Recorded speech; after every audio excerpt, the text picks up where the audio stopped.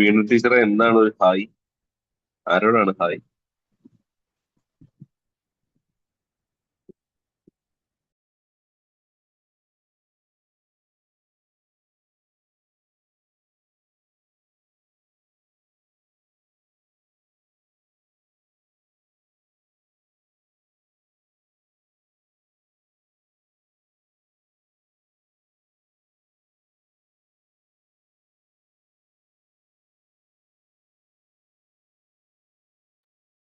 വീണ ടീച്ചറെ മഞ്ജു മാമും കൂടിയാണ് സംസാരിക്കുന്നത്.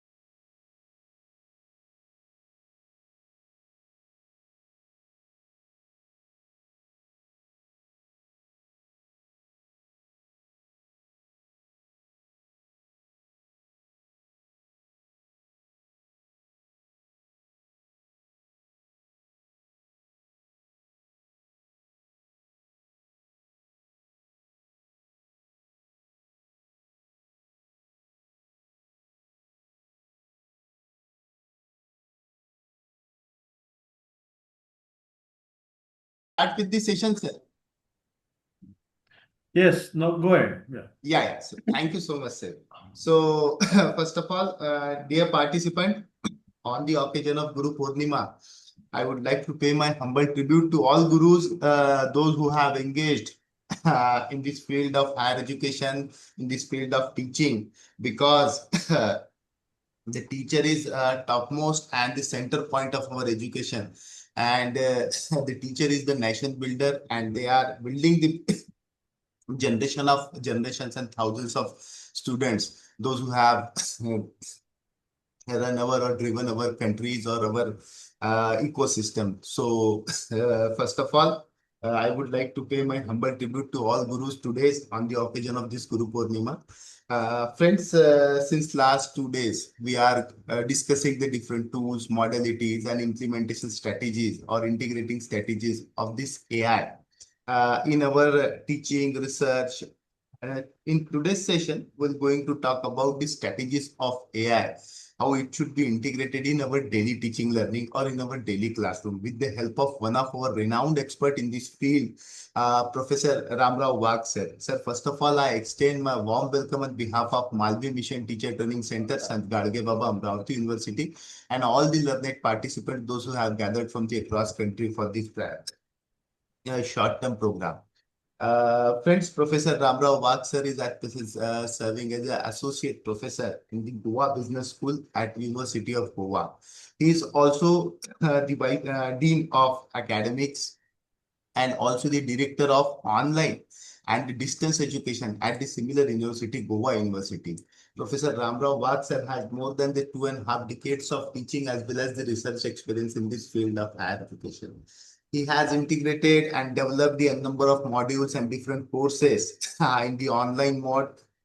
He has also contributed significantly contributed in the field of research and scholarly published more than 80 articles in the different reputed national as well as the international index journal as well as the Scopus index journal. So friends, this is a brief introduction with regards to Professor Ramrao Wag. Today, we will going to interact us on the very much important aspect, that is the integration of strategy, integration strategies of AI in our everyday classroom. So with this, sir, I once again extend my warm welcome to you and request you to please start with your session. So please. Yes. Thank you, sir. And welcome and good morning to all of you. Uh, as it is said that today it is Guru Purnima, so let us also uh, remember all our gurus, and I wish you all a very happy Guru Purnima. So our theme is also related to gurus, and also I'm happy that we are having this session under Sant Gadge Baba Amravati University. Sant Gadge Maharaj, not only in Maharashtra but also in Goa. I'm from Goa. He is a very respected, revered personality. In my childhood, we used to have chapters about his work, and a lot of bhajans and all etc. are sung all over Goa for Gadge Maharaj. So it is indeed something which is named after one of the most uh, forward-looking gurus who was more interested in doing actual work rather than just preaching. So we will also try to have some sort of a work, although I will not say hands-on approach during my session, but I think there'll be something which will be followed by this as a second session. Uh, Within a couple of, I think, uh, weeks, I'm happy to back again with these sessions. I think this is a second batch, but I feel this is a very good initiative by the MM, MMMTC to equip teachers with uh, latest trends, tools, and also make them think about approaches. So, what I'll be discussing more is rather than waiting for some circulars, orders, notifications which come from our higher ups, right from your university, government, or it could be might be with UGC, ministry, saying that oh, all of you should use AI, adopt AI, know how to use AI. I because we are from the field, we have been trying to use technology. Now it is AI for many years, and we have used it. In fact, I also had and I was one of I established the director of digital learning at university, Goa University, many years back. Just before COVID, it was full-fledged unit, and we could make use of that for recording lectures. We also rolled out a lot of Swayam courses. So even before that, we used Moodle learning management systems. We had discussions on various tools. We used to have e-learning conferences, and some of my publications are in the field of educational technology. Although I'm from computer science, but and this field is very close to us, and most of these technologies, learning technologies, have evolved from computer science education. So that way it is but natural for us to look into this. I also, thanks to IIT Bombay, I used to study there also, where they have a very good group on educational technology and which is, I think, benefiting almost everybody and more in Maharashtra. So you should look also at their websites, not in just terms of AI, but there is a lot of things beyond AI or before AI. All those things also should be seen by us. So what I will first part, I will just talk about how do we look at all these, how to make sense. And before that, I want to just make sense of, I think since this has started 2 days back probably, I'm also not aware what all things have been covered. So I would just like to have some sort of update from you all. Any highlights you remember so that I also could hear some voice, some some people. Otherwise, it should not be a dead end that I am broadcasting. It is not All India Radio or Doordarshan, where you also see my image. But since this is a two-way communication, Zoom, you can also talk in between. But can you just tell me like what has been like say till date you have understood or learned or something new? Anybody? I don't know everything like what you did in first session, second session, but something which comes to your mind immediately. So Yes, this is Dr. Lata from Chennai. yes. We were given an overview on the impact of AI in all the sectors, Okay, and different sessions covered how to use the different types of AI tools to okay, enhance the teaching methodology. okay. What are the tools? Some tools. Uh, we were introduced about the Google tools, the Okay, notebook, LMI, and Chat GPT, and n hmm. number of tools they were discussing, and they said that when we are capable of using all these tools, our work of documentation becomes much easier, and Okay, assignments were also given based on that. okay, okay. Good. Thank you, sir. Yeah, thank you. So actually, thanks for giving an overall idea also, and that makes my work easier as well as difficult. Because nowadays, when we think of teaching, when we talk of tools, see, there will be several tools, but not all tools I have also tried or we wish to try. And we are also not expert in all the tools, and almost everybody is using almost same tools. So my focus is not on tools, first of all.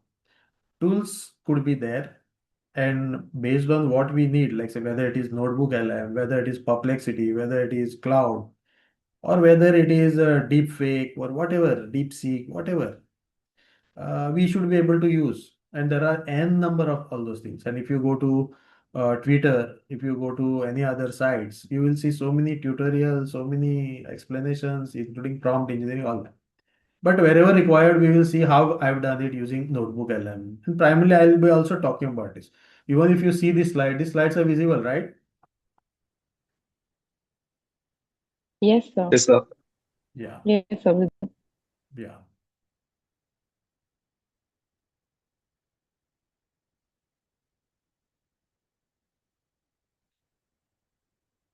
Yeah, so if you see this, my title, I think it's almost similar to also the title which will be engaged later on by uh, a speaker who will be following me. So strategies for adoption of artificial intelligence in everyday teaching. I have given it a subtitle. Maybe that subtitle is now outdated or not current. Moving from fear to pedagogy first frameworks in Indian higher education. So we would like to see there are tools.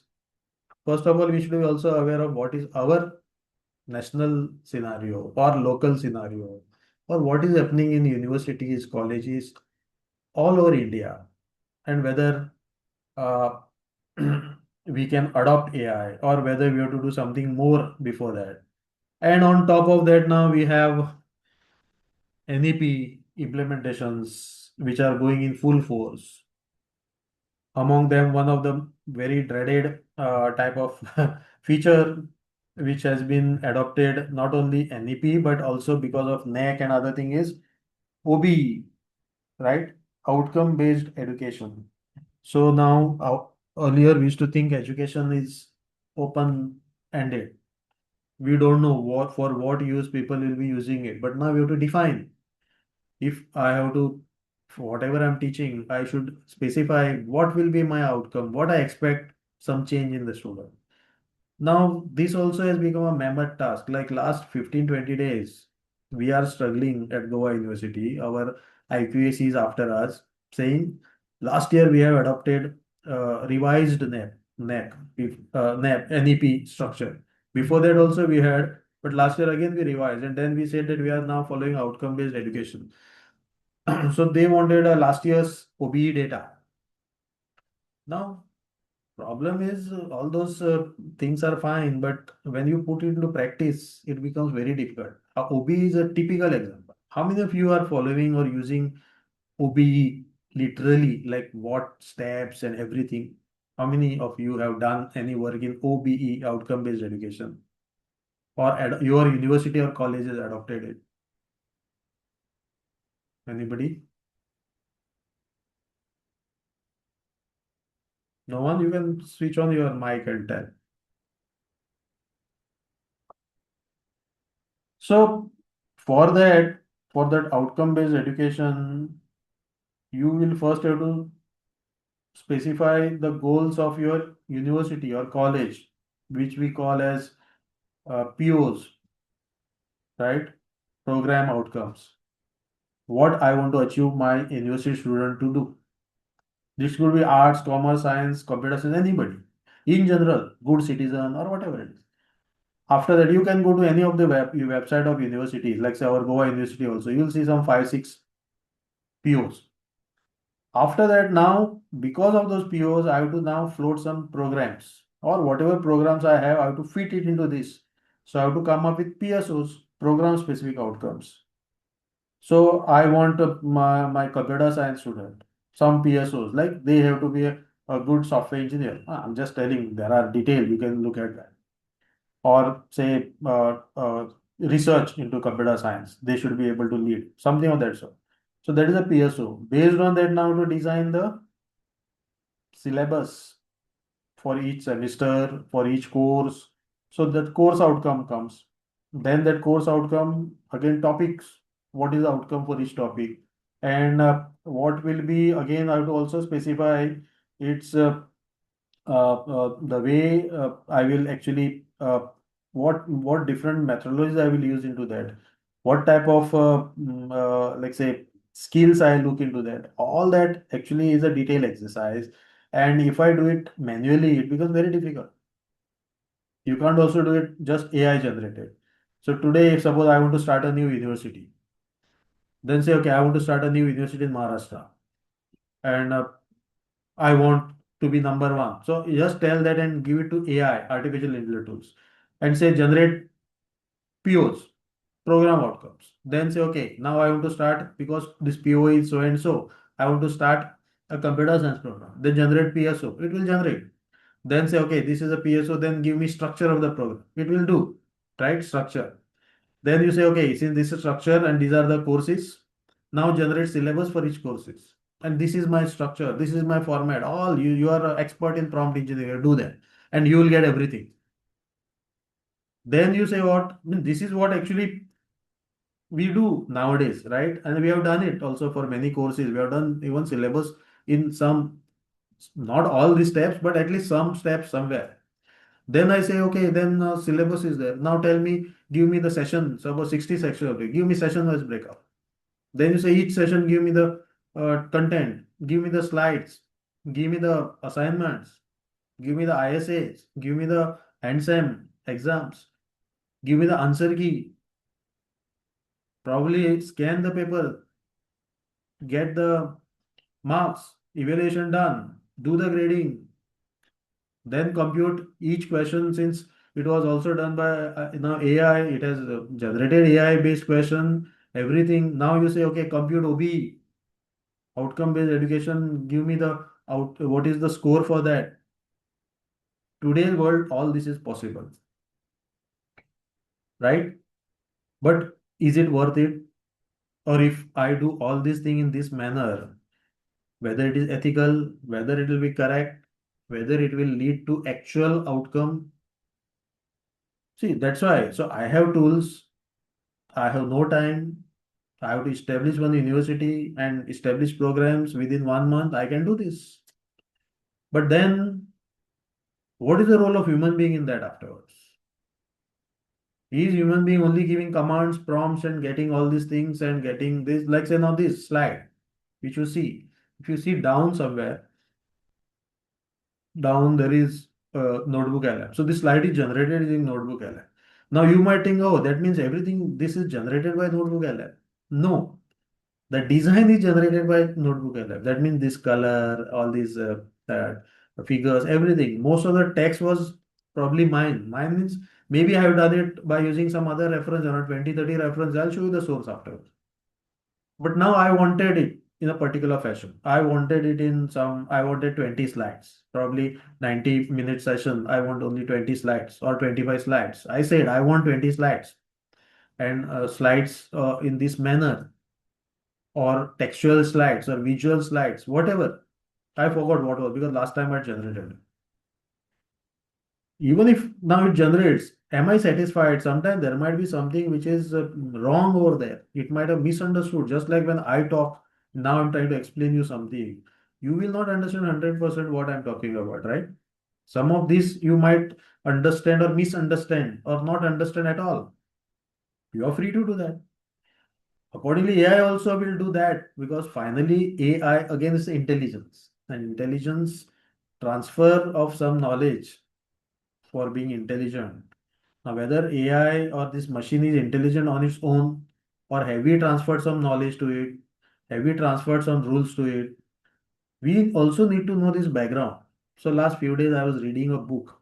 I'm fond of reading books, which is one on one. This is a book on AI by a famous writer called Michelin. She has given a complete history of how AI has been evolved, and she ties it to one book which is written by one more very prominent personality there. He was her PhD guide. He has a book which is actually talking about art, music, mathematics, and this was in 1975. That book, not the book which I am reading, Michelin, but the original book on Gothel Escher back is about how AI is going to do all these things in future. Whether AI will be able to defeat a chess player, or whether AI will do all these other things. And he has predicted many things, and that way there are so many gurus in AI who came together and created this field. Now we are using it. Not only we, students are also using it. So I just give you a teacher's viewpoint. When you are doing all these things, remember your students. And now we see Gen Z. What is the power of Gen Z? They can do many things. This is just a toy for them. Child's play. They are child, but they can use it to the best possible extent. We cannot even do 10% of what they are able to do. Moment you start using it, before that they have already started using it. So they will come to know. they know that you are setting question paper using AI. They will also have the access to the same syllabus, same topic, same this. They will also ask AI to generate a probable question paper.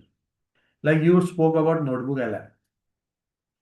Some months back, I had one of my staff who is a senior programmer, a very good programmer in our computing team in university, and he was not having postgraduate degree, so he has enrolled for IGNOU's MCA. He did that also. I said, how you managed? He said, sir, simple. What I did was I collected all the question papers of IGNOU for last few years in MCA. I fed it to Notebook LM. He uploaded all those because that is one of the beauty of Notebook LM. That's why I prefer as a teacher using Notebook LM. So you fill all the documents there. And then he said, okay, go through all these documents and now generate most likely question paper. Then he got some sort of a most likely question paper which will come for that exam.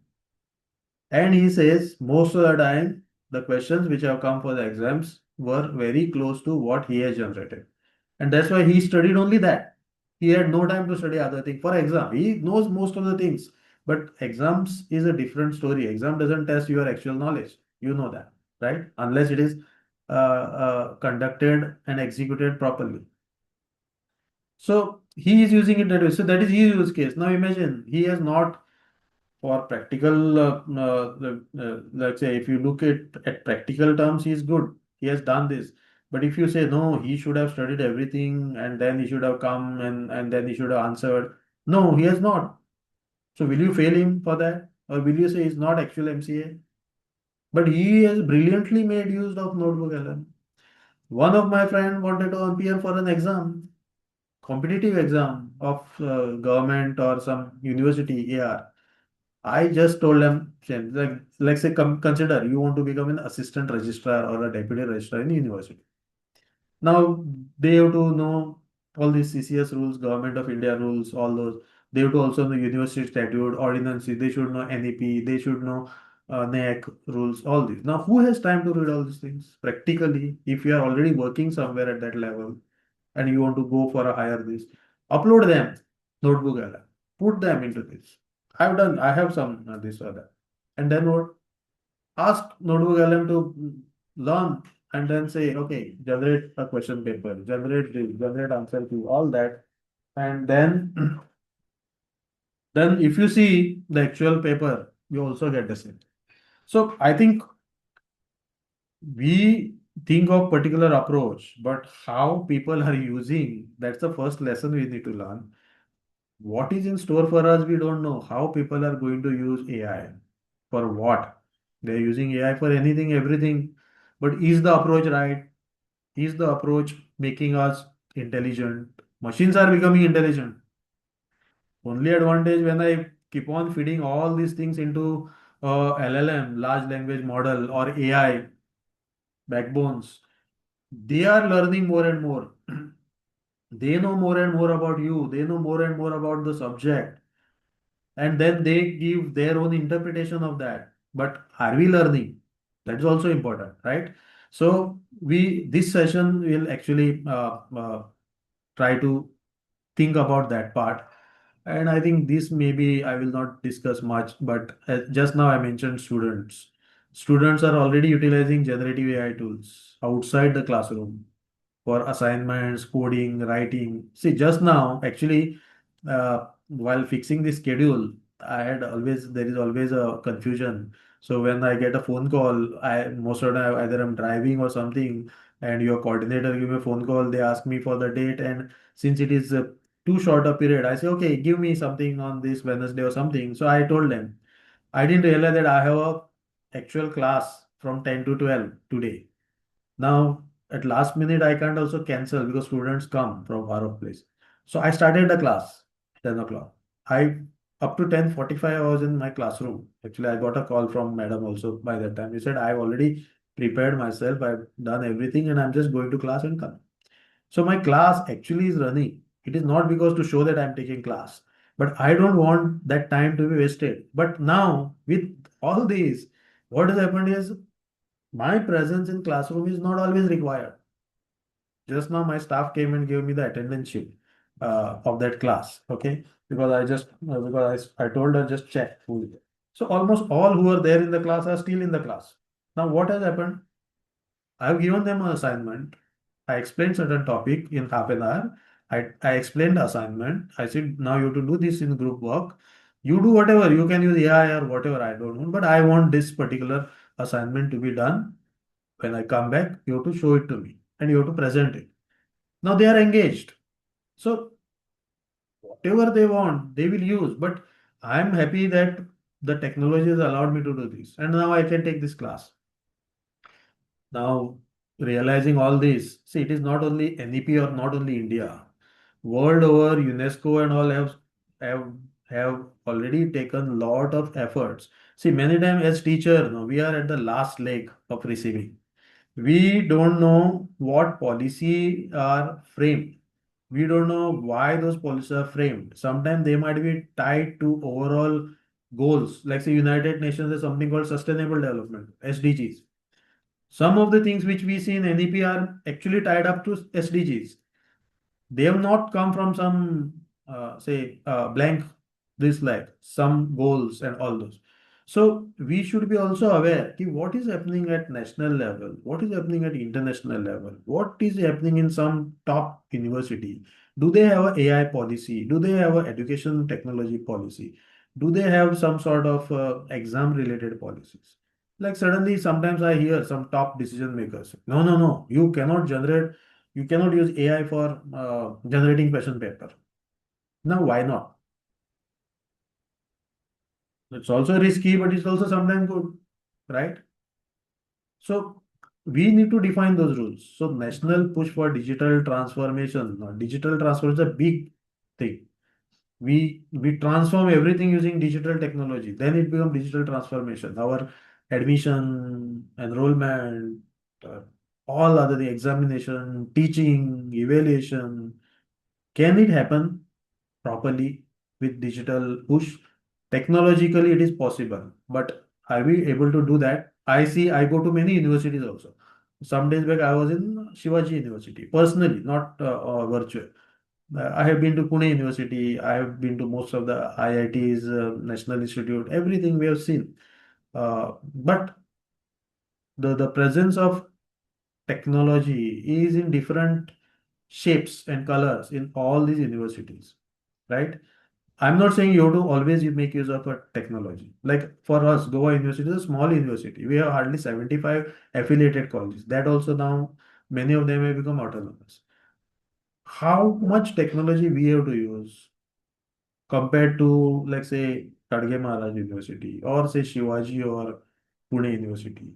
So that we need to think, but at the personal level, at the teacher's level, mandates the integration of computational thinking. That is one line, if you see there, if you can read, computational thinking, AI literacy, and vernacular accessibility. Now you all are making use of your AI tools and other. Is it leading to computational thinking for you? What is computational thinking? Actually, AI, when we say artificial intelligence, and if you see computational thinking, these are opposite poles. Means in a way they are opposite poles. What does that mean? AI makes the machines think like human beings, right? How human being will approach the problem. That is artificial intelligence for machines. Computational thinking makes human think like machines. So if I want to solve a problem, and if I want to use computer, suppose AI is not there, forget about AI. I want to solve a problem with computer. How computer will be able to solve that we need to know. One way of thinking is how to write a computer program. That is computational thinking. But it could be any, it could be geometrical problem, it could be economical problem, it could be any problem. When you start in terms of breaking that problem and so that those steps can be performed, because when since our childhood we are taught that computer understands only few operations, and unless you break a problem into those basic operations, you cannot solve, right? A sequence, decision, and loop. These three things are used by computer or program or software to solve the problem using logic. Nothing else. Even with AI, nothing else has been added. These are all additional layers which have come up, and all these things is being now hidden. Earlier, if I wanted to sort some numbers, a typical entry level problem given to our student in computer programming, entry level, sorting 100 numbers into ascending, descending order. Now I say, okay, these are the numbers. Give me an ascending. So some days back, one test result of a selection test for some officers was announced, and all numbers were there, their marks were there, and we could not make out whose mark and who is highest and how many people are in top there. It's a PDF file. I just gave it to Notebook LA and said, okay, sort this and tell me who are highest. So it instantly told me. I said, how many people have got 100 out of 100 in particular section? I got the answer. Now, if I had to do it using computers without AI, then I have to think in terms of computational thinking, how to break that problem. So that is one. So computational thinking is an important concept in NEP. AI literacy. So suppose we forget computational thinking and only do AI literacy, it is bad. You won't understand and you will totally rely on AI, because if as a software developer, suppose my students go into software industry, if I tell them, no, now AI is there, it will generate program, right? Now, suppose the program is generated and you submit it to your boss, your team might laugh at you because it might be wrong. Glaring mistakes will be there in those programs.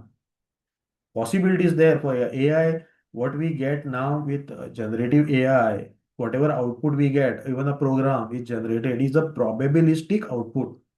Most likelihood, whatever is most likely to occur is generated by them, or completing the next step based on what it has learned based on the earlier probability. So if you are not able to then differentiate what is right or wrong in that output, also you may have not produced the output, but at least you should know. Same thing when you create slides. Like some days back, I had some old slides.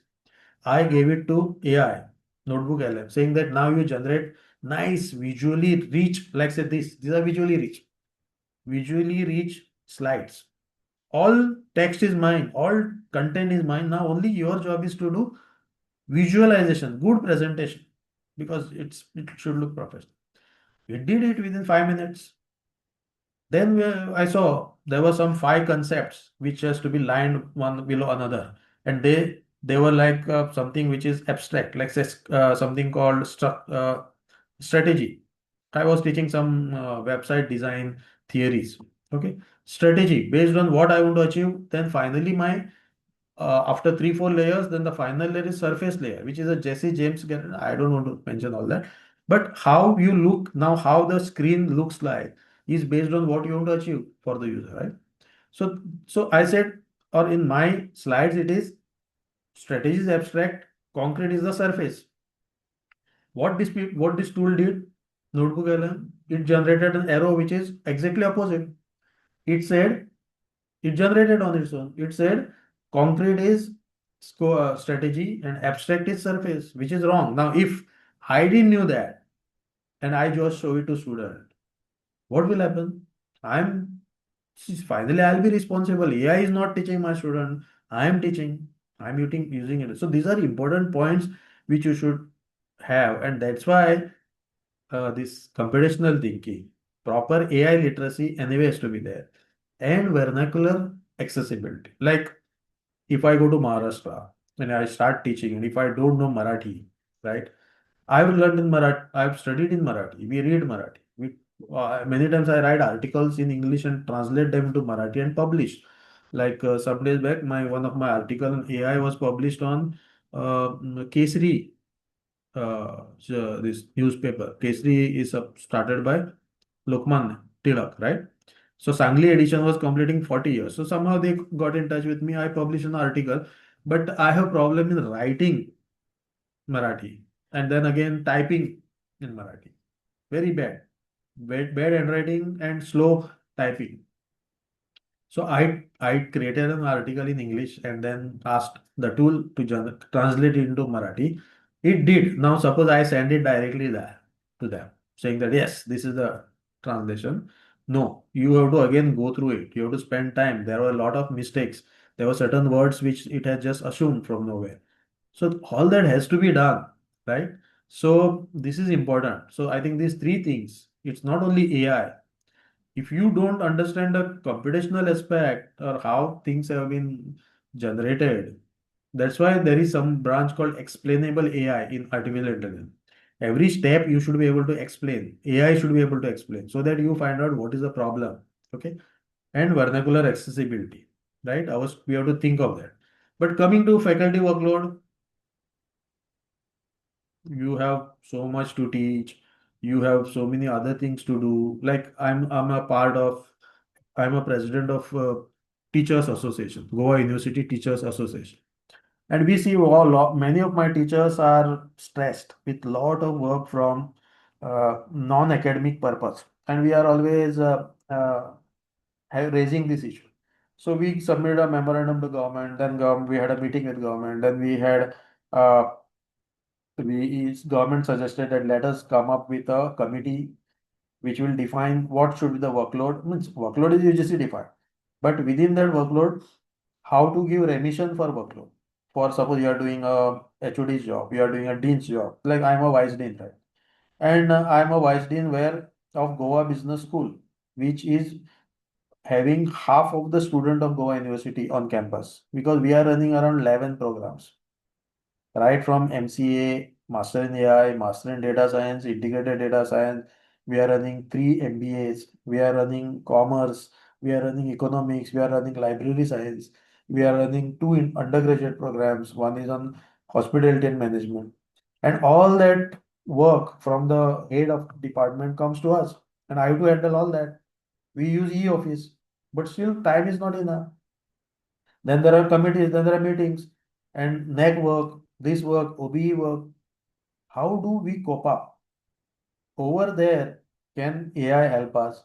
So, and then we have to mentor student, we have to do research. So now suppose I say no, compulsorily you have to come up with 5 research paper every year. Will you use AI to generate a research paper?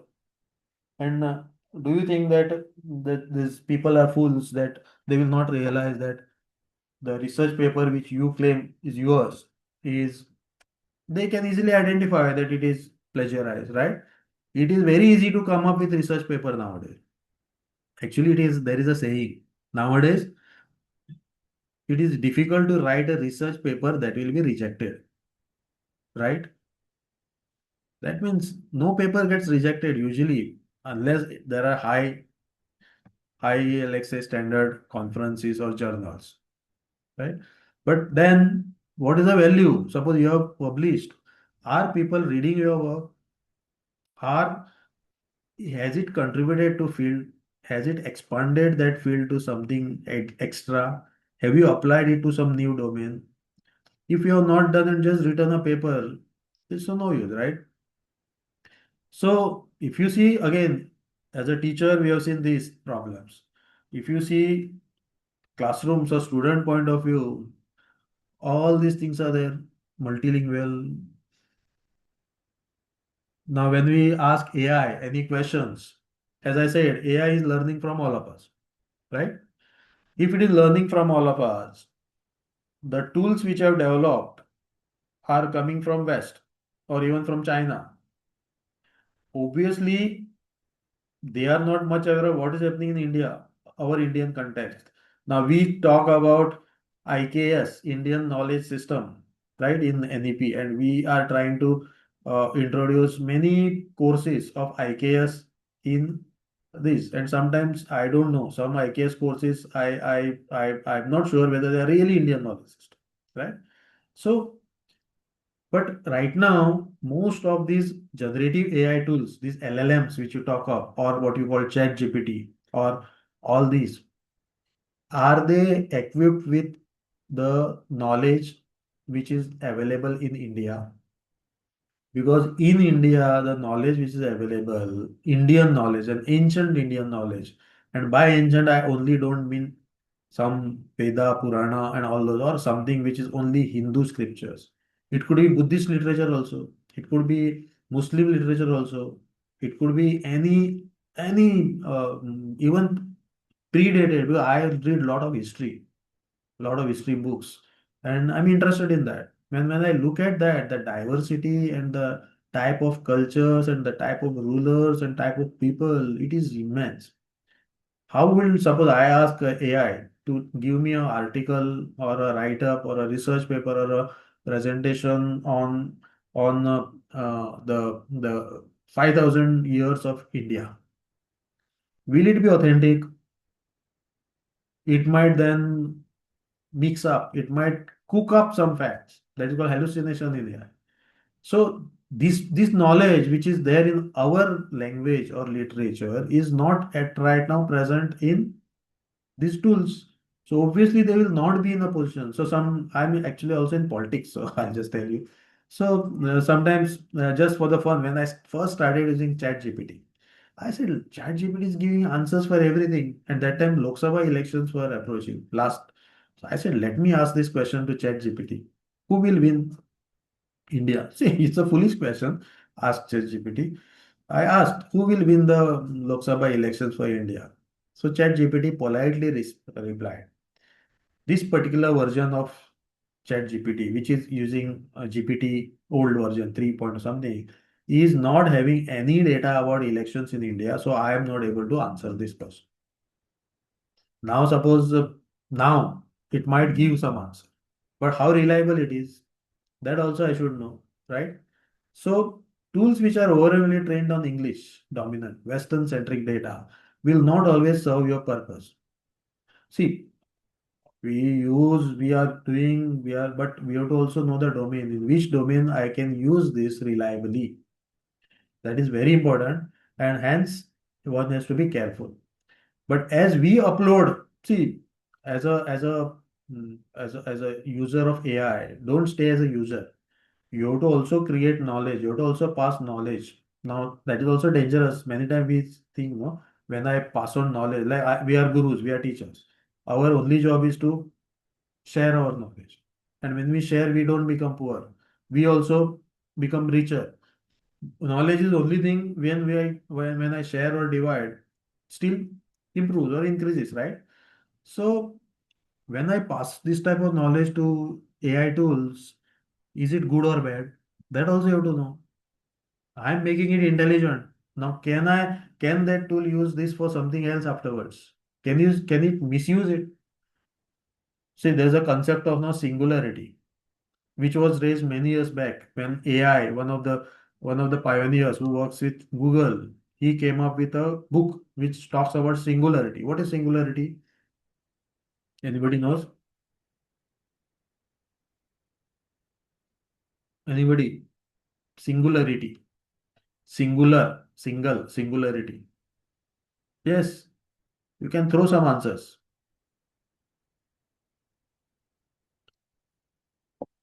Anybody? Come on.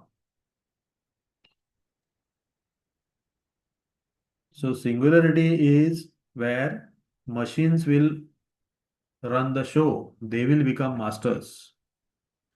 Everything will be decided by machines. You will become their slaves, right?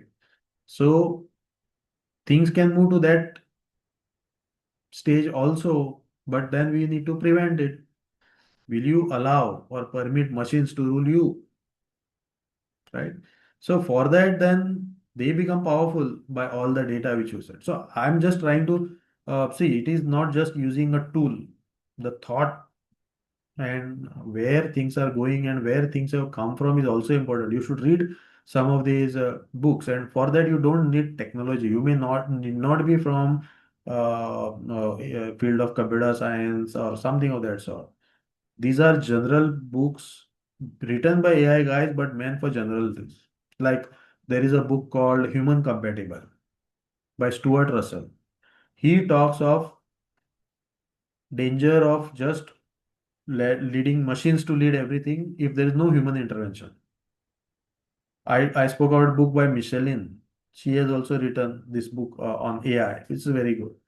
So that way there are several books. Then there is one more, I forgot the name, but which has also become very popular. You go to Amazon, you'll find many books on this. How to make sense of this, right? So we need to be aware of all those when we use. So don't just blindly use AI. That is the first, second thing which we need to look at it. Okay. And when I talk about classroom, the attention economy.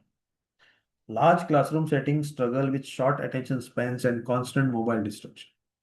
So if you see students' attention span earlier on our lecture, they used to sit. Now it is very difficult for them.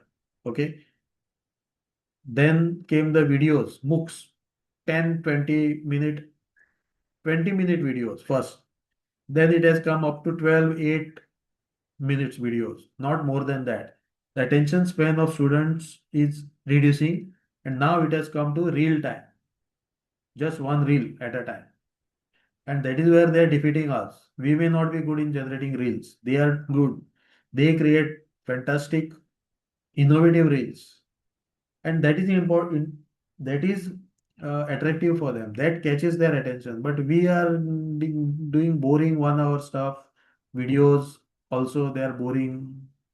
YouTube also they don't watch many times. Facebook also nowadays they are gone. WhatsApp also is gone. Instagram. Now, are you using Instagram properly for students to connect to them? Probably not. Or probably yes. We don't know, right? So you need to find out because if see the student and teachers, like say now as like say I'm also on the verge of maybe retirement in next 2 3 years. The type of closeness which we used to have earlier with student with physical presence in the classroom and solving in small classrooms and all was different. I used to know each and every student. Even now they are in touch with us. Even those who are working in Pune, Bangalore, Hyderabad. If we go, they come to meet us. Of previous batches. Now, like day before I was conducting interviews for teachers, some of the student came to our pastoral student came to appear for interview, but I can't even make out he was my student, which batch, all that. Students have other now things to indulge in. Earlier, maybe teachers were the source for any problems, issues, even difficulties. Now, if I give them a problem, they are getting ready-made solution from AI. There's no difficulty also, right? Or even there's a difficulty, they'll say, explain me this properly. AI is there for them. Then what is my role? My role is only to give them marks. See, that's what we have to sometimes think about this part. Technology will come and go, different technology will come, all that. But changing roles, changing relations between, because they are also important. If I just faceless, I just come and teach and I don't know my student. I'm embarrassed to say that, okay, some of these were my student, but I don't know them or I don't remember them. It may also happen to you. Then how do I know them?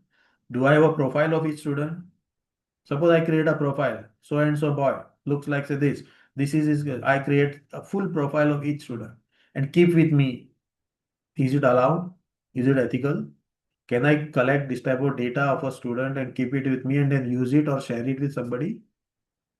See, all sort of questions come. So then you say, oh, that means now we should not do anything. No, I'm not saying you should not do, but always there is some sort of boundary, there is some constraint, there is a limit, there is, like say, human presence is required, human presence of mind is required to do this.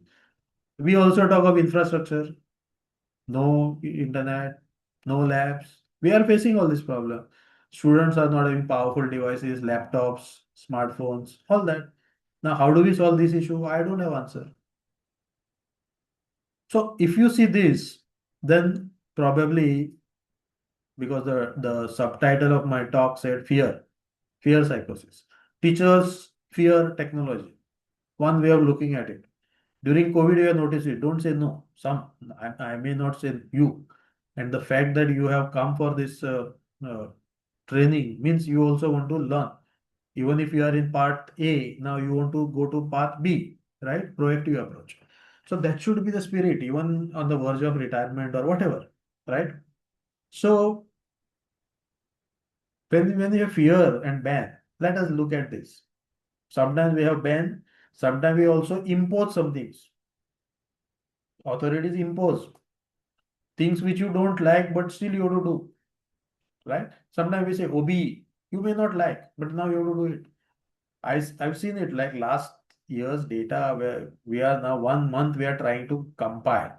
Some people were not ready. Some people were reluctant. Some people had not done anything. Now, when we compile every day, I look at my dashboard and see how many people have done that.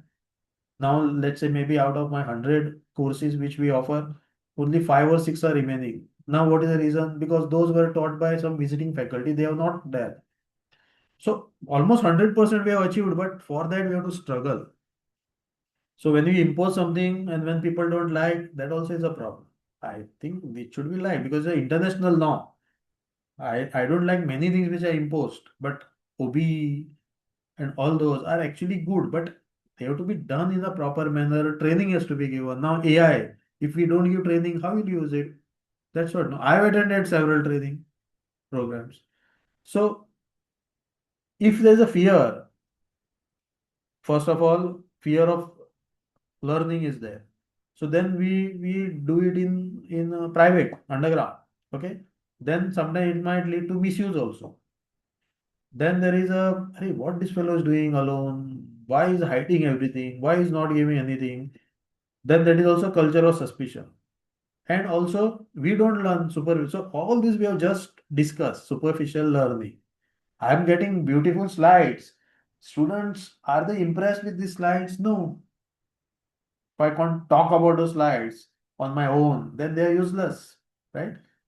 So sometimes suppose I say no use of AI, ban, no use of smartphone, ban. See, when we were banning smartphone, suddenly we said use smartphone during COVID.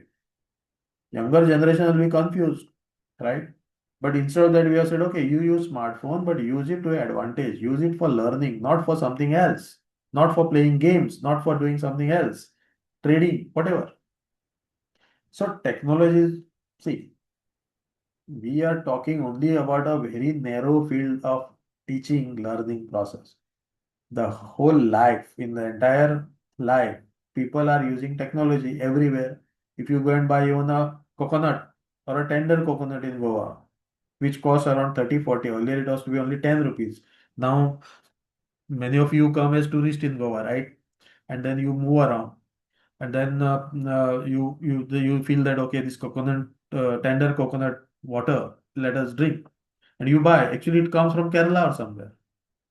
Goa is not having enough coconut trees, or we can't say sell, or we don't have that heavy scale of production. All these in late night, trucks and trucks come to Goa of coconut, tender coconut. They are all kept at various strategic locations, and you can buy. I'm not talking about that model, but if you buy and you want to pay 40 rupees, you don't have 40 rupees, you pay through Google, ubiquitous technology, GPay. So, in that sense, why only teaching should be isolated? If I say no technology in teaching, technology is outside classroom, outside your world. Keep your mobile out. Don't use. Not possible nowadays. Because in class, like yesterday, I was teaching to two of my very young teachers, they're researchers also. They were sitting with me and they were talking. Then they said, sir, and we are talking about some new recruits because just now I was having interviews of teachers. I said I didn't found many of means most of the candidates were not good. I said, and if they can't stand in front of class and talk, there will be embarrassment. That's why I said I don't want to select some of them. So they said same thing, sir. We are experiencing that. When I go as a teacher, they have been teaching last 2 years. When I go and speak something, I can't say anything which I don't know properly. Student immediately check and cross question as they say. So you have to be very careful nowadays of this, right? So otherwise you will end up teaching something which is outdated, something which is wrong, and something which will embarrass you only because students are so they just come up with any questions, and that is actually question paradigm has to be there. Question regime has to be there. Everything should be accountable for. You should raise questions. That's why I'm asking. You also raise questions. So instead of that, suppose we say yes, this is to be done using technology or AI. This should not be done using technology. You generate a paper with technology, but don't use technology or AI to evaluate the paper. Don't scan and pass it there and give marks. Some even teachers act like a scanner. What they do? You generate a paper also. Okay. Then you generate answer paper also. And now students are not AI machine. They have written in some different way. What they do? This is what is given by AI and this is what is written by student. Not matching. Zero. We don't give 0 mark to AI. We give 0 mark to student because we believe AI has given us correct answer. I don't know the correct answer. How far this is true? And this has happened. We have found some cases where this has happened. Some 70% of students failed in one paper, single paper, because of such type of things. Now you say I can't disclose the exam matter, right? I can't say where, which, this. We are connected to many exams. Forget about it. But if we do this, it's a crime, right? So students should nowadays. Yes, and you want to say something, Mr. Azam Khan? Hello, your mic is on. Yes. Oh, I thought the picture was you. You are looking slightly different. Yeah, can you switch off your mic? Hello, Mr. Azam.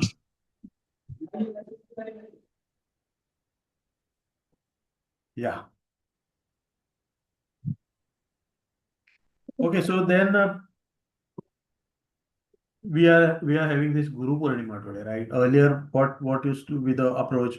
Whatever Guru says is final thing. Guru Para Brahma, Guru Devo, right? Final. But no. Can someone just sound Mr. Azam Khan about?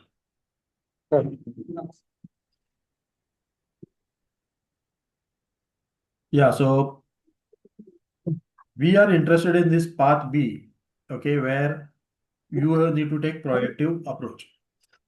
That's why in this approach, चाहिए जी time हो गया Mr. Azam Khan, hello.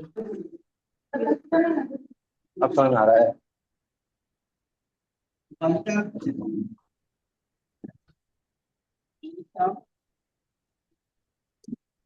Hello, Mr. Azam Khan.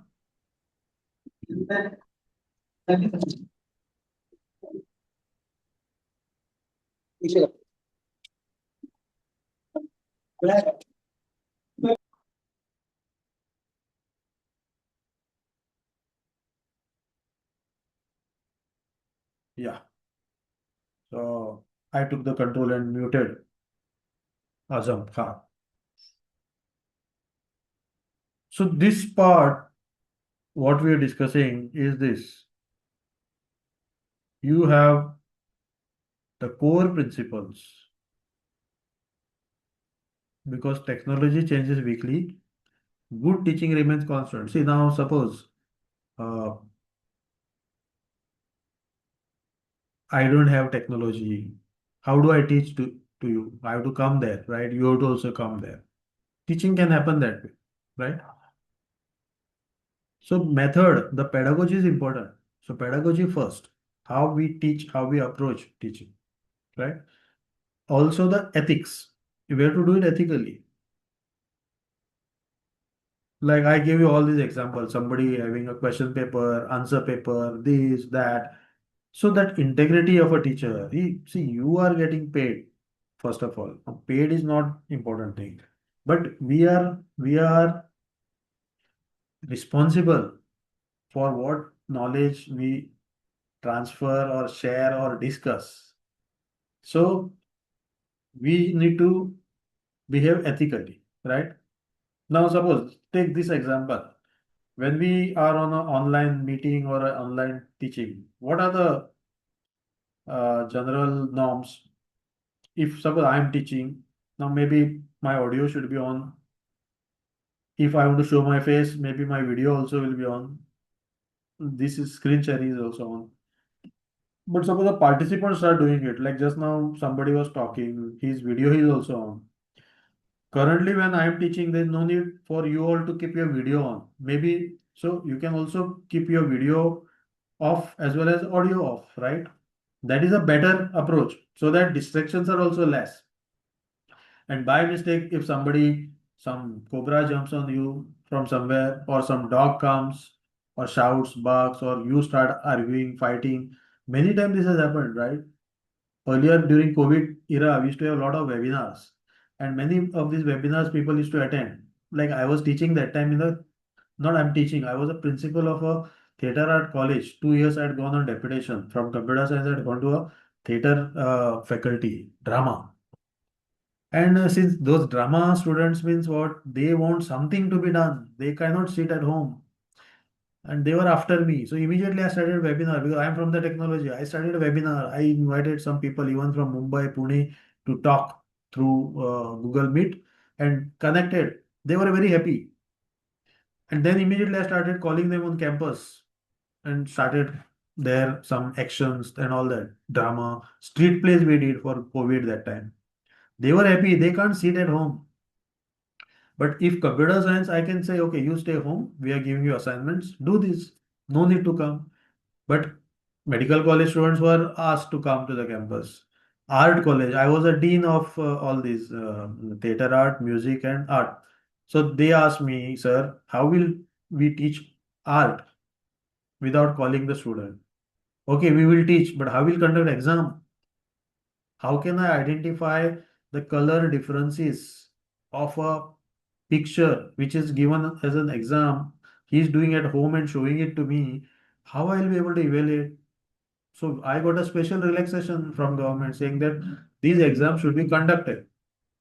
So all this can be done. That's why tools or these are not important. Okay. The ethical part and the pedagogy is important. Out of that, then there are tools about that. So that's why also I spoke about that book called Stuart Russell's called Human Compatible, which talks about human in the loop principle. He says that everywhere role of human is important, otherwise will lead to singularity. Singularity is where that machines will rule us, right? So the robot, suppose if I just leave everything is robotic, everything is AI, okay? So AI cannot take over learning or assessment process entirely. These mark our words.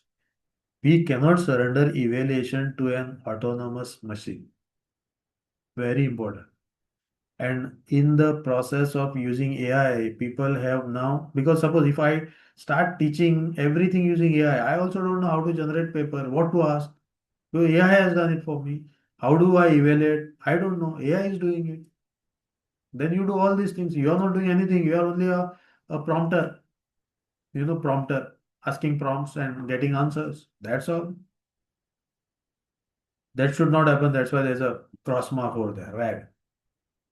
But in case of what is this electric bike idiom? That is what AI should be. It will help you to go faster, but you need a human being to drive that. We are not in a driverless car. Okay. The human educator remains fully aware, he is in control and steers the pedagogical direction and is in control. But the administrative burden is lessened and the effort is multiplied. So, like say now this bike, the effort you put on pedal, the pressure on pedal, it is multiplied, amplified by the system which is designed with additional wheels and other things, and then you can climb any hill also, like racer bike we call, no? I'm actually terrified to use those racer bikes, but you just put some pressure, it goes ahead. That is what AI also should do for you. You use this AI to amplify, to multiply your effort, shorten time, but be careful that you need somebody to drive this, somebody to ride this, right? So now, since that human in the loop name came, I'm just coming back to this. There is actually a movie called Human in the Loop. Okay, and this is based on the Indian story. This movie is created by, I forgot the name of the producer, although it is a Western production, but the director and actors are Indian. And this talks about a person, a tribal woman who's jobless in the city. She is also divorcee. She has no job in the city. So now then she is selected by a AI company. Yes. And she goes to the tribal area where she has her hometown, and she is asked to do labeling of plants and insects. नहीं Mr. Amol, Mr. Amol Chavande, sir, can you please mute your mic? It will be creating a disturbances. Please mute your mic, sir. Dr. Amol Chavande. Dr. Amol Chavande.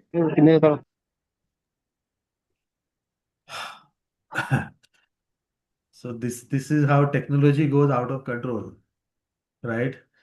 So that movie you can also sorry, it is on Netflix. Sorry to say, but I'm getting disturbed with it. Sir, please wait for 1 minute. I will call him. Yeah.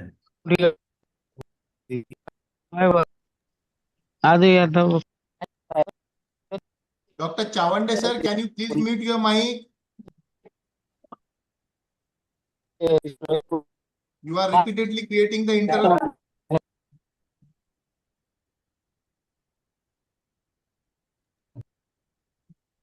Or we can remove him.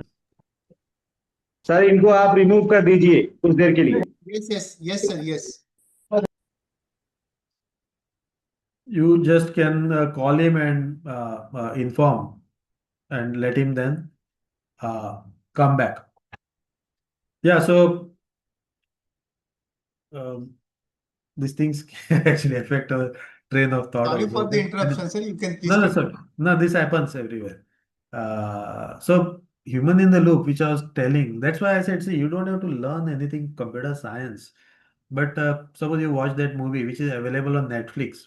When I came to know about that, I used to never subscribe to Netflix, but I went to Netflix subscription and watched that movie. More like documentary, but it's a nice story of this lady who's doing work in forest, tribal forest in Orissa or Jharkhand somewhere. So she's doing the work of labeling the insects which are eating the plants. Like say bendi, you must have seen no bendi, lady finger. Most of the time, those leaves and all are eaten by those some insects. So this company, AI-based company, is producing. It's doing a research on coming up with a pest control to kill those insects. And they want a description of all those. So they are doing the labeling, finding out the properties of this insect and everything. This lady is doing it. This is what actually the labeling work. Unless we label anything and put that knowledge into AI, it will not learn. That is one step. How AI LLMs are built. Let's forget. So when she is reporting one insect, and her major job was to report whether that insect is harmful or harmless. So she reports one insect as harmless. The company asks her, why you reported that as harmless? That insect is eating leaves. She says no, it is eating leaves, but it is eating only those portions of the leaf which has been dried up, which is not useful. That it is eating. It is not eating the good part. But company is not happy. She says no, we can't differentiate at that level. And if we are creating a pesticide, it should kill that also. Now tell me, if I kill that insect, what will happen? The plant will have those drying up again and again because the insects are not doing anything. Those insects are killed. But companies not bothered out. Companies bothered sale of the pesticide. So she gets fired or something, and then it becomes very interesting. So if human being was not there, and if that knowledge, because how that knowledge came to her, she is not botanist, she is not this, but it was her village knowledge. It was a local knowledge which she knew. Now, this knowledge is not present in the LLM. And when she's trying to provide it, they don't accept it. That is also not ethical, right? So these issues come up many times. So then quickly, if we come to this, the classroom today, like between teacher and student. So you have a teacher, student, and AI triangle, love hate triangle you can call this, right? In movies, in the films you have, no?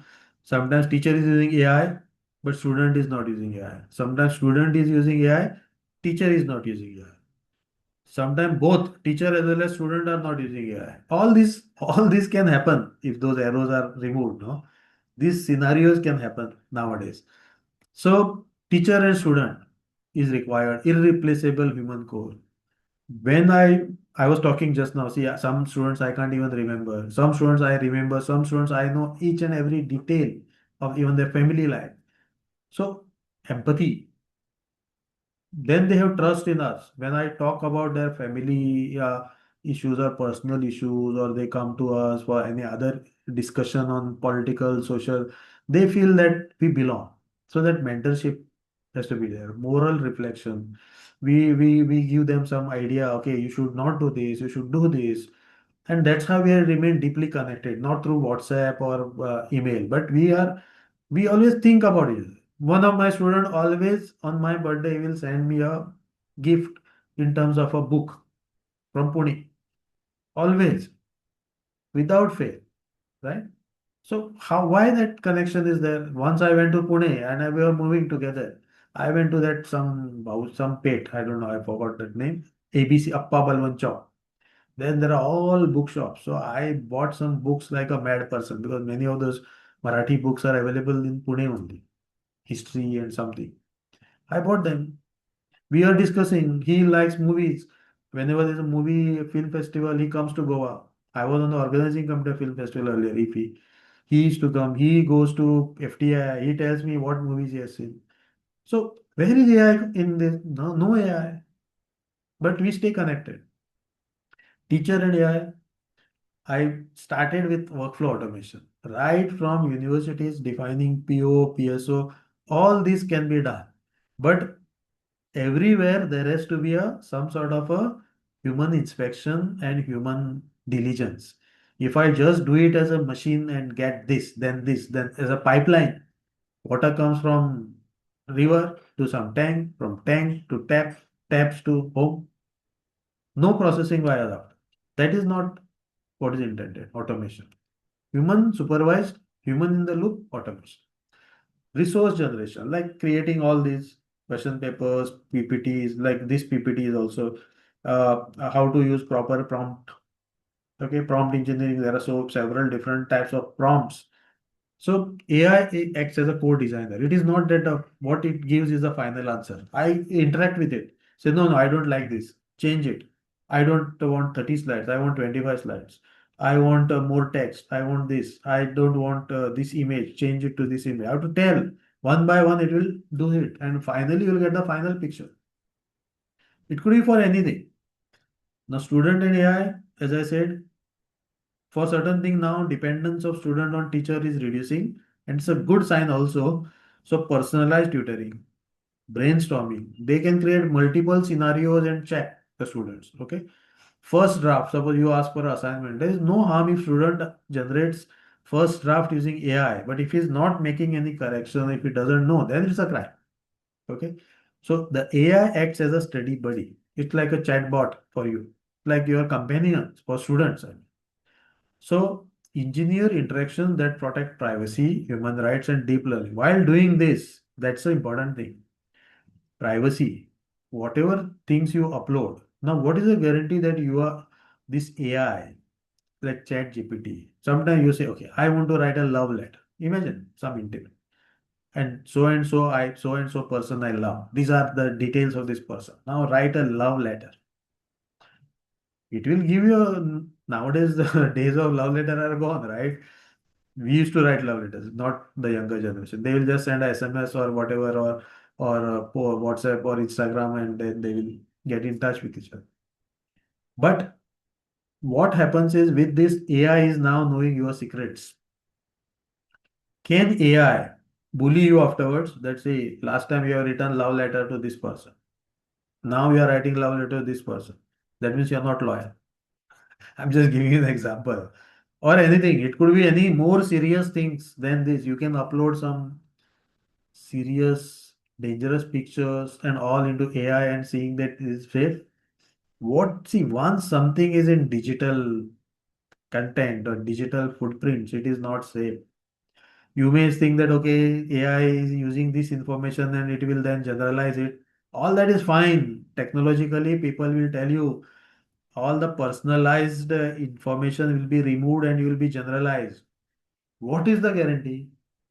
Have you checked? Suppose now we say, oh, Chinese things are not dependable. Now, today, if you are using Chinese AI tools, I'm not saying that you should not use, but if they can misuse all this information, or suppose you are part of a defense company and you are uploading defense design or generating defense missiles on AI, and then tomorrow these things can be then accessible to AI. It can sell it, right? Tomorrow, if the company thinks that, okay, let me make money by selling secrets of people, what legal binding you have, where you can go and fight? So you have to be very careful in uploading this information also. Human rights.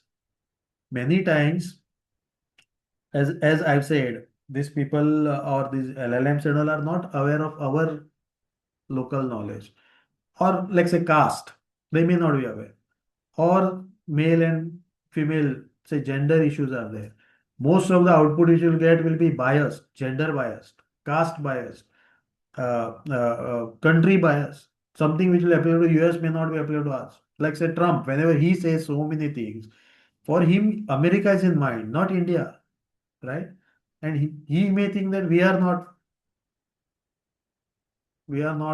like say suitable for certain type of living or rights or this. I'm not saying he's doing it, it's the international issue, but see, that's what.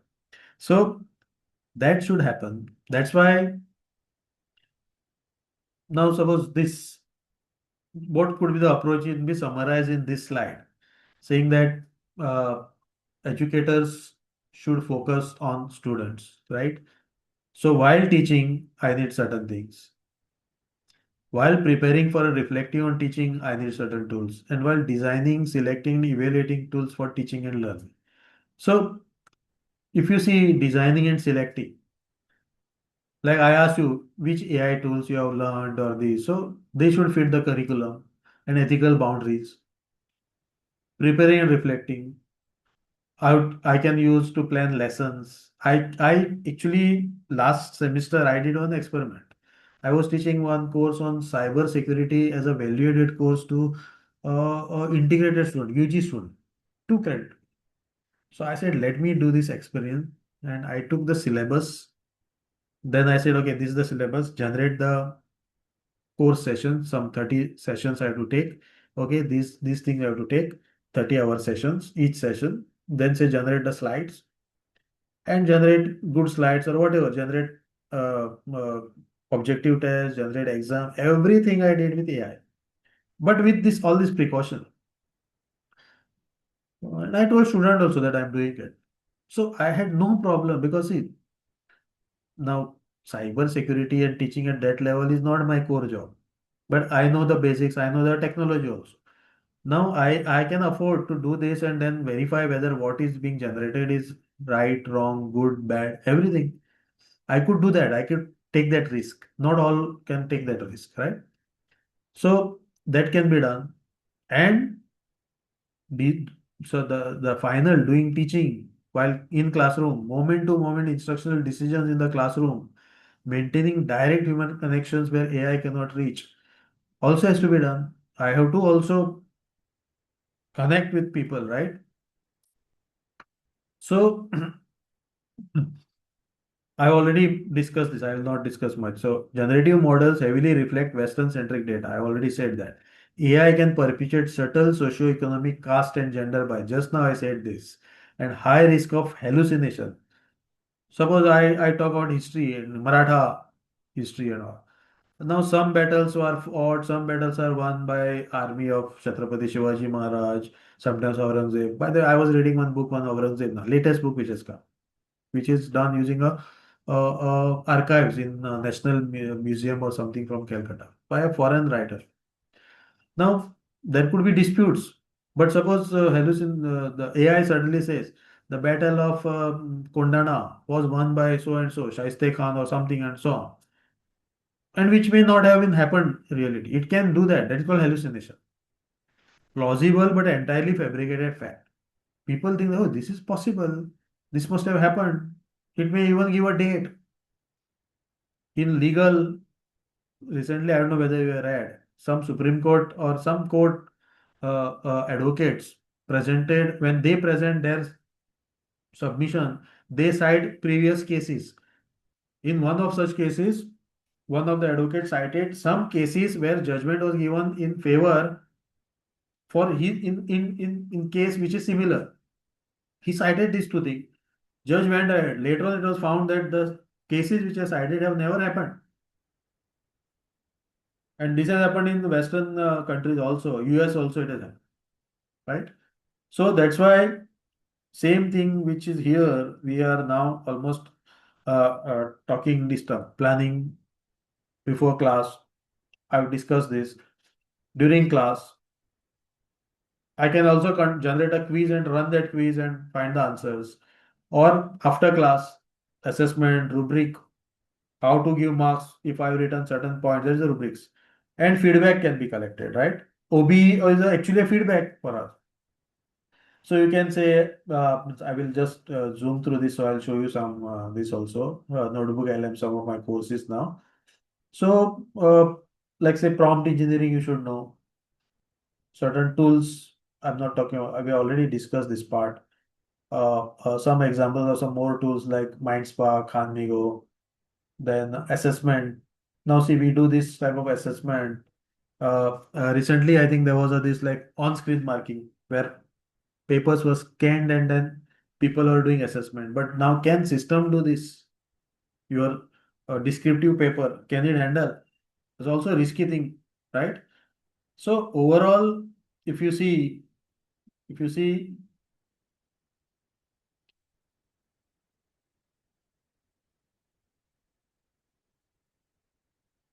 if you see overall, when I use AI, I will not discuss other things because it's almost 10 minutes. I'll just switch over to tools for some time. What you see as a final output, okay, before that, there is a lot of work, even with AI, like say draft, prompts, peer reviews, that 90% thing. Like say when you come up with a nice poetry, so you're a poet, you must have written it several times, only then finally you present it, right? So that is what we have to also look into this, and that's why making sensible of use of AI is important. So how it can be done? Nah, this is just a thing which is suggested by AI only. Roadmap, experiment. So I just identify just two routine teaching tasks. So I said, okay, cyber security in my example that time I did, right? To experiment. Then some norms, how to set, some rules, how to tell. And then later on record what worked, record what didn't work, what failed, why. And then also discuss like uh, mm, uh, s- before that I was teaching another paper on software engineering last semester. That time I asked student, you write program using AI, you generate test case using AI, you run this test case using AI, find out what are the errors, now make changes to the code personally, physically, then generate new test cases, then do this, then do this. uh, that's how they learn now. Like tomorrow, one of my student is coming. He's working in the industry. He is coming to give a talk to my student on how to use code generation tools. I may not use it because I may not have license. Also, I may not have that type of facility with me. But they are using it in industry. So that's how they will show it to the people, right? So that's why this is important that it should be a systematic and systemic integration. System should, right from individual to department to institution, all these should be in sync with each other to use AI, right?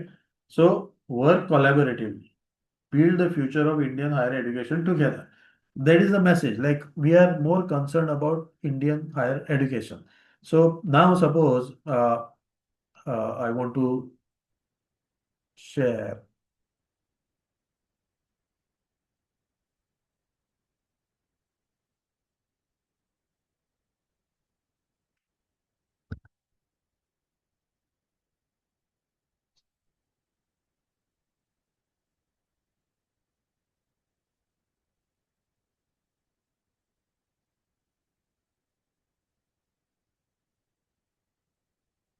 Is this visible? Sir. Yes, sir. Yeah. So now, since you said you are familiar with Notebook LM, now you can see now it is called Gemini Notebook. Recently, last week I think they have named it. Okay. So now just means how I use it. You can see some things are not relevant, but this is the course which I was talking about, VAC, cyber security, and all lot of see these are all PPTs and all I have added there so that questions can be generated and so on, and then questions were also generated using this. Uh, you can although I didn't generate the slides using that, okay, but quiz answer keys and all those things are there. So this is not so this slide. Then there is one important, let's say this, I was talking about using it for predicting questions for a competitive exam. So now suppose I have uploaded ordinances of all means our Goa University Act, ordinance, statute, and then I ask the tool to generate questions on particular ordinance, particular statute. It will generate. I will say, okay, I need 50 questions. Each question is multiple choice with 4, then give me the answer key. But you have to again check all those answers, right? So this type of things can be done. We have done. Then again, Goa staff selection, we have done this. Suppose I want to analyze Goa budget. I've done it using this. It's not related only to teaching. Some of these are the courses which I teach. Uh, like say something related to Kokani, our language, we are doing here. Then one funny thing which I did, I found some old Portuguese document. Like Goa was ruled by Portuguese, and most of our documents, property document, are Portuguese, and we don't know Portuguese. So I found some documents. I uploaded it here. Okay. Now you see these documents also are personal, right? Then there's a danger that I already uploaded. Then I wanted to find out what it is. So it gave me the translation of what those documents are about. You can see this ancestral records. So this is our family, then our Wag or Naik family, back to the late 80s, 1800. Then I could find out my family lineage, who was my grandfather, all those, what property we had, what role my father played in some farm related issues where he complained to government for certain plague or something of that sort, and how he was appointed as one of the uh, uh, uh, consultant on certain farm related issues that time. All this is something which we never knew, right? And I can then understand this. So several ways I can use, and I already spoke about so many other things which we can do with this. But these slides themselves are also an example of that. So I will not go further into any more tools. I'll just reserve this last 5 minutes for your questions. Yeah. So there's no limit to it. How do we use it, right? I focused more on your approach today. Since you said notebook element all is now already done, and actually all tools are similar. There is nothing. Now you say you can see there is something called perplexity. How many of you use this? It's like a browser, perplexity browser. You can just type perplexity, you will get a browser, and you can just like chat GPT, you can ask questions here. Ask anything. But beauty of that is you can choose the model. Now if it is chat GPT, you know the model is GPT because it will open AI company will be ChatGPT is based on that is GPT 5.6 or whatever. These are all open AI or ChatGPT engines, LLMs. But now you see what Perplexity does. You choose, you tell which one, like whether it is cloud, GLM, Sonar, whatever. So many Grok is by Twitter, right? So you select that and then ask the question. That is there. Some of tools can generate videos, like say Notebook LM anyway can generate videos, audios, so many things, right? So I use this perplexity quite often so that I can get different answers for the same thing from different LLMs. That is also important. See, when you rely only on one tool, uh, it's better to also check what others are saying so that you can correlate and then get the proper perspective of that. So, any questions? So, as a exercise, what you can do is, I think, uh, find out or generate those POs. Okay, just listen to this or generate program outcomes or look at your university or institute if there's a program outcome. From there, you say that suppose you access it in Notebook LM, you can upload them as a file and then say from this program outcome, I want to now offer a program in some, like say history or computer science, whatever it is. Say that this is a 2-year program. Generate program specific outcomes, PSO for that. Okay. Then say, but try to do it. See, they may give you 10 different. Don't do that. You say, I want only 5 or 6. Use the prompt properly. And it should be tailored. Give your even POs, you should tell which type of students or area you are targeting. It is Maharashtra, rural or urban or Mumbai like. Try doing that in multiple ways and see what answer you are getting. You will get a different answer every time, right? PSO. Then once PSO is done for a program, like say if it is computer science, then say give me the structure of the program, 2-year, 4 semester structure with credits. Then say generate the, if once you have the structure, say particular course, generate the syllabus for that course by saying first get me the course outcomes. Then what? Say that it is a 4 credit, whatever, and then say give me the modules. Each module, what should be covered, what should be the Bloom's taxonomy, all those. And then say give me or generate some sort of a teaching material on that particular topic or session outline. See, this is all like what I had shown in that slide. All those can be done. Generating the session outline, then generating the PPTs, generating the quiz based on that, generating and some exam paper on that. Do everything, the pipeline right from beginning to end. You should experience if you are doing it. Because just doing one step in between now will not good. Like saying that, okay, this is my content and generate the question paper. Now, question paper in OBE is tied up to what outcomes. The questions are also in a way related to your outcomes, and you have to tell, I have targeted this outcome in this question, and this is the skills. This is the type of question, whether it is remembering type, whether it is application type, whether it is sort of an analysis type or synthesis type. Bloom's taxonomy. So this thing can be done, but you have to verify. So you can do that as an exercise, maybe using Notebook LM because that is the best and free tool available within your Gmail account. So any other question? I think our time is up.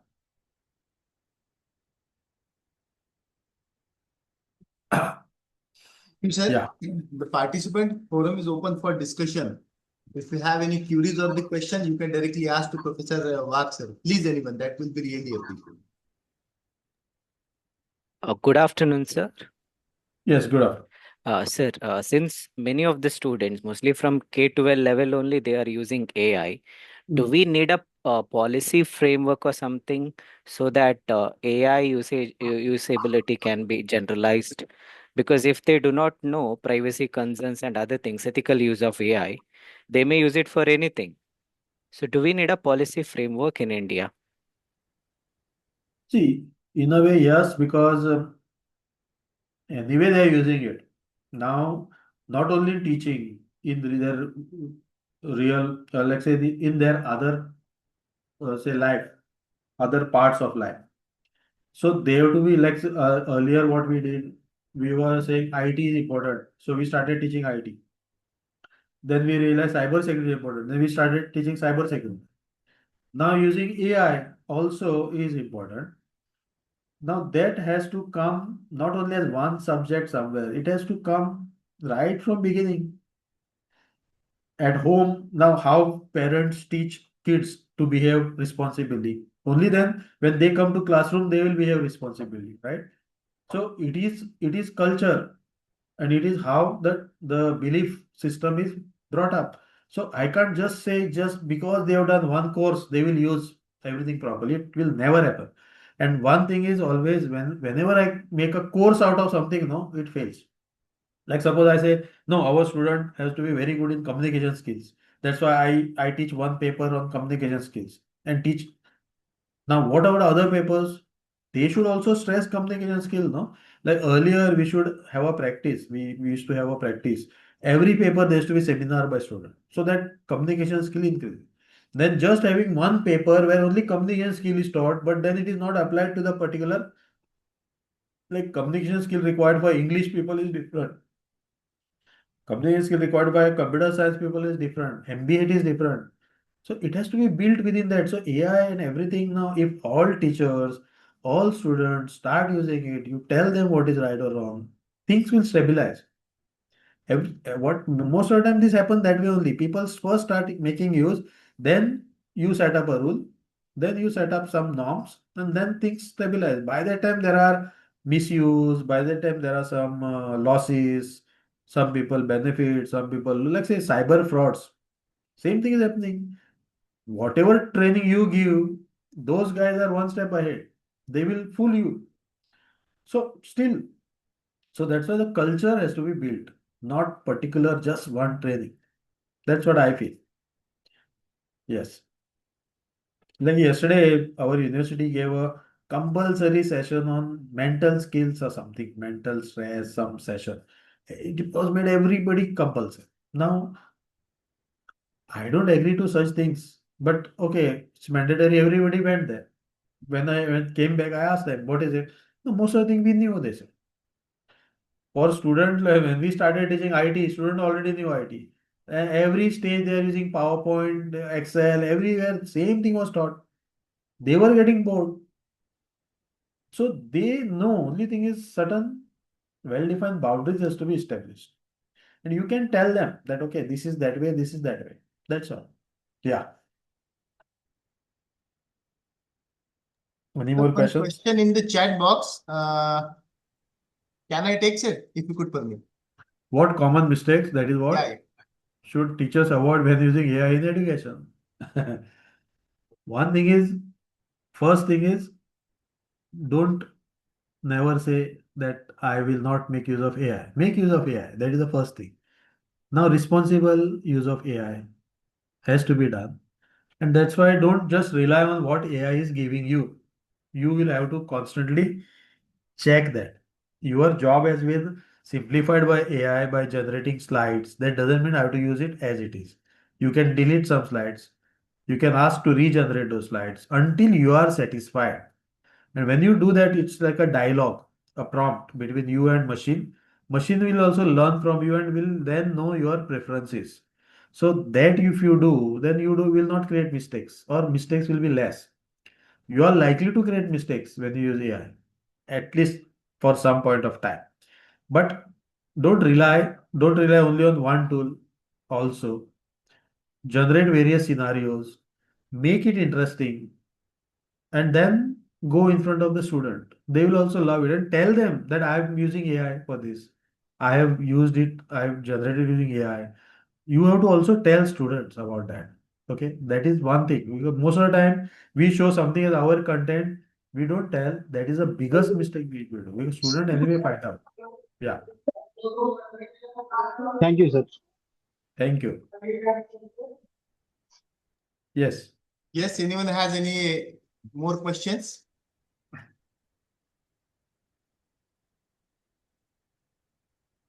Sir, I think there are no more questions. So if you could permit, shall we conclude, sir? Yes, go ahead, and thank you very much for all of you, and best wishes. Probably you can come down to Goa sometime. We also have a MMTC where we conduct a lot of sessions.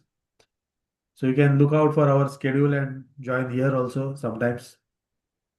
Thank you. Thank you, sir. Thank you, Thank sir. you so Thank much. you very much. On behalf of Malvi Mission Teacher Training Center, Sant Gadge Baba, University, and all the learned participants, I extend my sincere thanks for such a thought-provoking session here and your precious time.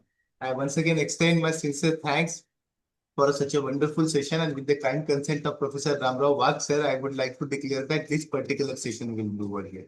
Thank you so much, sir, and thank you, participants. Thank you. So, participants, now the next session will be start from 2:30. Okay. Today on 1 p.m. there will be a no session and no hands-on assignment session also. Okay, so next live session will be start from 2:30 and that will be continue up to the 5:30 p.m. Okay, so I will request sir, all the okay. participants kindly take your lunch and whatever may be the break up to 2:30. We will resume the session at 2:30. Thank you, everyone. Thank you. Thank you, sir. Thank you, sir. So friends, good afternoon once again. First of all, I extend a warm welcome to our esteemed expert, Professor Dilip Sharma, sir, who is the distinguished professor and the dean in this field of higher education and serving with the most prestigious university, that is the GLA University, Mathura. I would like to also welcome all the learned participants, those who have gathered from the across country to this short-term program, that is artificial intelligence in education and research. Friends, in the today's session, afternoon session, we're going to talk about what are the strategies, strategical roadmap towards the integration of this AI. AI, a roadmap for teaching, learning, research, and transformation, institutional transformation, with the help of Professor Dilip Kumar Sharma, sir. Sir, just 1 second. Okay, so good afternoon, everyone. Are you able to see my presentation? Yes, sir, just 1 second. Yes, Sir. yes, sir. Yes, sir. Okay, thank you, thank you.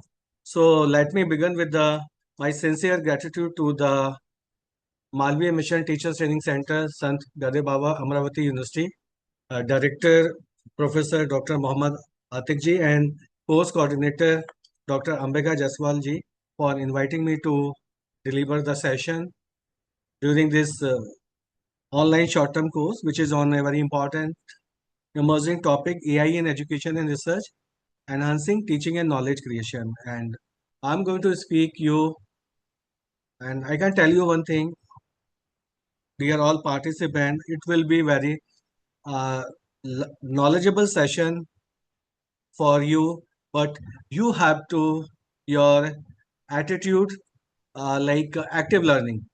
You have to open your mind so that many things, let me tell you, you will be aware, but many things you will be not aware. So that will be definitely going to helpful to you. And we will also have the hand-on assignment. Once I will complete this session, I will give you the hand-on assignment to you. So as we finish it, and then you will have assignment, you will do it, right? So I have to discuss on the artificial intelligence integration in higher education, strategic roadmap for teaching, learning, research, and overall institutional transformation. So at the end of this session, I am sure those are active listener, they are definitely going to have the learnings. You are going to aware the artificial intelligence role in higher education across discipline. Whosoever discipline you are the faculty members, it will going to add value to you. You can apply. You can apply AI tools to enhance teaching, assessment, pedagogy, as well as research and academic writing. Okay. You, For the you, interruption, sir, can I take 1 minute more, only, sir? yeah, please, please. Yes. So, friends, sorry for the interruption. In today's sessions, I have already derived that what are the deliverable and what are the outcomes of the today's session. and we will discuss to going this much important aspect with the Professor Dilip Sharma sir, who is the Dean International Relation and the Academic Collaboration at GLA University, Mathura. Professor Dilip Sharma sir holds a BE in Computer Science and Engineering and Tech in Computer Science and Engineering, and in the PhD in the same field from the Indian School of Mines. He is the senior member of IEEE and ACM and CSI as a fellow of the Institution of Engineers India and the Institutions of Electronics and Telecommunication Engineering. He is additionally being the senior professor in the Department of Computer Science and Engineering and Application. Previously, he has served as the Associate Dean in the Academic Collaboration at GLA University. During the past 6 years, Professor Sharma sir has successfully facilitated the establishment of more than 260 national and the international memorandum of understanding and the academic collaboration with the leading universities, research institutions, government organizational, professional bodies, and industry partners worldwide. He has been serving as a professor in the Department of Computer Science and Application at the GLA University since 2003. Professor Sharma sir has delivered and chaired more than 175 invited talks, keynote address, guest lectures, faculty development programs, workshops, technical sessions at the prestigious national and international institutions and the conferences across more than 10 countries. His area of expertise that includes the artificial intelligence, machine learning, information retrieval, outcome-based education, NEP 2020, higher education leadership, internationalization of higher education, research ethics, intellectual property rights, sustainability, digital transformation, and professional development. He has been regularly serving as a resource person and the expert in the various Maldiv Mission Teacher Training Centers program organized by the various central and the state university, delivering the expert session on the professional developments and the academic leadership in the HEI's research development, quality assurance in the higher education. Professor Sharma sir is a currently principal investigator and the co-principal investigator of 3 government-funded research projects with the cumulative funding of rupees 27.06 lakhs. He has been more than 2,500 Google Scholar citations and with the H index at 23 and I-10 index 74. He has been edited the 9 books published by the reputed international publisher and has been author more than 255 research articles in SCI Scopus and DBPL Index International Journal and the conference proceeding. He has been participated over 60 national and international conferences and have 1 granted patent and 5 published Indian patent on his credit. He has been attended more than 50 short-term programs, workshops, seminars, faculty development programs at the various institutions. His professional contribution have been recognized through the several prestigious awards that include the Computer Society Awards, Significant Contribution Award in 2012, 2013, 14, 17 continuously, and the IEEE Uttar Pradesh Selection Outstanding Volunteer Award in 2018. Presented during the IEEE Uttar Pradesh Selection Annual Journal Meeting held at IIT Kanpur in 2019. Friends, Professor Sharma sir is instrumentally engaged in the different with the different institutions of higher education institution in the different capacities. There are a number of things that I could tell with regards to Professor Sharma sir, but with the time limitation, I will not take much more time. Sir, I once again extend my warm welcome on this platform and request you to please start with the session. Sir, please. Thank you for your nice introduction. Yeah, so and this is only possible because of I received the invite from Dr. Ambika Jaswalji. So again, heartily gratitude to her to give me this opportunity. And yes, I always keen to learn and keen to study. So I have already ask you at the end of this session, if you are an active learner, you are definitely going to have to redesign your courses using the AI enabled teaching pedagogies or assessment. You can prepare an institutional roadmap for AI integration aligned with the NEP 20, and that will be helpful for the academic leaders. Those are the head of department, deans, directors. Explore nation international best practices in AI-enabled higher education. And finally, you are able to create an action plan for implementing AI in your own department and institution. I can tell you it will be very much helpful to you.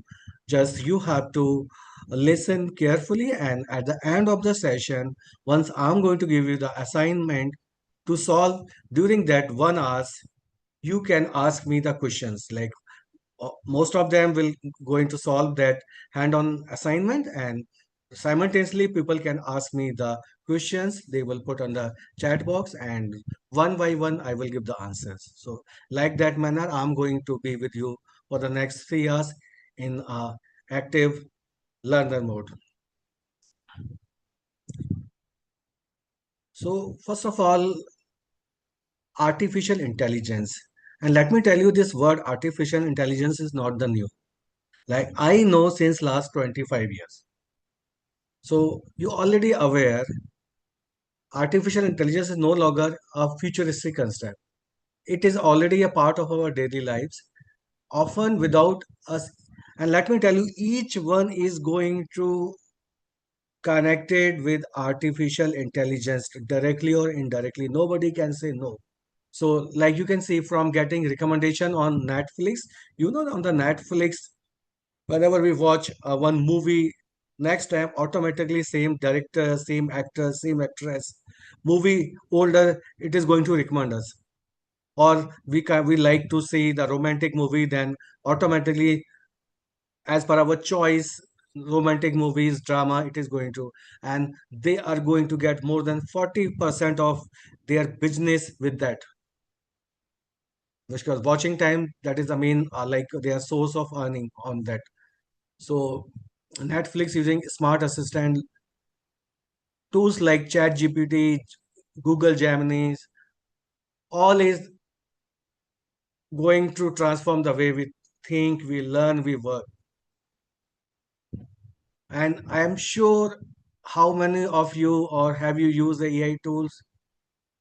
I am afraid if none is going to say like I have not used any AI, as a chat GPT or Gemini or Google Assistant or any chatbot. All these are the AI tools. So now, have you used these tools in preparing your assignments, writing the content for the research paper, or preparing the quiz for the students to summarize some research papers, or to prepare the presentation, or to prepare the coding? So if you have used any of these even once, you are already interacting with artificial intelligence. I am sure 100% directly or indirectly is going to use AI in our day-to-day life. So where AI can be used in education, you already aware, we will discuss in later. Teaching, learning, assessment, research, administration, career development, like resume buildings, interview question preparation from the different type of the scenario based.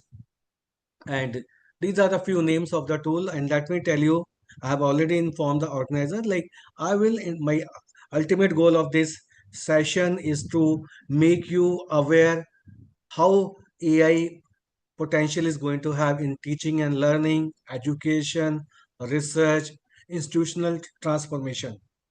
And certainly it is going to help a lot. So I'm not going to train you on a tool. But yes, I will tell you the name of the tools. Like in research and writing, I am using many of tools since so many years.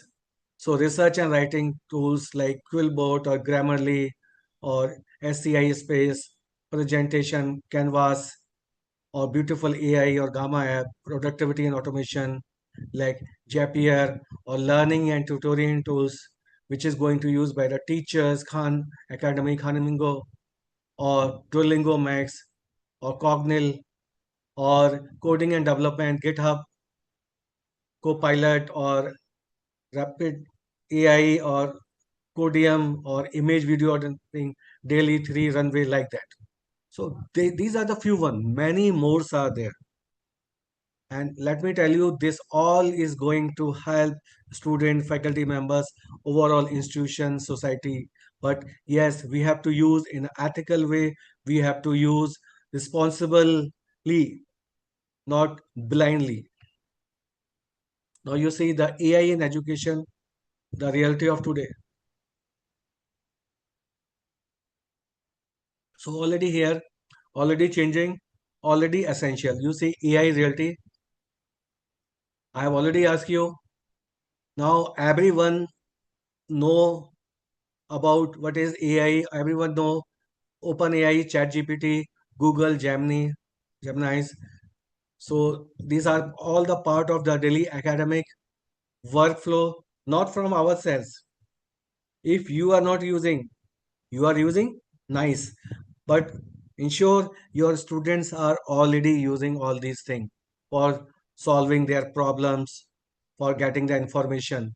Now, most of the people's earlier Google is going to say like the tutor or the now they go for the open AI tools or Google tools, AI tools to get the information. AI adoption, a reality check. Now more than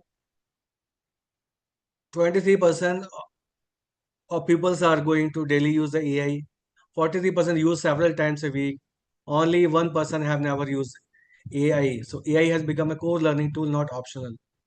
Students are AI ready, but institutions are not or partially that you are going to aware.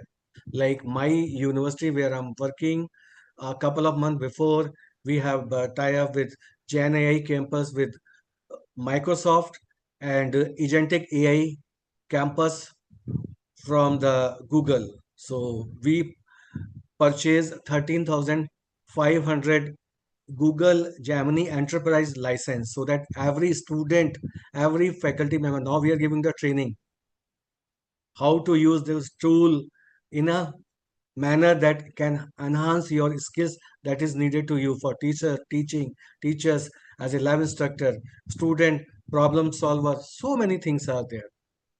So why this matters? You all can understand better learning outcome can be the one benefit of using the AI in education. Productivity, less time, more outcome. Certainly, that is the future needed and skills. One supposed to have the AI knowledge. That is why in like our places in every course curriculum, we are going to have the AI subject. Either it is the education department or law or engineering or management. In first year, we say like you should have AI pertaining to your domain. So this is a simple quiz question. So which document emphasize multidisciplinary and technology enabled education? And yes, we are going to celebrate the 6th year of NEP 2020. So what is that document? Please give the answer on the chat box. NAP. Avinashi, very good. I will appreciate if you, yeah, very good. Latha Madam, Rajeshwar sir, you give the correct answer.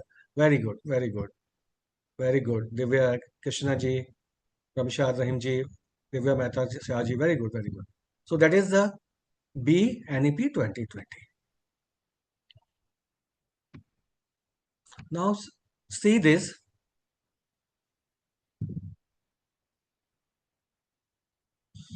AI in higher education transformation. Just a broad glimpse I'm going to show you. We all are working in the higher education system. So what is the meaning of higher education? And we are going to talk about the artificial intelligence. That means it refers the integration of intelligent technologies across academic, administrative, and day-to-day support function. And certainly it's supposed to be helpful in teaching, learning, innovation, placement, or other part and overall academic excellence, overall increasing the rank of the institution. So why this AI transformation matters?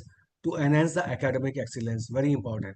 So how we can have the best or good, very good academic excellence, like improving, graduate outcomes, like more students are passing with the good numbers, as well as they are employable in the good companies with a high median salary, or those are interested in higher studies, they are going to higher studies. Those are interested to become civil servant, they are becoming civil servant, IAS, IPS, state service commission examination, and those want to become the entrepreneur, they are becoming like that. So how we can take this AI help in that, improve operational efficiency so that the task can be automated and there should be minimal paper and also the resource optimization. Certainly, we're supposed to take the data-driven decision making, and by that we are going to make our institution a future ready. So all these are like I've already asked you, so it will come due course of time. So now come to very important aspect, why IT integration needed or matters valued in higher education system. You can see this picture, AI can help in making institution global competitiveness, institutional excellence, teaching and learning, research and innovation, to have the good industry or research collaboration. And let me tell you, it is the strategic necessity. If the institution, if you are autonomous, certainly you are having more power. So you should get the benefit of it. Inculcate AI at whatsoever manner. But let me tell you, it will again come. You must use AI ethically. You should have policy for faculty members, AI policy for students, AI policy for administrator. Everything should be there. So integrating AI enable university to bridge the gap between academic learning, industry expectation. So AI integration transform institution from traditional learning space to the innovation driven ecosystem. And certainly all these things is going to make you, by inculcating AI in your higher education system, you become the future ready learner, your students, smart teaching for the faculty members, learning for the students, research for both student and research scholars, all these things. So why this AI integration matters? First thing, because I take some enhance employability. How? If your students equipped with the artificial intelligence skills and that are highly valued in today's competitive job market. Let me tell you, now coding can be performed by the codecs and many tools are available. Now we don't need the coder. Now we need the student who are going to have the critical thinking, those are going to have the skill so that they can see the AI build the correct code or not, like that. So student gain hand-on experience with cutting-edge AI technology used by leading organization. Development of, I have already critical thinking and problem-solving skill, engineering knowledge skills. So AI encourages analytical thinking, creative, data-driven decision making, better alignment with the industry demands, because now every industry in future also they will have the AI, they will have the AI agents which can do the similar task by the human being is going to carry it out. So one has to be trained on that. So graduate become job ready and future skilled professional. Also, this AI integration matters in improving the ranking of the institution. Either we are going to talk for the Indian Ministry of Education National Institution Ranking Framework, or we are going to talk for the global QS World Ranking or the Times World Ranking. Why? Because in all these ranking, research is also one aspect. Graduate outcome is also one aspect, like how efficiently your student are passing, and these AI techniques is certainly going to improve their skills, productivity, and research also. With the help of AI, you can do research in a fast manner, writing also. But again, you cannot solely depend on the AI tool, please. You will come in trouble. So AI accelerated research through data analysis, literature discovery, predictive insights, leading to high quality publication and citations. Improve teaching quality and innovations with the help of personalized learning, smart assessments, on the laboratories, no need to take the manual coding test on the coding standard AI tool platform. That coding exercise can be carried out, it can be assessed, it can also suggest them, and teacher's load is going to reduce. He can utilize his time in doing some more value proposition work. And certainly it is also going to help the international collaboration. Online international collaborative learning, COIL programs. AI integration also matter, my dear participant, for making the future ready institution. So what is the meaning of future ready institution? AI institution for the demand for tomorrow. So your curriculum aligned with the emerging technology, it must be there. I've already asked you, what's our discipline you are going to have. If you have the autonomy, teach them AI, which is going to be helpful to them as per that. Or you don't have the autonomy, you are working in a part of the system affiliating institution, you don't have the, like, you cannot float your own, then give the training of AI. Training workshop extensive can be carried out for faculty members, non-teaching staff, students. Nobody is going to stop you. So encourage innovation and digital transformation. Build a culture of continuous learning, because in overall outcome-based education, if we are going to talk for the outcome-based curriculum development, outcome-based assessment, so, and these all things are going to be student-centered. So we have to give the training.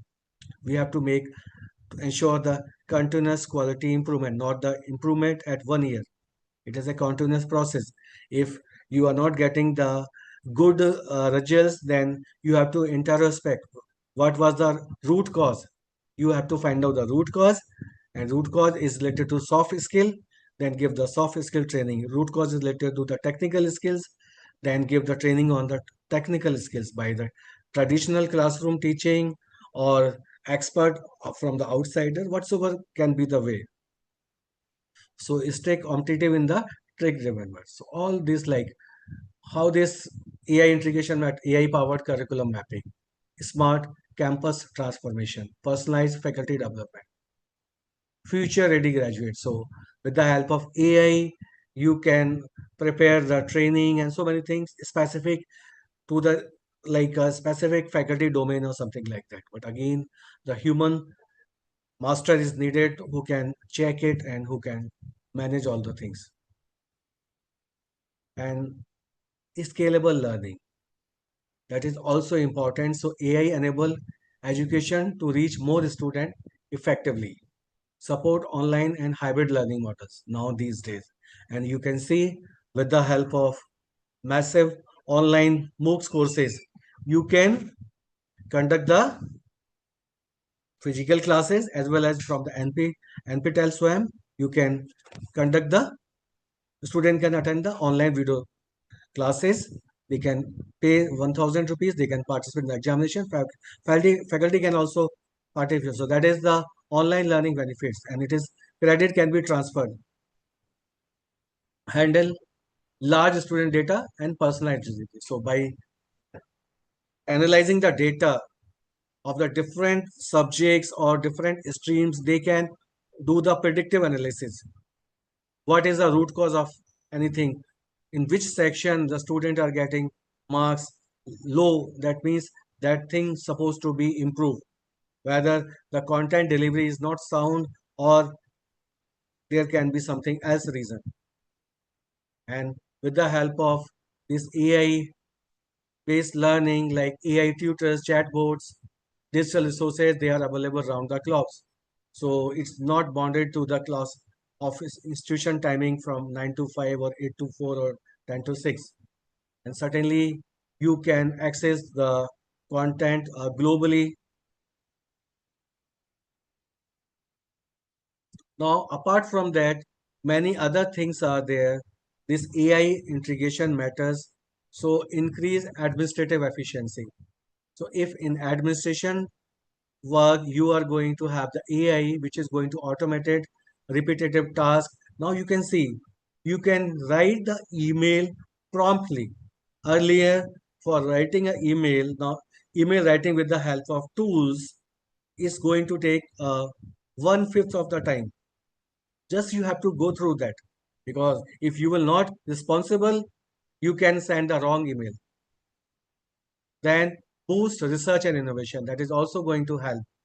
Promote inclusion and equity. So AI breaks barrier by providing accessible, affordable, multilingual learning like Google translators.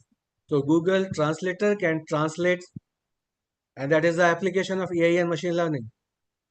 You know, not know Chinese, but you are in China, you with the help of translator, wherever you're going, you just translate and can show that person and he can understand. Enhance student engagement and motivation also with the help of immersive learning experiences. It also support the data-driven decision making, strengthening industry and society connects. So now give the answer of this quiz question. Please give me the answer. AI integration is in higher education primarily aim to replace teacher. Please, are you thinking AI is going to replace you? Let me tell you, no, no, no. Big no. Automate examination only? Yes. But not only the examination. Enhance teaching, research and institutional effectiveness. Reduce classroom hours? No, it is not going to reduce classroom hours. So what is the correct answer? Let me see.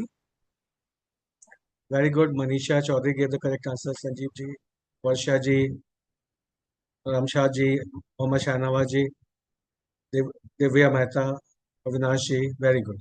So it enhanced teaching, research and institutional effectiveness.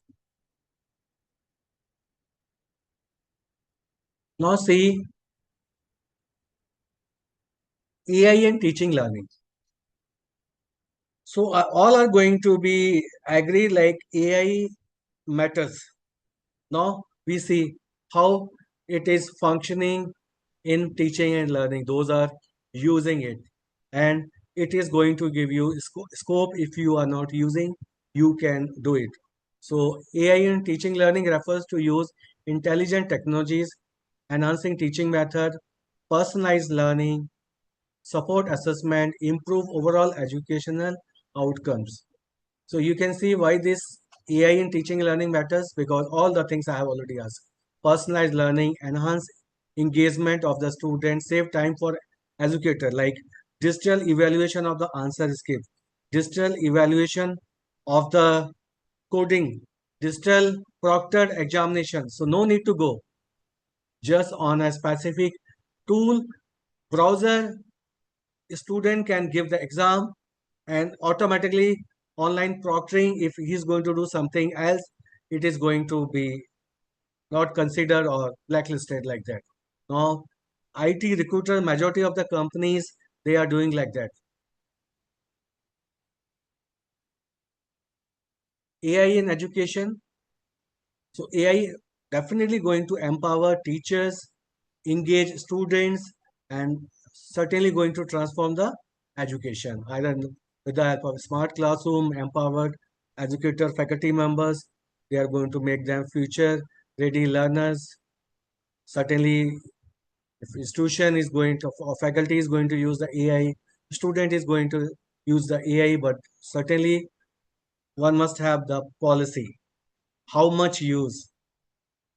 Genuine use. So this is just one application I have already asked you.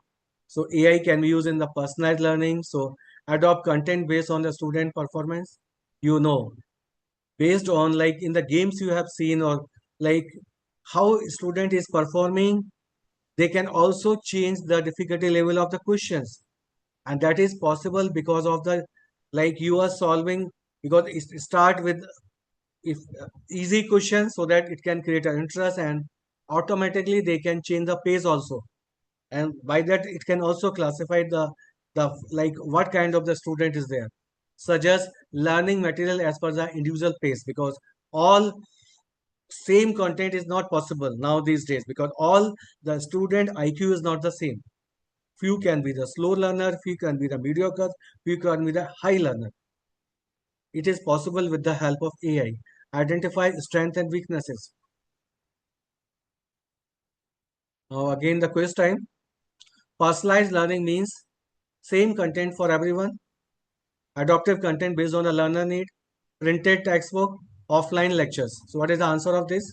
Please give the answer in the chat box.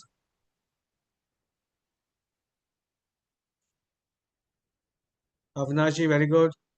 Dr. MS Veena ji, very good. Krishna ji, very good. Sujit Mohan ji, very good. Dathika ki, very good. Sanjeev Ishwar, very good. Rajeshwar Rai, very good. Ram ji, very good. Vidyadhar ji, very good. Ashish Kalve, very good. Janan ji, very good. MD Shana, very good. Very good, very good. You all are genius. Very good. I'm very glad. Ramsha ji, very good. Varsha ji, very good. So this is the adaptive content based on learner needs. So that is the meaning of the personalized.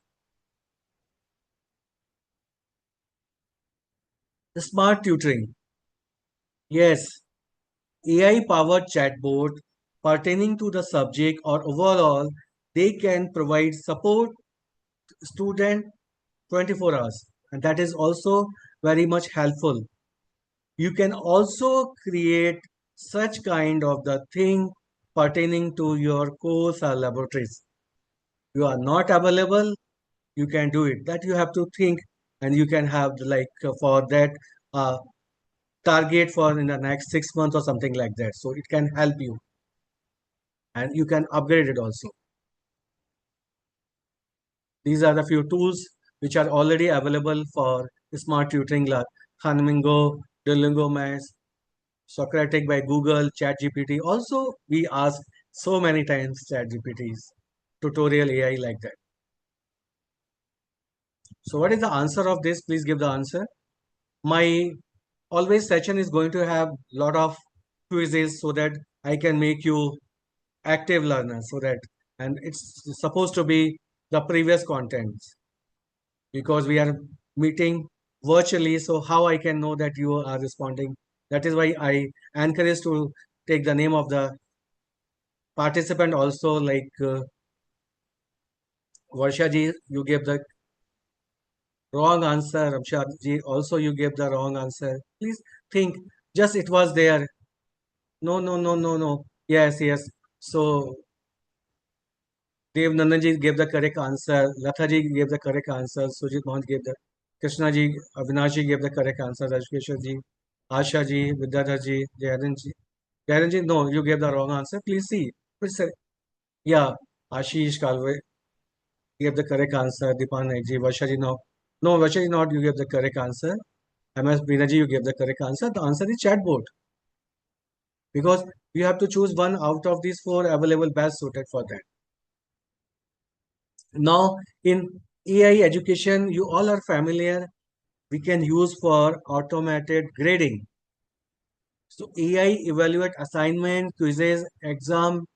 Just you have to set the parameter, you have to set some sample answers, and it can do it. It can also tell them why I am giving you this of marks, why I am giving you full marks. Like that, you can decide the criteria. And yes, it is feasible. Provide detailed feedback, minimize human bias, safe for faculty, improve feedback quality. And you can see these few tools are available. Gradescope, Turnitin AI, they also provide the similarity score, AI score, many more things. edX, AI grader, school AI. Tools are there. During this presentation, if you feel some slide is useful to you, you can take the snapshot of it. Again, automated grading, primary help. What is the answer for that? Very simple.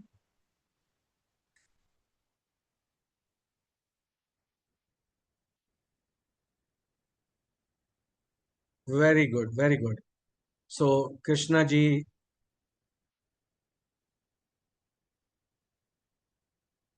what is the answer for that?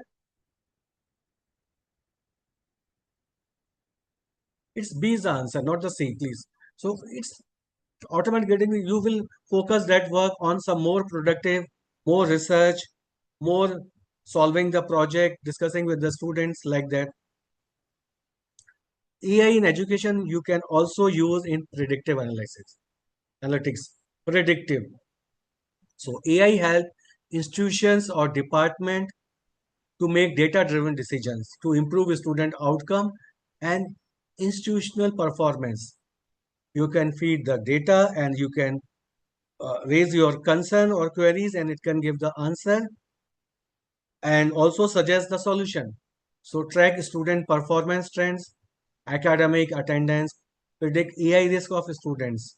So AI identify student who may be risk of poor performance or drop out earlier by analyzing the historical marks or attendance, suggest timely interventions like now these days banks see the having the data CRISIL reports and they can allow to you the credit card or loan or they disallow based on the historical data. They have the tools. It is going to giving that person green like you can give the red means not or yellow something like you have to do some more exercise and then it is up to you. It can recover, it cannot recover. So very simple question. Just I give also the answer. So what is this? Predictive analytics identify. What is the answer for that? Please give very simple, just higher. Very no, not the faculty salary. Jananji give the correct answer. Ashiji, Rajeshwarji give the correct answer. Surenji give the correct answer. Avnashi give the correct answer. MS Vinaji give the correct. Sanjeevji give the correct. So it can predict. As a name predictive. So we have to predict tomorrow share market is going to increase or decrease. Similarly, this student can placed or not placed. If it can give the list like these are the student whose by analyzing the data of the different or core subject or the industry relevant subject, their knowledge, they are needed the extra training, upskilling. So they can be trained if you are going to use AI or you are not able to do manually. Now you can see apart from that, these beyond the basics, AI transforming every part of the learning ecosystem. Intelligent content creation, it is possible. Most of us are using learning analytics dashboards are there, which can give you the statics and also like the warning, something like that. Like you have to be cautious for that. Or some student is not coming since last 3 lectures. It can provide automatically a list so that the program coordinator head can take care. Not after 1 month they are going to awaken. So that automated messaging and so many things can be carried out. Virtually augmented reality, automated administrative tasks. So you can see AI automate routine tasks, allowing us to focus on what matters most. Teaching and mentoring, that is the most important part. Like I have already reading tasks. Language learning also support is there.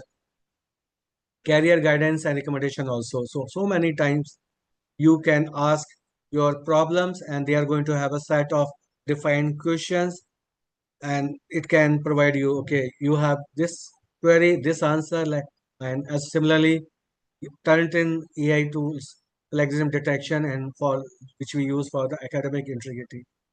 All the things are there. Again, the quiz time. So, what is the answer for that? Learning analytics mainly uses. It's very simple.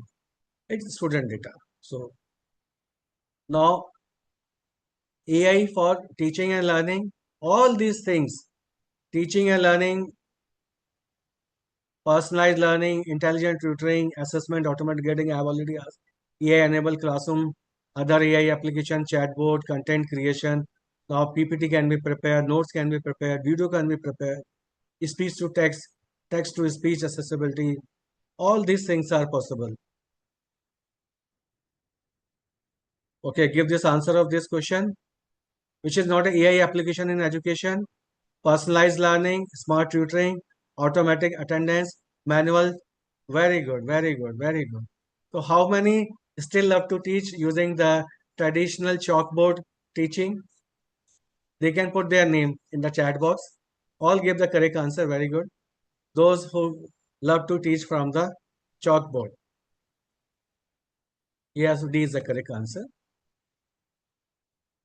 This I have already shown you, but just to now come to very important part. Redesign teaching methodologies using intelligent educational technology.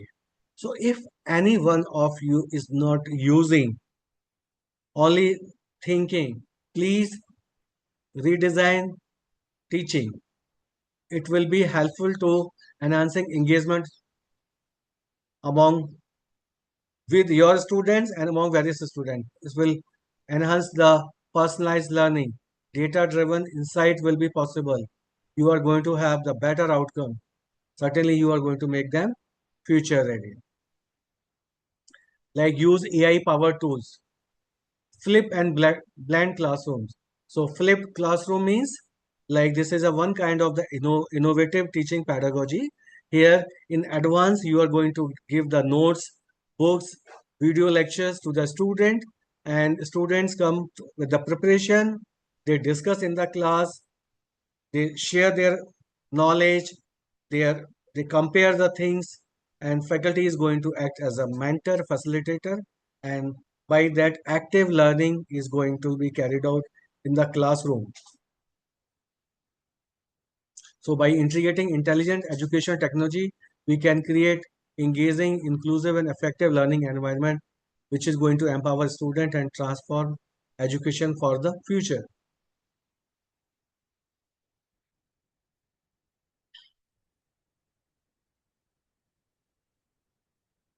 So why redesigning teaching? I have already asked you. So the traditional model is evolving. What is the mean of the traditional model of teaching where the teacher is the sole source of knowledge? Now, let me tell you, it is not like that. NEP 2020 also strengthened the outcome-based education, learner-centric education. Teacher is not the superpower.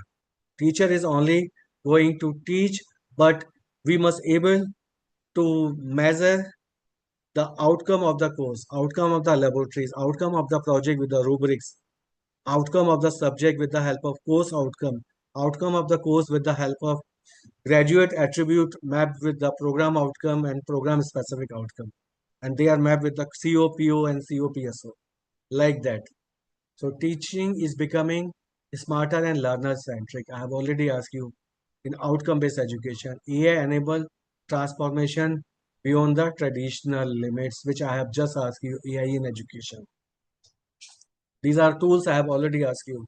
So teaching with the help of Google Classroom, or I am here like taking your session, it is recorded, so can be used in future also. So what is the bottom line? Redesigning teaching with intelligent education technology help us to build adaptive, inclusive, and future-ready learning experience that empower every learner, every student to succeed in their rapidly changing world. So that is going to help them to industry-oriented academics, to make them higher education ready, to make them entrepreneur becoming ready. So these all are the methodologies I have just discussed, but I have to show because why I am, you can see many things I am going to ask you, show you again and again. There is a purpose. Dear participant, faculty members, the purpose is that more we see, more we remember, more we learn. And ultimately, the main objective of the education is lifelong learning. Similarly, you are attending any short-term course or you are delivering a lecture, students should not forget lifelongly. Every lectures, every topics. So these all things I have just, so these are the three methodologies. So we supposed to encourage in our teaching pedagogy, teaching assessment, course curriculum design, we have to use these things. So this I have already asked you. What are the intelligent education technology? Just I am giving the definition. So intelligent education technology refer to the AI powered tools and system designed to enhance teaching and learning by making education more personalized, efficient, and data driven. These technologies use artificial intelligence, machine learning, and analytics to adopt to individual learners, automate tasks, and provide real-time insights. All these tools I have already asked you. These already I have asked you. You can see one example. Traditional classroom, teacher comes with the help of chalk and blackboard. So it is a teacher center. Teacher is the main source of knowledge. Limited resource, textbook, chalkbook, printed material. Passive learning. Student listen, take notes and memorize. And let me tell you, this is the first level of the Bloom's taxonomy. And we have to make our students higher order thinking level, which can design, which can evaluate, because there are 6 levels in the Bloom's taxonomy. So one size fit all, relate feedback. But in the case of smart classroom culture, you can see it is a learner-centered. Students are active participant in learning, rich digital resources, smart board, video, simulators, apps, real-time data. Like you are giving a quiz, instantly quiz is going to check. It can display on the smart board your score, who's securing highest marks, how much minimum time he's going to solve. So many things are there. Personalized learning and certainly instant feedback.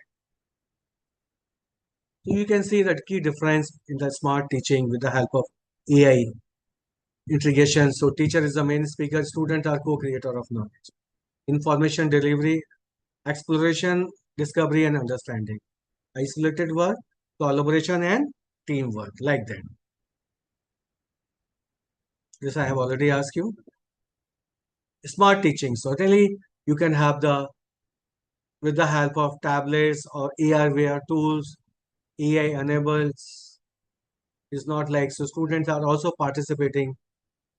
I have this because visited more than 25 countries, so I have seen in the many countries like they have a specialized classroom, so teachers, blackboard and same board, same system is with every students. So no need, and they also do simultaneously. They just not listen, they also work.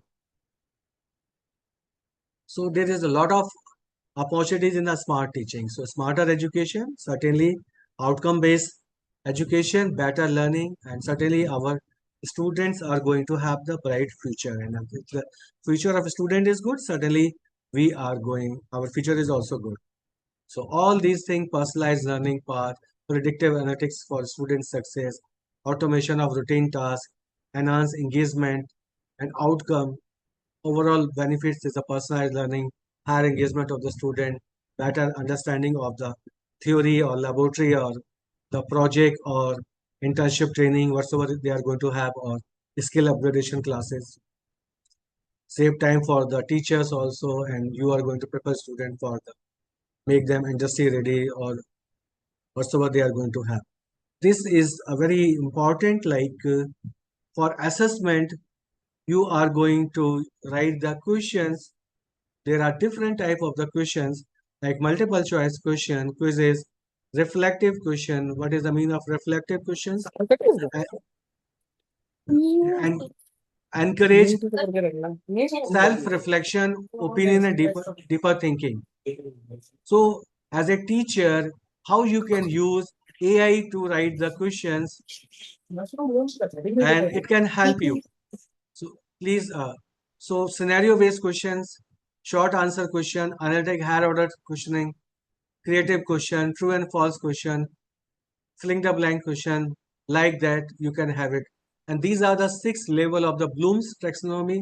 You have to take care whenever you are going to write the questions, because in the outcome based education you use AI, but the action verb should be related to the cognitive level, and they are the remember, understand, apply, analyze, evaluate, create. So these are level 1 to level 6 of the Bloom's taxonomy. And then we are going to have the 4 knowledge level: factual, conceptual, procedural, metacognitive. All things we have to take care while we are going to write question with the help of AI tools. And I have just mentioned the tools. So few tools are common you can use to write the question, but let me tell you, you have to be responsible. Responsible means you use AI tools. But ultimately, whenever you are going to submit your question paper in the examination section, it is your question paper, your subject question paper. You must be thoroughly verify them. You should thoroughly check them. Otherwise, you will come in the trouble. That is why responsible. Use AI. But responsibility is yours. Verification is yours. Because AI can do the error. You use ChatGPT, Google Gemini, they write they write my content can be wrong. You have to ensure it. Now, after this teaching and learning, education, you can also use AI in research. So you can see what is AI research. So AI research refers to use artificial technology tools to support, enhance, accelerate the entire research life cycle from idea generation to publication and beyond also.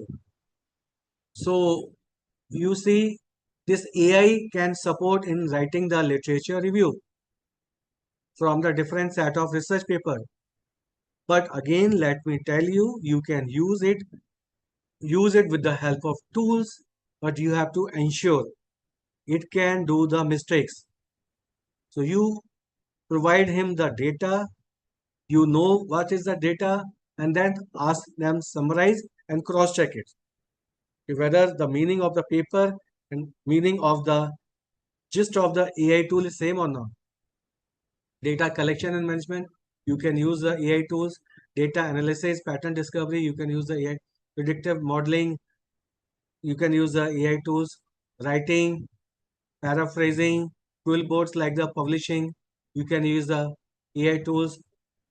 Reproductivity and integrity, you turn it in. Very popular tool is there. So please give me the answer of this question. AI can accelerate literature review, data analysis, academic writing, all of the above. What is the answer?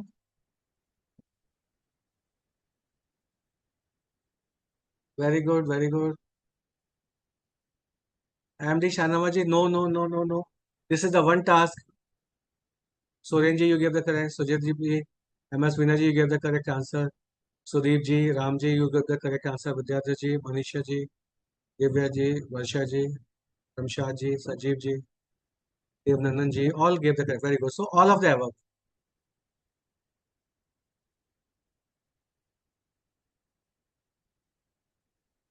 Now you can see AI in research, all these things can be carried out. Literature review, knowledge discovery, data collection and management, data analysis and pattern discovery.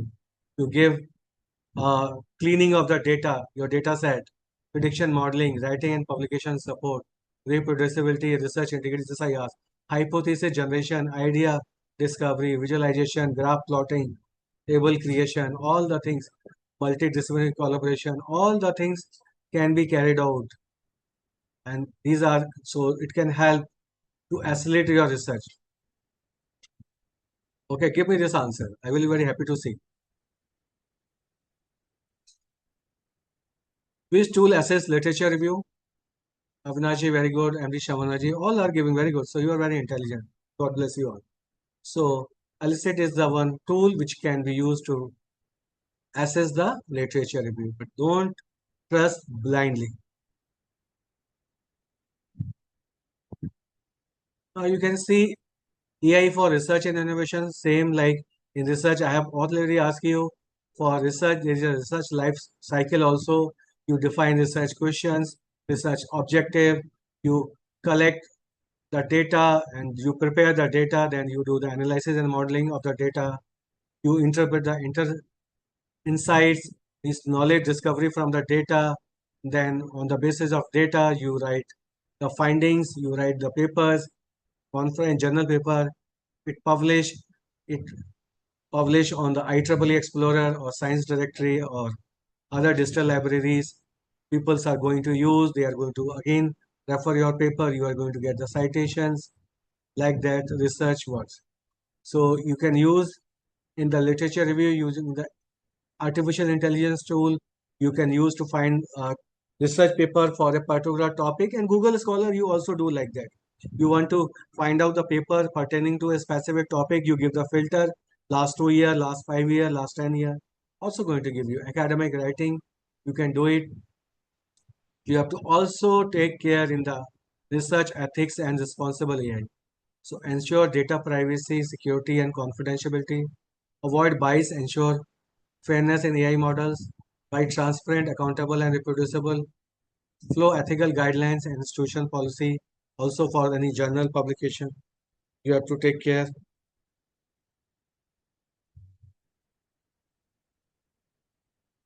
Then AI tool for researcher. That's you. I asked one quiz question.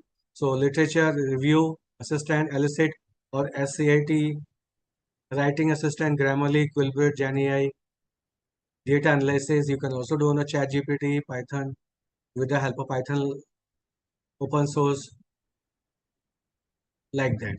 You can also do the case studies in research with the help of AI. So which stakeholders benefit from AI? Please give the answer.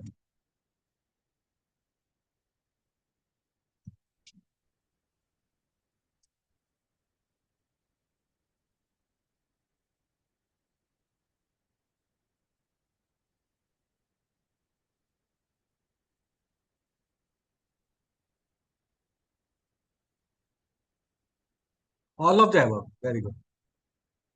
Now come to the next. After I am giving so much importance of this artificial intelligence, how it matters in teaching, learning, education, research and innovation. Now there are challenges. What are these challenges? You can see. While artificial intelligence offers immense potential to transform higher education, its integration is not without challenges. Institution offers face practical, cultural, ethical barriers that slow down the adoption. Understanding these challenges is the first step toward building a successful and sustainable AI roadmap. You all are going to aware. So AI transformation is not just about technology. It is definitely about the people's mindset, mindset of the teachers, mindset of the academic leaders, and management also. So what are the key challenges? The first key challenges is the lack of awareness and skills. So limited understanding of AI tools still is there. You feel like that, but you are not going to have in-depth knowledge of that. So lack of faculty staff training on that. So faculty may not how to use AI for teaching and research. We feel like that, but always there is a scope of improvement. Data privacy and security concerns. So handling sensitive institutional and student data responsibly. Ethical and bias issues. If your AI system algorithm is biased, then definitely the predictive or whatsoever results you will get, that results will not be encouraging and can create a problem to you. High implementation cost. Definitely hardware, software and all the things, manpower, cost is high. Resistance to change. Yes. Fear of job displacement, reluctant to adopt new technology. That is also so faculty or staff may prefer traditional method over the AI enabled solutions. But let me tell you, if you are upgraded, you will be more strong than earlier versions. Lack of strategy and policies. So absence of clear AI policy guidelines and governance framework. This is also challenging. Is not there. This is a very simple. Just I ask you. So this is SAI space. VLCC, you all know media player. Photoshop, you know, all for image editing and graphics design. Audacity is a audio editing tools. Now see, after these challenges, there is a policy gap. This is also a critical issue. And I am talking in a general. So there clear AI policy today, responsible innovation tomorrow, definitely. So despite widespread usage, most Indian university lack clear AI policy. If they have, it is not properly broadcasted, circulated, informed like that. So creating confusion and inconsistency in the academic environment.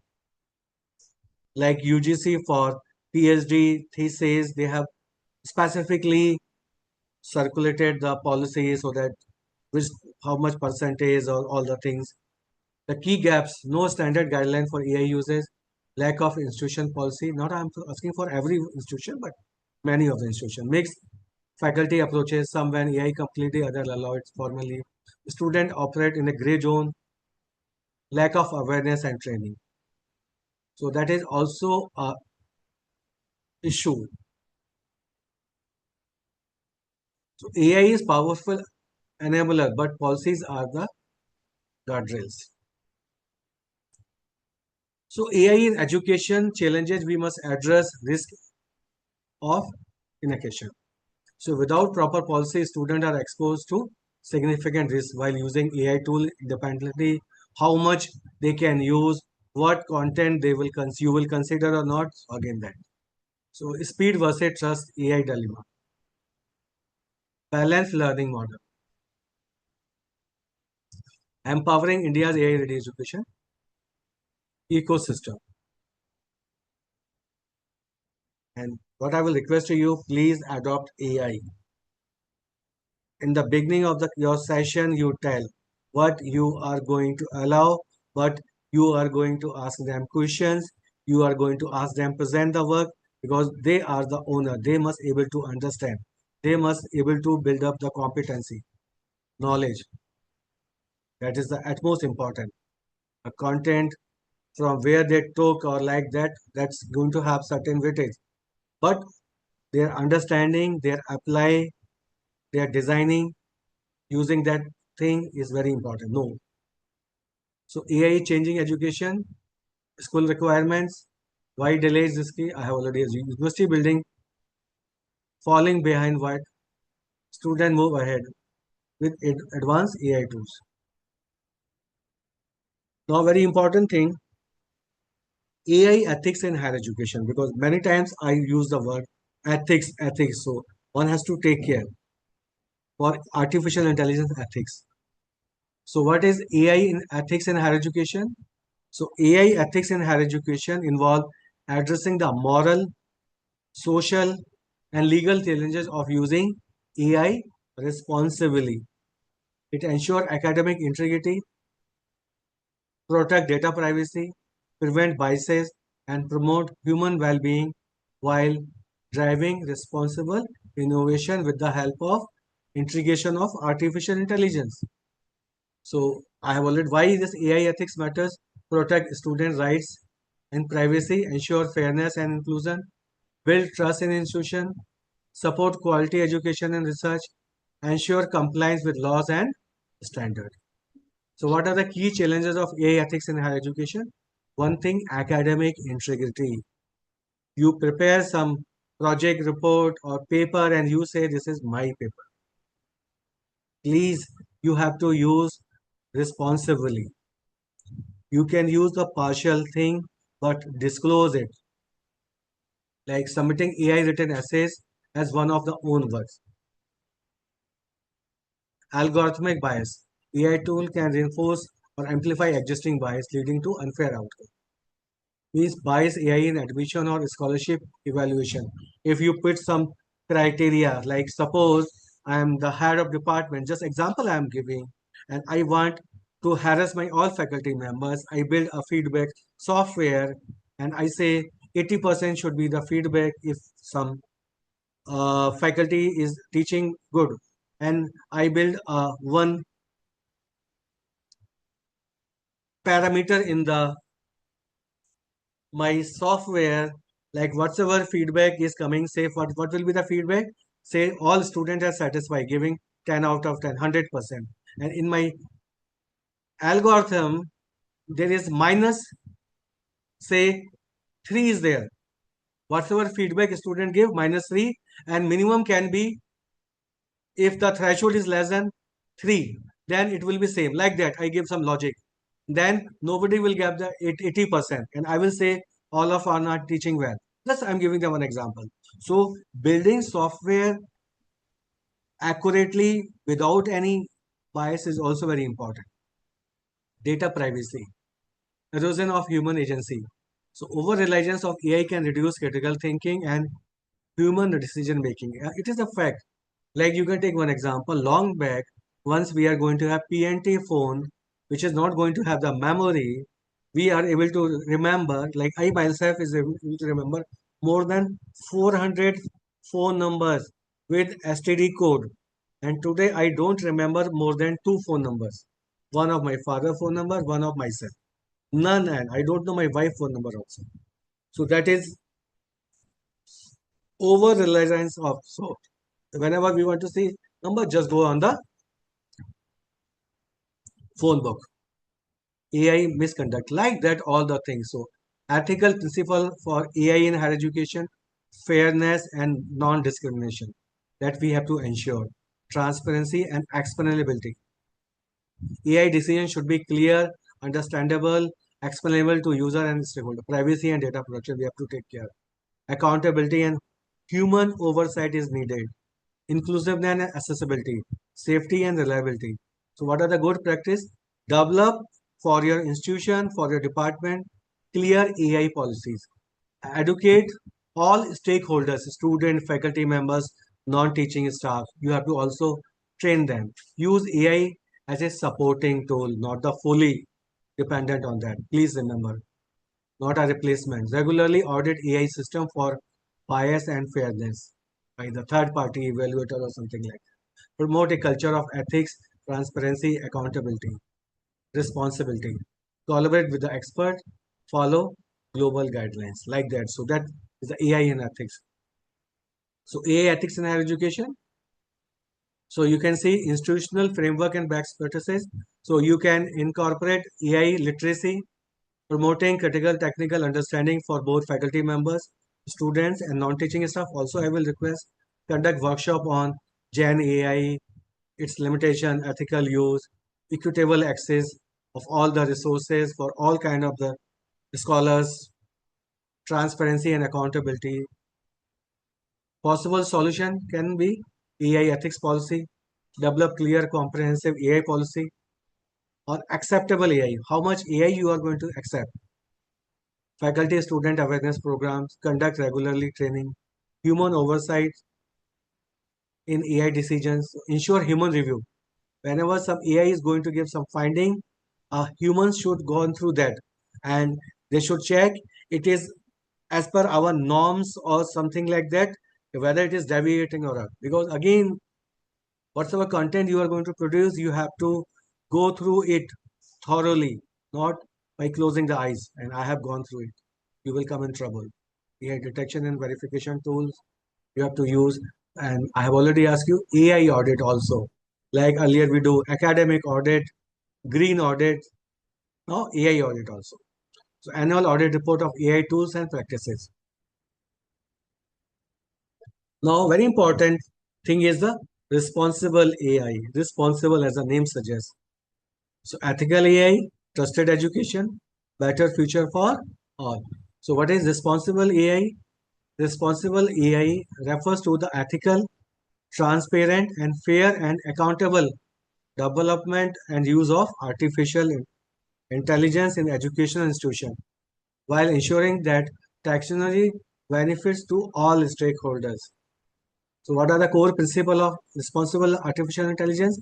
Fairness and non-discrimination, any gender or diversity or anything.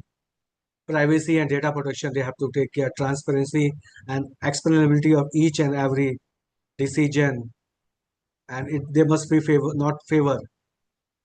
And accountability and human oversight, I have just asked. Inclusive accessibility, safety and security. So why responsible AI matters in university? You can see, my dear participant, it's going to build the trust, prevent algorithmic bias, protect sensitive academic data, support ethical research practice, ensure compliances.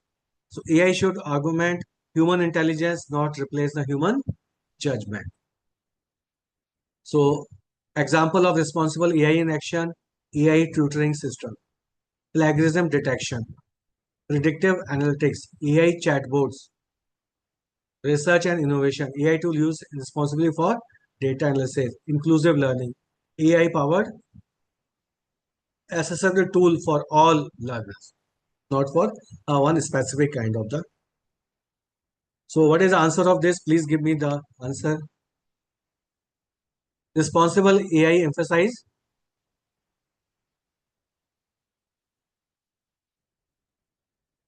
Krishna ji B gave the correct answer. Krishna ji gave the correct. Sujit Mohan ji gave the correct answer. Very good. Manju ji gave the correct answer. Rajeshwar gave the correct answer. MS Veena gave the correct answer. Rupali gave the correct answer. Ramji gave the correct answer. Ramshad Rahim ji gave the Avnash ji gave the correct answers. Sudeep ji gave the correct answer. Dev Nandan gave the correct answer. Sanjeev ji gave the correct answer. Satya gave the correct answer. Uday Thakre ji gave the correct answer. MD Sahnawaz gave the correct answer. Sudeep ji gave the correct answer. Vidyadhar gave the wrong answer. Syed Shahzwaj gave the correct answer. Devya ji gave the correct answer. Ajam Khan ji gave the Asha ji gave the correct answer. Varsha ji gave the correct answer. Very good, very good. Thank you. Sandeep ji also gave the correct answer. Very good. So, and you know, if I am taking the name, so I am making you, you are giving the answer. You are active learner. I am pronouncing your name. You are again alert. So that is the kind of the teaching supposed to be there, whether it is a physical or online. You know, in my classroom, when I'm going to deliver face-to-face lecture or I deliver the workshop, at least 5 to 6 times I go to every participant, student also, and there is a difference which you are going to lose. In the physical, my sessions, I give the reward, some pens, some writing pads, some chocolates to the participant or student, whosoever give the immediately correct answer, just to encourage them. Not I'm just want to get the good feedback, because all can be active in my class, like what my faculty is teaching, explaining. I can learn it. I can, if you will learn, you will remember too long. You can apply that. You can do the, use it, you know, the finding the solution for the problems like that. So D is the correct answer, all that. Now see AI governance. So I have asked you just about the AI and ethics. Responsible AI. Now governance is very important. So each and every higher education institution should have somebody in charge for AI governance. So certainly good governance, good ethical AI, good responsible AI, stronger institution, certainly they are going to have the better, transparent, unbiased outcomes. So what is AI governance? AI governance refers to the policy, guidelines, and institutional mechanism that ensure ethical and responsible use of AI. So both earlier discussed thing, these two thing is going to be managed by the AI governance people team. Ethical and responsible use of AI across teaching, research, administration, student services, administrative activities. So institutional AI governance framework, just I want to discuss you. So you can see teaching and learning, ethical AI uses in the classroom, AI assistant personalized learning, prevent misuse, cheating, over-reliance, train faculty and student on AI literacy. Assessment, AI assistant assessment with academic integrity. So use AI for feedback, not final grading. Detect plagiarism responsibly. Ensure fairness and transparency. Research, responsible use of AI in publication and data analysis. Simulation, verify AI generated data and results. Disclose AI tools used in research. Ensure reproducibility and accuracy. Student data, privacy, consent, and cybersecurity. That is also now these days is a very big threat. Collect only necessary data.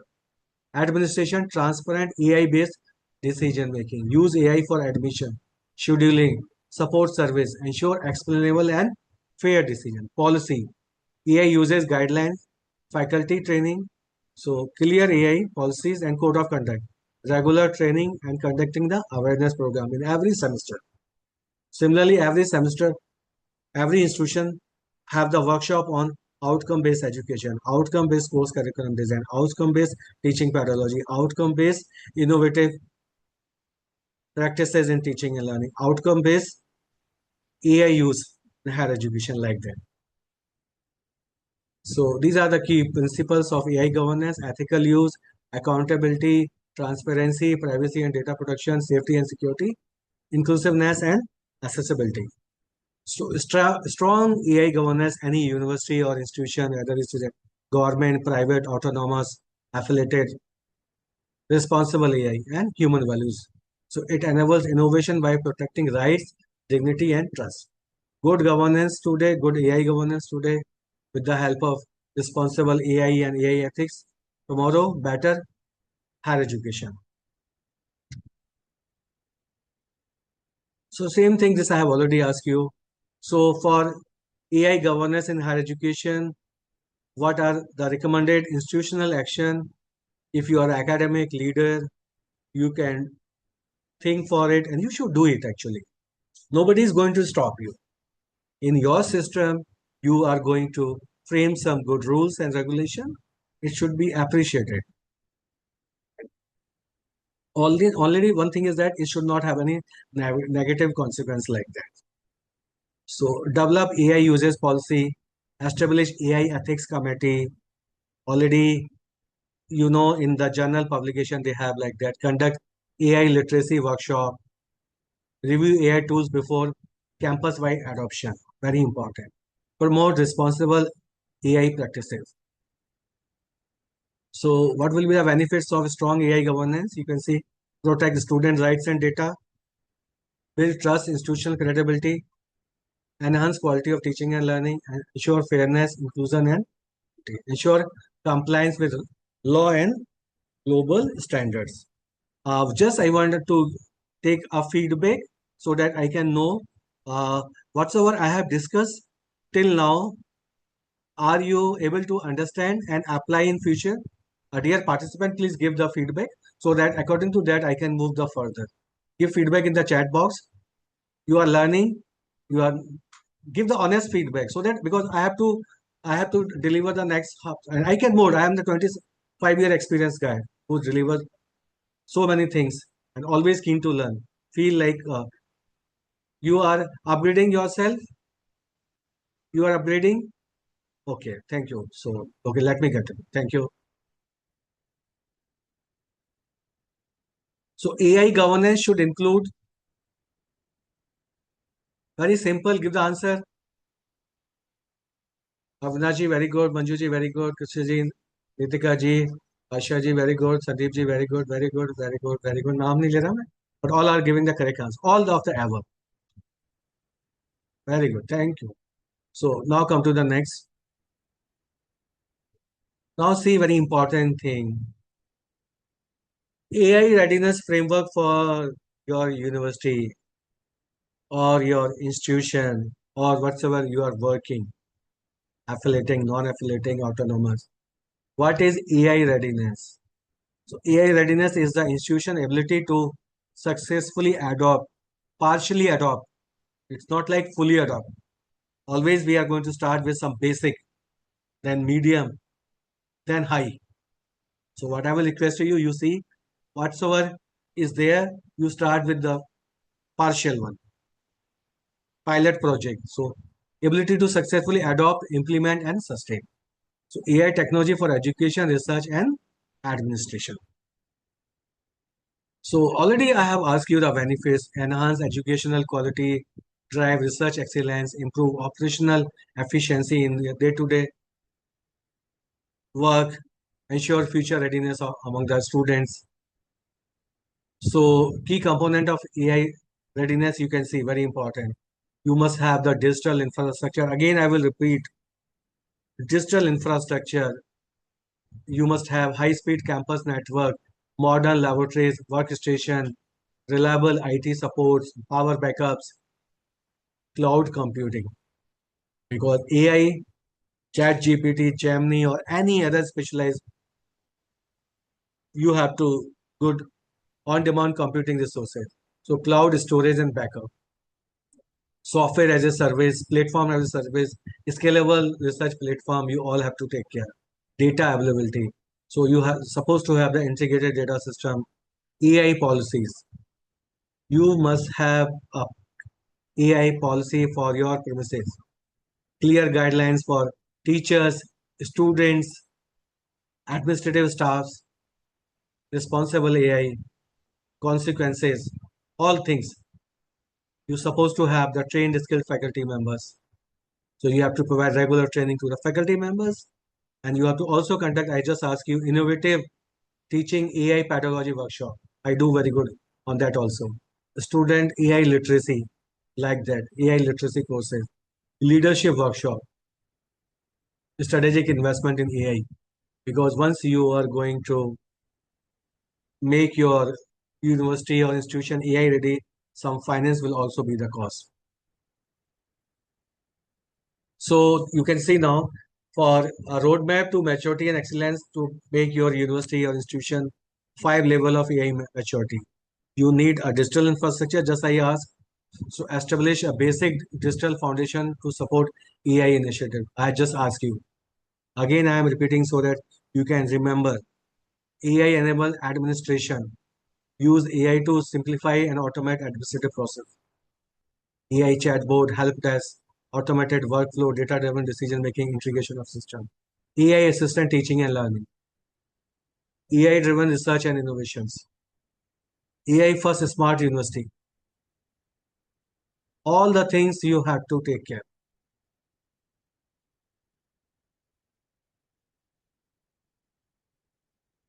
Same, I have just asked you, digital infrastructure, build AI awareness among faculty members. Very important. Integrate AI to course curriculum, promote AI-based research, implement AI in administration, continuous monitoring. These things already I have asked you. So AI ready campus today, smarter, more equitable tomorrow, high growth, high placement, high skilled students. So again, what is this quiz? Responsible AI supports trustworthy education, academic misconduct, plagiarism, bias.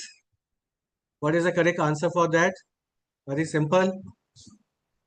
So give me the answer. Very good. Sayed ji, Devnandan ji, Uday ji, Sujit ji. Very good. Anish Shanwa ji, Varsha ji, Madhu ji, Monica, Vikram ji, MS Pina ji, Ramshad ji. Very good. Meenakshi ji. Very good. All are giving the energy. All are giving the correct answer. Very good. Very good. I'm very glad to see your activeness. No, no, no. Vidyadhar ji, no. So it provides the trustworthy education. That is the mean. You are not blindly relying on the things. All the things coming from the human being thoroughly verifying on all the things.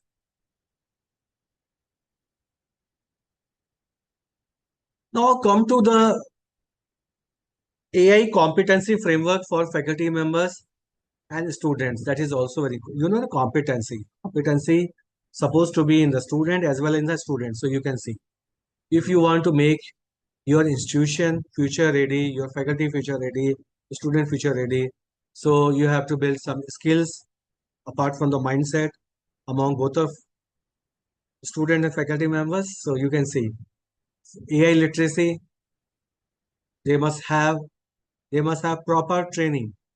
They must also prompt engineering. And you know, in my university, we have the specific course on prompt engineering. That is a very good use or make how to make the use of AI tools, prompt engineering. I will encourage, if your university is autonomous or you can design that course, you give this course to all engineering student prompts. So design effective prompts to get accurate and relevant AI out. AI assistant lesson planning, AI based assessment design, AI for research and publication, responsible and ethical AI use. So these all kind of competency should be with all of us. Student competency, again, we have to provide the AI training workshop to students, also for critical thinking, so that they can evaluate the AI output. They can also find out some biasing is there or not, or some errors are there in the code or design. Problem solving using AI. We have to also data literacy, digital citizenship, use technology responsibly, safely, and respectfully in the digital world. Responsible use of AI tools. So responsible means ethically, which is needed. If you cannot like say AI tools generate my mark sheet, which is look like my similar my semester results, that is not a responsible use of AI. Or prepare some fake certificate. You have not attended that program. That is not the responsible use of AI. Are you getting my point? Now it is also trained. So if you are going to try to do that, it is equipped with that knowledge. It will going to stop you, but not 100 times. You will manipulate them. It can create some type of thing, or maybe it is not going to create. So 21st century skills enhanced by AI creativity. AI sparks imagination, new idea, collaboration. AI enables seamless teamwork, communication. AI improve clarity, language and expression. Critical think. AI support better analysis, decision making. Innovation. AI accelerate experimentation, new discovery. AI lifelong learning. AI personalized learning for. So, what is the key message out of that? AI literacy is becoming an essential as digital literacy, which we talked long back. Computer literacy for both educator as well as the students. Now, this AI can also be help the academic leaders, dean directors, HODs for doing their quality accuracy work, ranking and accreditation, either the National Board of Accreditation, NBA or NAC accreditation, also an NRF or International Times or QS World Ranking. So AI helps institutes analyze data, improve performance, meet accreditation standard, and higher ranking, higher good grades in accreditation like that.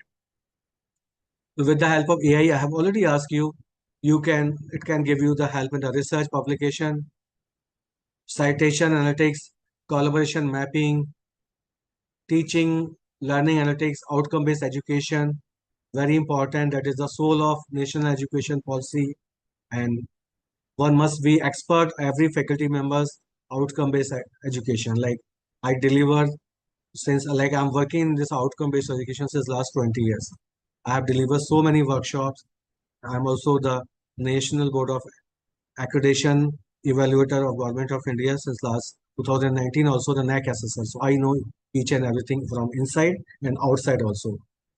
So student performance prediction, all the things can be done with the help of that. Similarly, you can have the dashboards, which is you are going to use in administration, like institutional dashboard, which can give you the real-time analytics of your consolidated data, and you can know what is the current statics, what is the current SFR, and runtime. Like so faculty, suppose more regeneration is there, your SFR will be increased. So increase, then you have to take care. What is the reason for that? Why faculty is leaving? Of student admission is less, and again you have to see why student admission less, which department it is less. So dashboard is going to give you the summarized information, and it is going to alarm you, and you can take the necessary action. Also going to help in the quality assurance, NAC documentation, NBA documentation, NRF data collection, QS times benchmarking, all can be benefited with the help of using of AI. So I have these things are, please remember, will be the common. So that is why I'm coming again and again, so that you can understand the importance of artificial intelligence. So faster decision making, data driven strategic planning, improve student retention, faculty retention. Example of this, all I have asked you. So now few challenges in implementation of AI. Already I have asked you. Now see, just I am repeating, like so many good things can be carried out, but again, if you want to implement artificial intelligence in your institution, your university, you have to take care of the infrastructure, because this infrastructure is also going to have a lot of costs. Faculty readiness gap, you have to also take care on that part. Data privacy concern, you have to also take care. Now come to the global case studies. So I took this for globally 3 university data in a nutshell, AI integration in top universities. So to truly understand the impact of AI in higher education, it is important to look at how leading institutions are already using real-world scenarios. These highlight how AI is transforming everyday academic process into efficient, intelligent, and student-centric system. So you can see Harvard University use ethical and pedagogical AI integration, and they do the key practices and encourage students to interact with AI tools during learning, use AI for course design assignments and teach support, promote critical thinking by evaluating AI generated output, introduce AI proof assignment to ensure originality and creativity. MIT, World #1 institution, US World Ranking, United States. So you see, MIT has taken holistic and large scale approach by embedding AI across entire university ecosystem.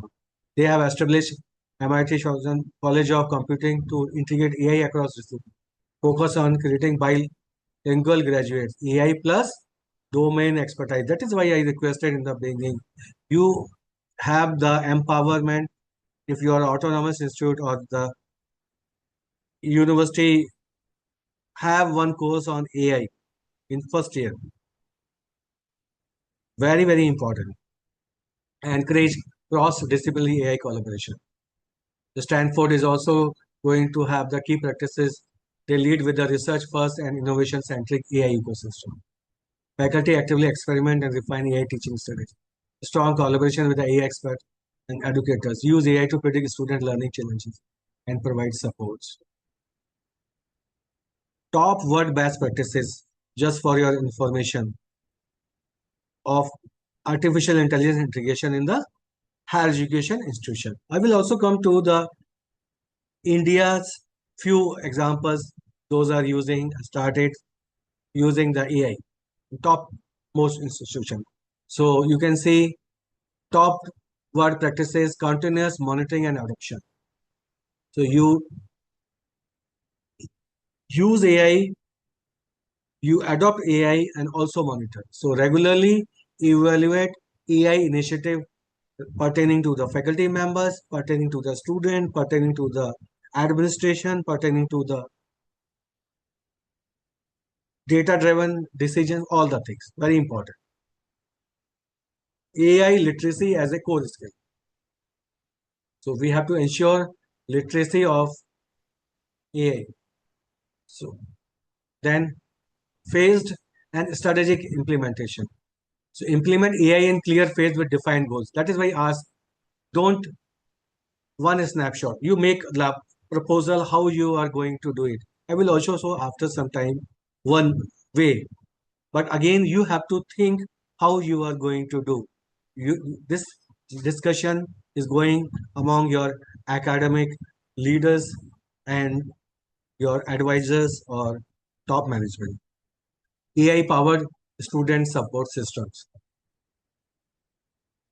industry and global collaboration, research driven AI ecosystems, faculty centric transformation. So empower faculty with training, tools and support. Like my university started, they purchased Google Gemini Enterprise 13,500 license, which is going to have the cost of crores of rupees, more than 10 crores of rupees.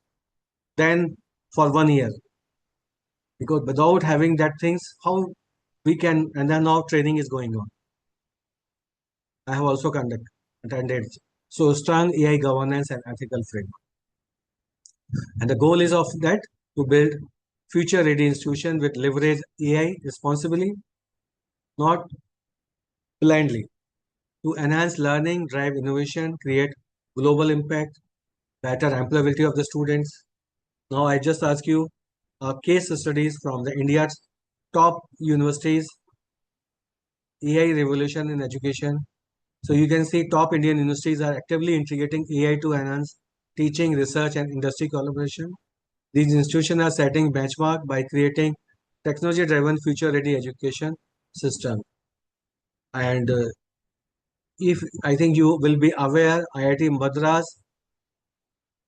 going to have AI-based online learning. They offer AI-driven online courses, digital platform.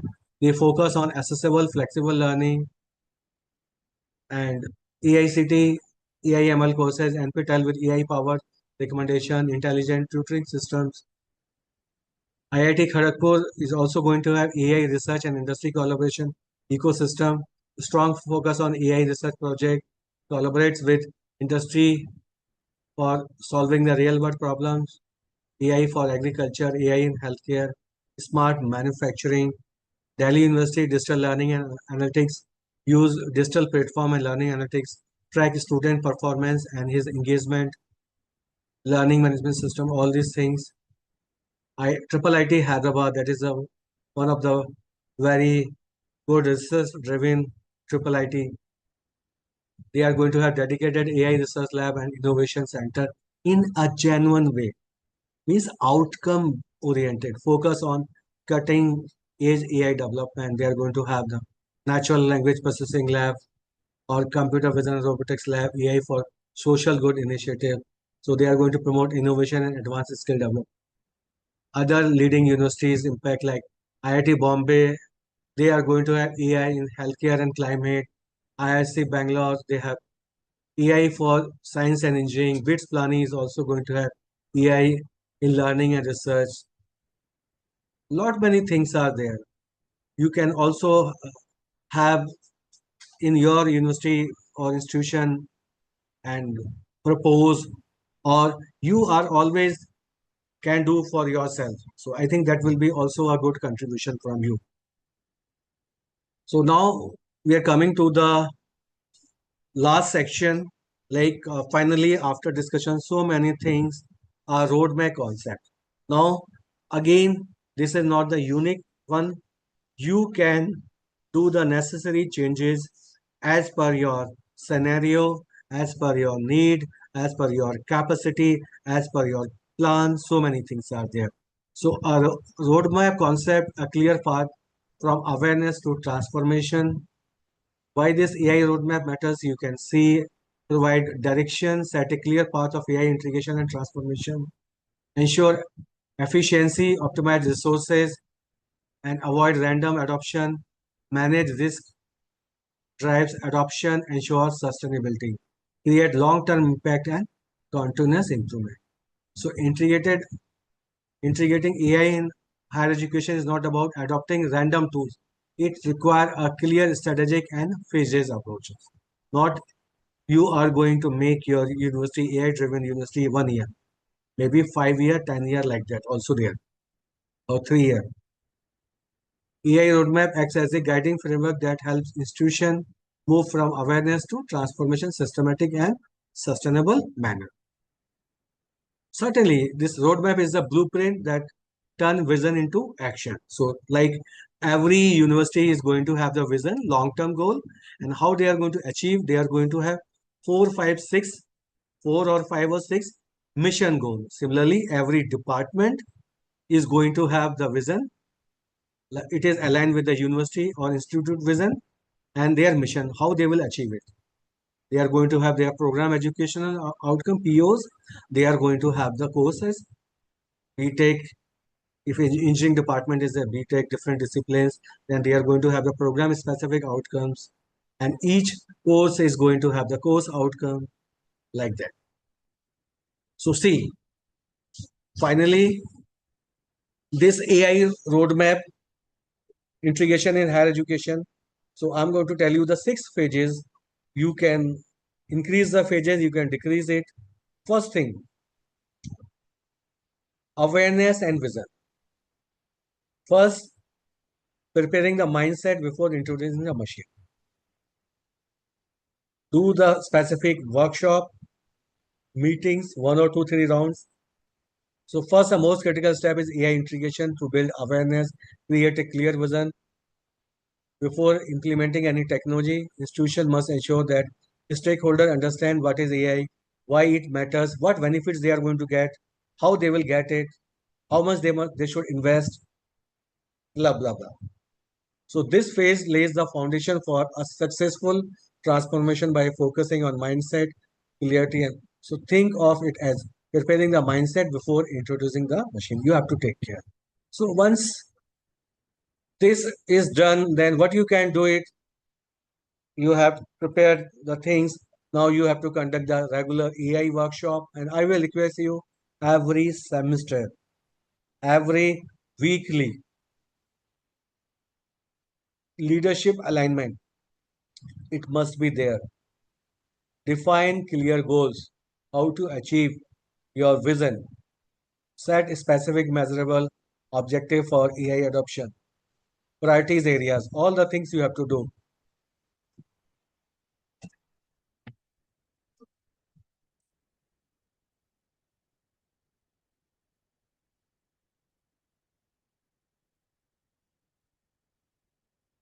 So second is after this,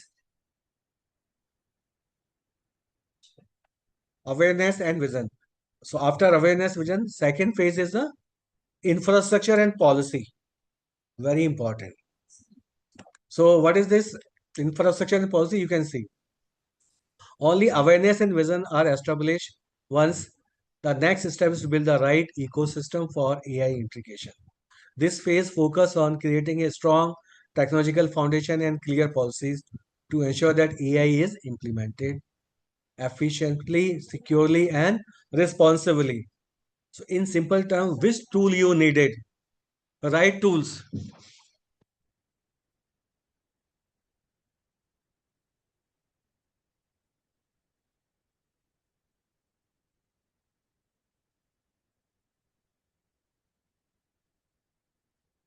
So you can see focus area in phase 2, smart classrooms,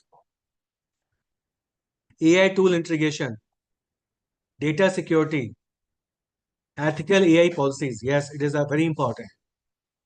You are bringing some change in the system with the help of some hardware or software.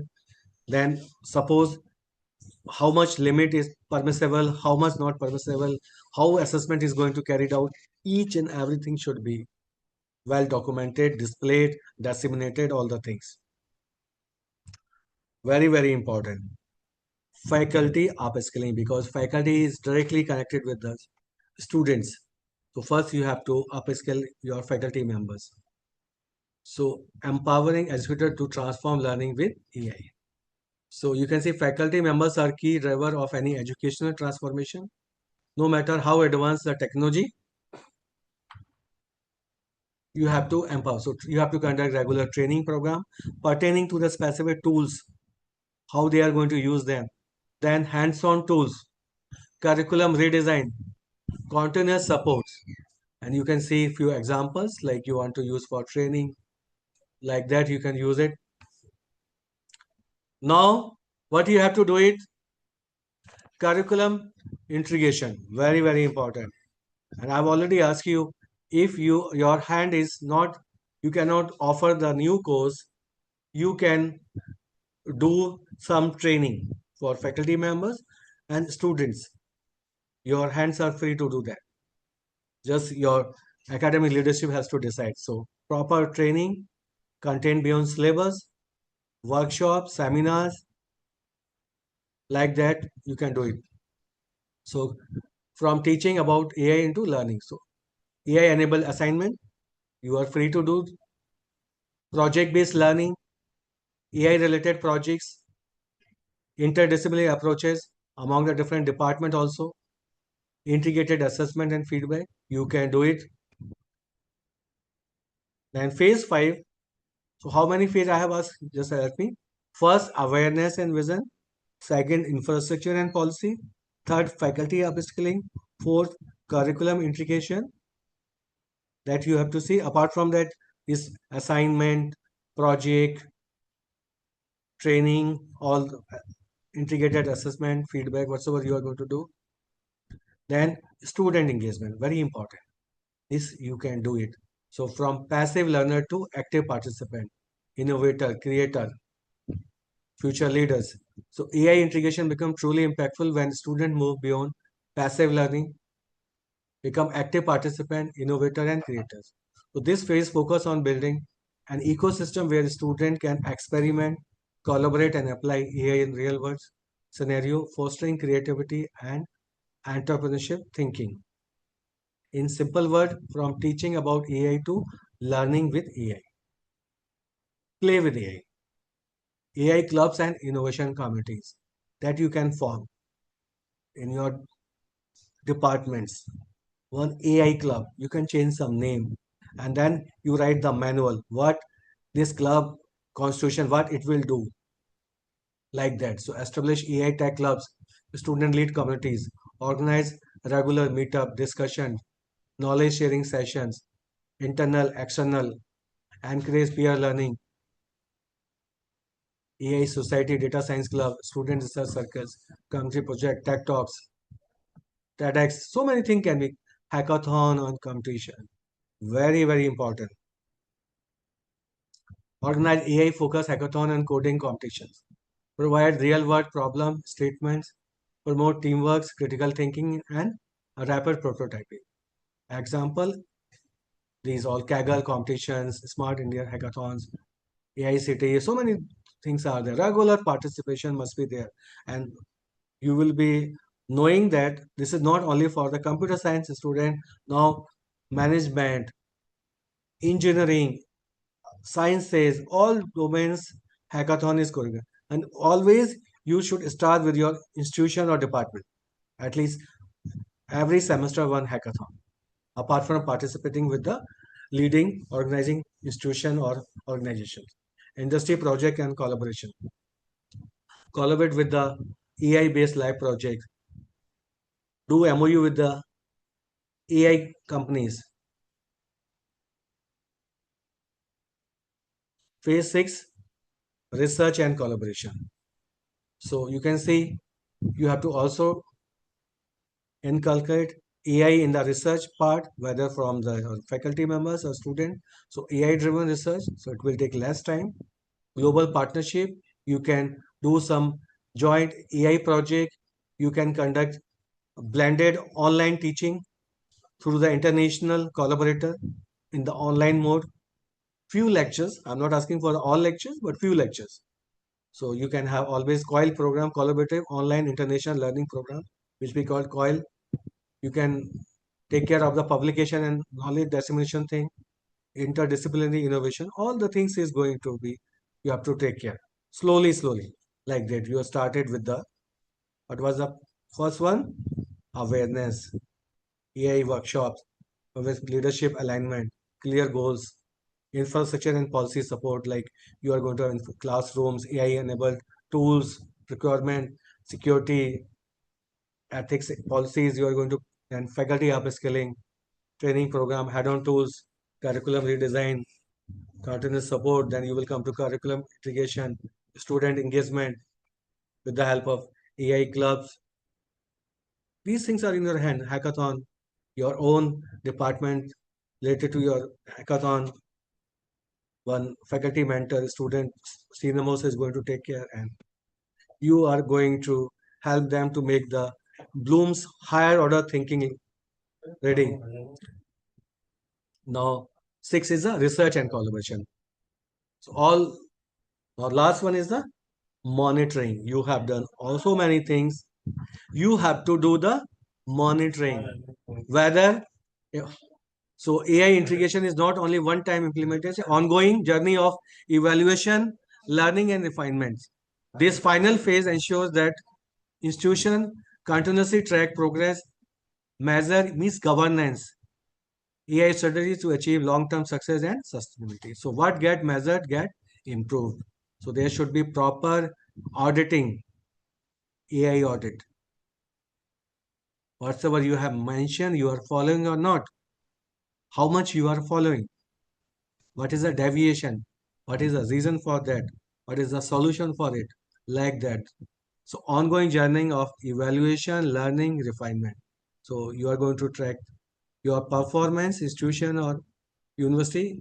You are going to can measure. You already like those are from the computer science and engineering. In software engineering, we are going to have the software metrics, which is going to quantify things so that we can measure, not like non-verbal, non-measurable things. So we are going to have the key performance indicators. We are going to have the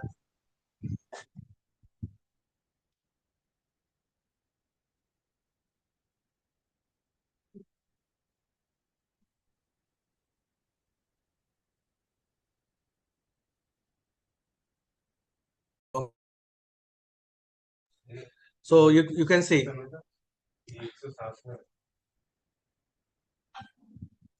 So monitoring is very important. And monitoring is not this AI integration, my dear colleagues, participant. Monitoring needed in each and every task. Whatsoever you are doing, you are the in charge of it. So this is the overall summary of 7-phase roadmap. And I have already asked you, this is not the unique one as per your capacity, your team, your vision, your goals. You can do it, but ultimate objective of carried out this artificial intelligence integration in the higher education is that you are going to get the benefit of AI in teaching and learning, research, administrative activity for IQAC, IQAC and all other things. So this is all summary, all 7 which I ask you. You can take a snapshot. You can take a snapshot of it. So smart campus use. Please give the answer of this. Very simple.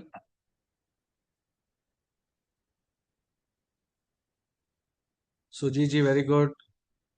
Sandeep ji, very good. Rajeshekar ji, very good. Avinash ji, very good. Krishna ji, very good. MS Meena ji, very good. Ram, very good. Dipali ji, very good. Uday ji, very good. Amshad ji, MD Shanav ji, Janan ji, Sanjeev ji. Azam Khan ji, you gave the wrong answer. Deepak Naik ji, Ranjana ji, all gave the correct answer. Very good. Sayed ji, very good. So all of the above is the answer for that. Now a few more things I have to discuss. So this was same thing which I have discussed. Same is there. So what I'm going to conclude, artificial is no longer a choice for higher education institution. It's the strategic necessity. This I started in the beginning. Institutions that embrace AI today are not just upgrading their system, they are redefining the future of education by becoming more adaptive, innovative, and globally competitive. So AI is not replacing the education. AI is not going to replace the teachers, faculty member. It is transforming. It is going to, because like long back when the computers come in the picture, we feel like computer is going to kill the job. No, computer is not going to kill job. It is going to provide the opportunity of new job. More job is created. And what I can tell you in future, because of AI, AI is going to create a job. Certainly some scenario is going to be changed. So you can see this institutional transformation. I have already asked you like AI in institutional transformation, AI integration matters, AI for student services, AI in administration, smart campus, AI university rankings, future ready universities, future of teaching and learning. So AI is not the future, it is already transforming education today. So you have to be take care and you have to use generative AI in classroom. You have to use AI powered research, adaptive learning system. You have to also take care of the metaverse, and that is the very yes, time is come or coming of metaverse education. So immersive learning experience.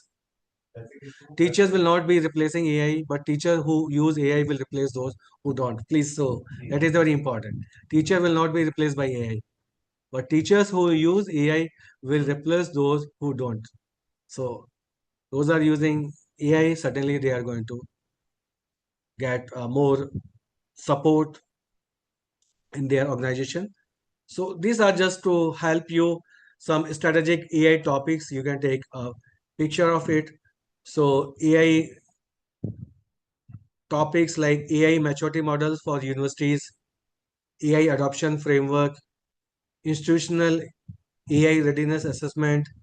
So you have to see your strategy and vision to evaluate strength and gap, data readiness, score and prioritize focus area, technology infrastructure, because if you don't have the infrastructure, then you have to procure it. So that is required. The budget, people and skills, what kind of skills people you are going to have, how you will, what kind of skills needed, governance and ethics, AI ethics policy, all the things, culture and change readiness. AI governance committee, you have to needed AI policy development. I have already asked you AI procurement guidelines. So what's our infrastructure tools you needed, then what is needed, when it is needed, how you will go for it, all the things. So strategic planning today, smarter university tomorrow, build, govern, adopt, transform, and lead.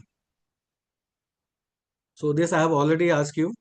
So just I am, because we are going to the end of the sessions. So AI in teaching, smarter teaching. So AI assistant, outcome-based education. I have already asked you. We have to use outcome-based education in defining the clear program educational outcome. So what is program educational outcome? These are expected for a graduate, whosoever department who is doing his degree after 3 to 5 years, he's supposed to have the competency, skill, knowledge.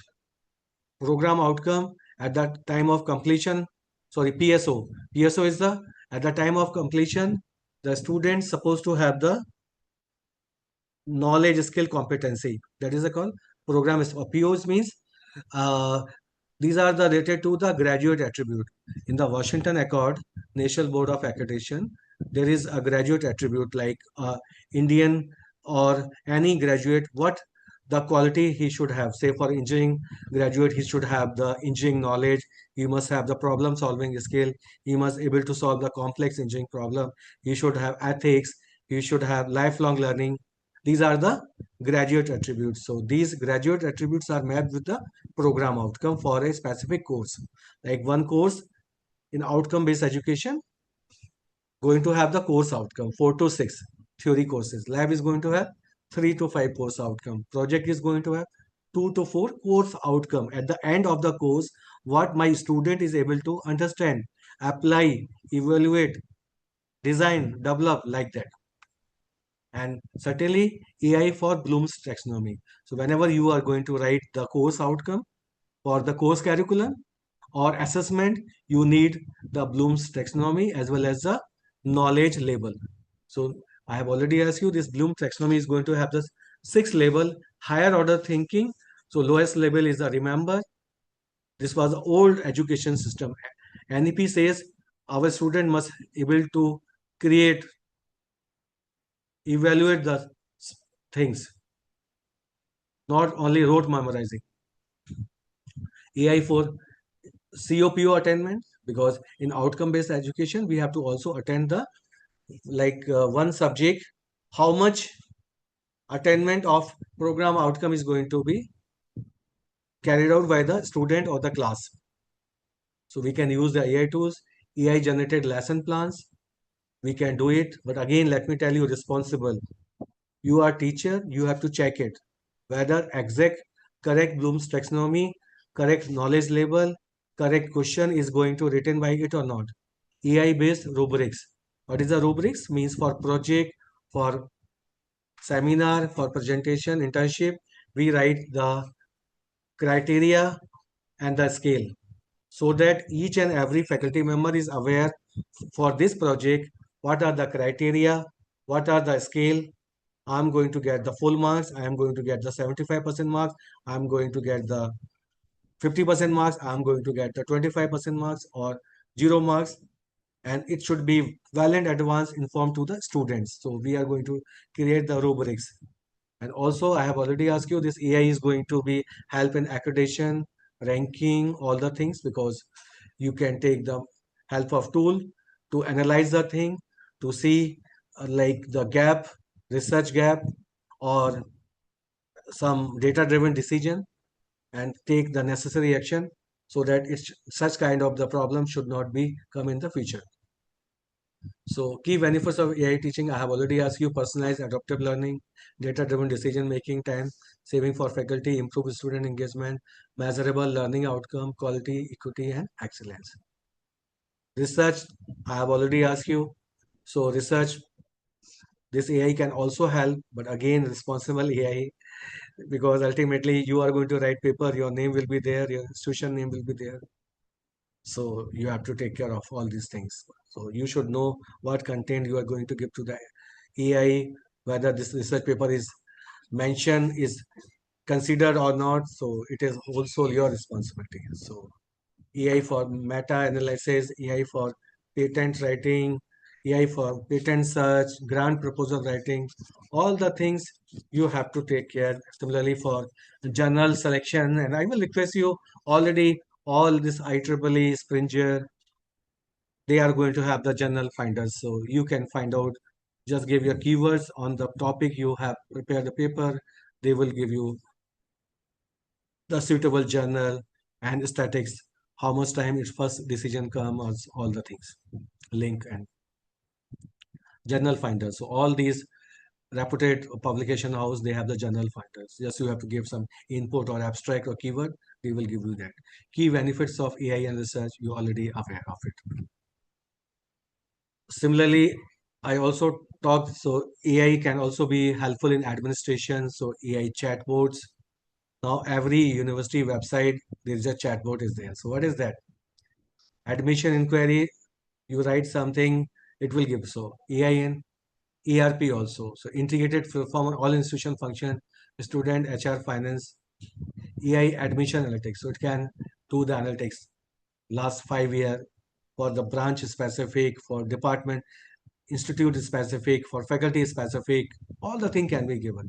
AI financial planning, like budget, sanction, budget, consumed in, suppose budget is 10 crore for 1 year, half year is over, suppose budget is consumed 1 crore. So what is the reason for that?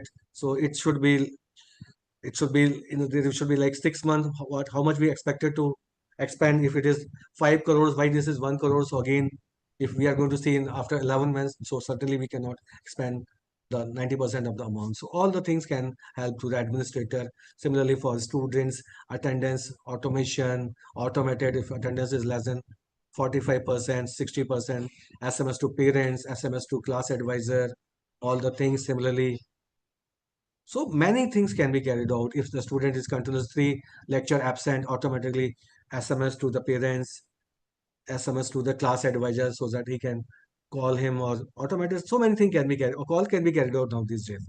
Like your ward is not coming, please talk to him. Yeah.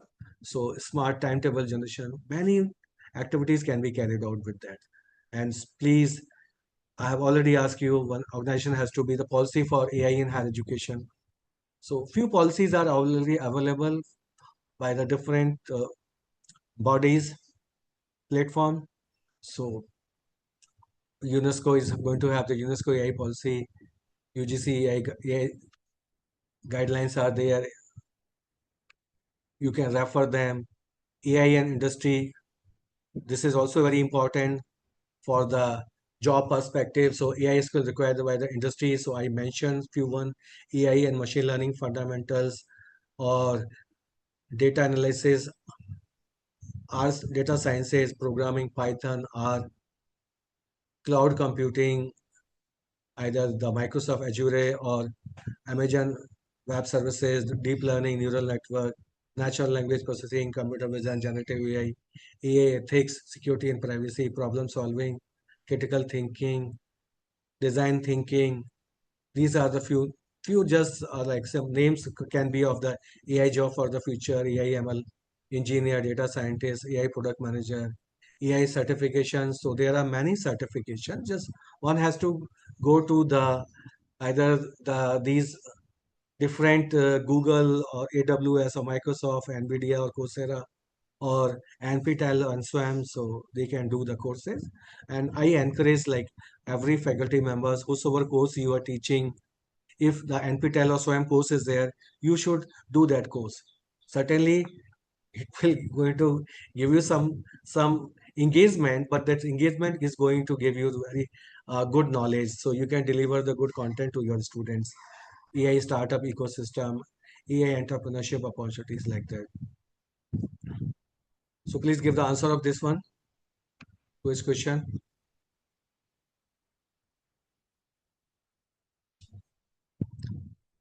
Very good, Sujit ji, Krishna ji, Rajesh ji, Jayajan ji, Sadeep ji, Ram Shah ji, Satya ji. Very good. So all of above. So if you are going to have AI Center of Excellence, certainly you should promote the research, innovation, industry collaboration, capacity building, student training. So many things can be carried on.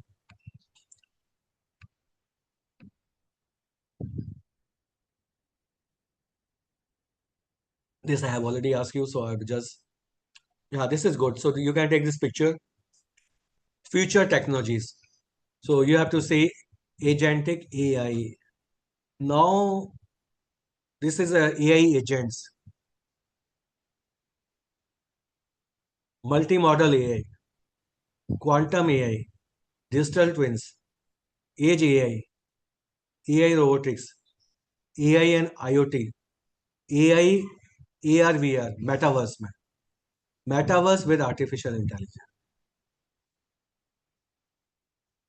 See how much you can learn or how much resources you can provide to your students so that they can be ready with that technologies. So few future outlook AI trends. These are not the complete one, but just few one, like AI co-pilot for faculty and students, personalized learning at a scale, AI assistant research and academic writing tools, predictive learning analytics, responsible AI policy and governance.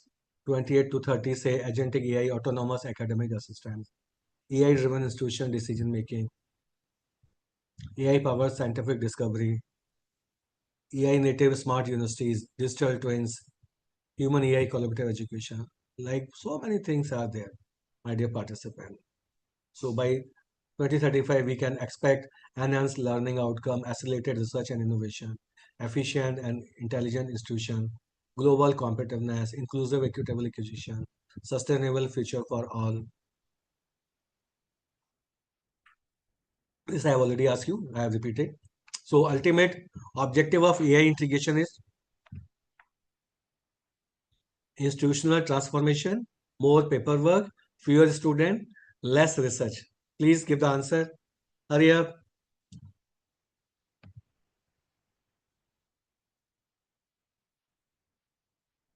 Very good. All are giving a good answer. Very good. Thank you. So go to the next.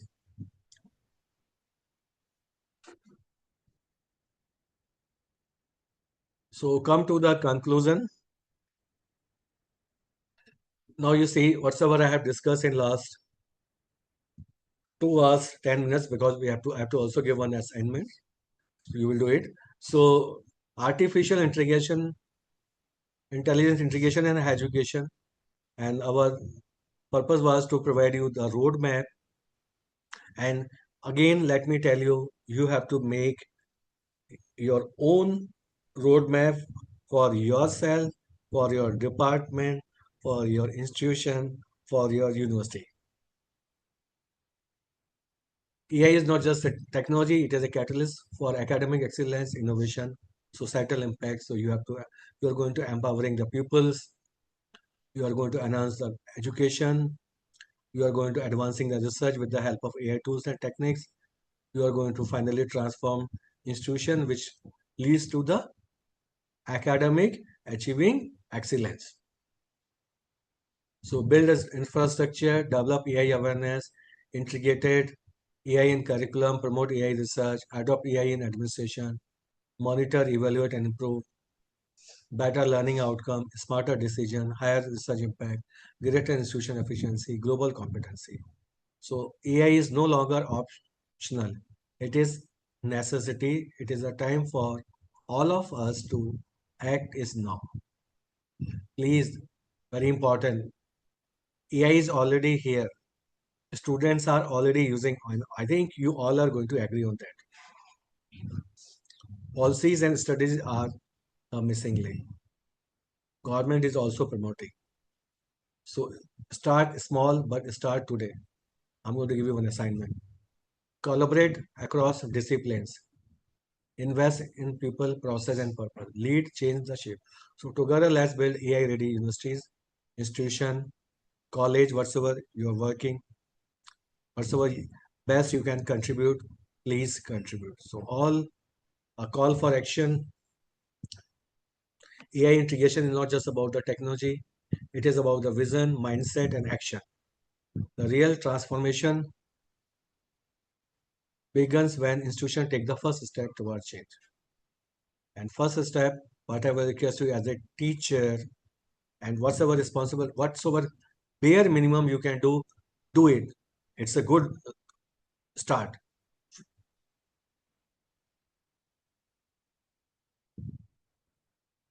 So for you, like, what is the one action you can take to introduce AI in your institution? Which phase of roadmap will you start with? How can you contribute to AI driven transform? These are all questions to you, and these are the references from I like going to prepare this session.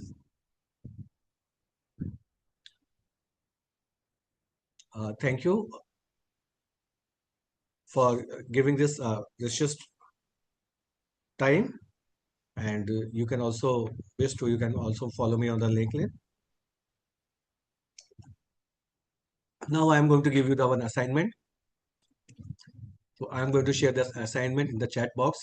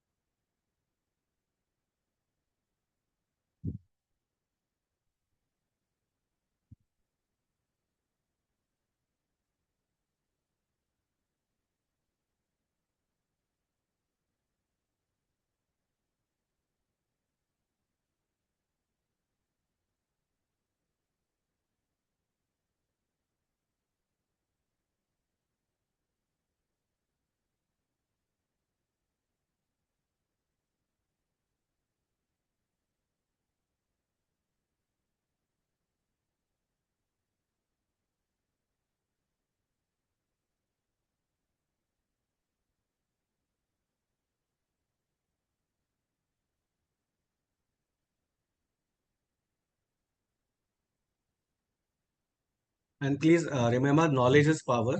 So keep learning, keep upgrading yourself.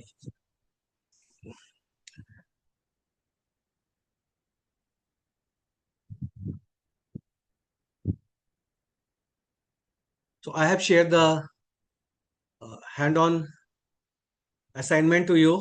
Please do it. You are going to have sufficient time, and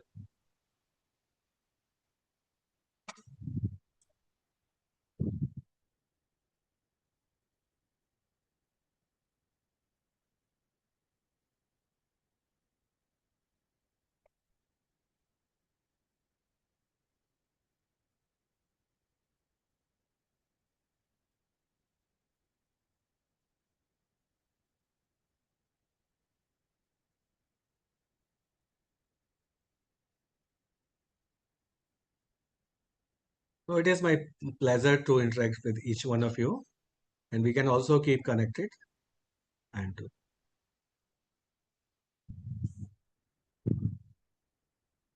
please, I have shared the hand-on assignment on the chat box, and you can, apart from that, it is, yeah, I'm going to send again.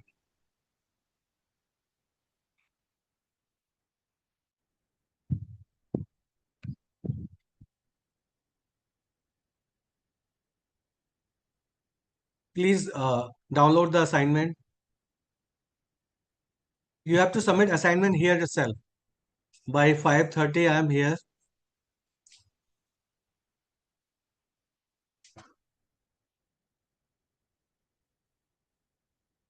do this hand-on assignment, you will able to learn. Here itself, 5:30 at 5:30, I will download. It's a very simple assignment. Just you see, I can also.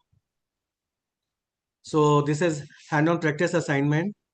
The title is AI integration in higher education. You have to designing a AI enabled teaching learning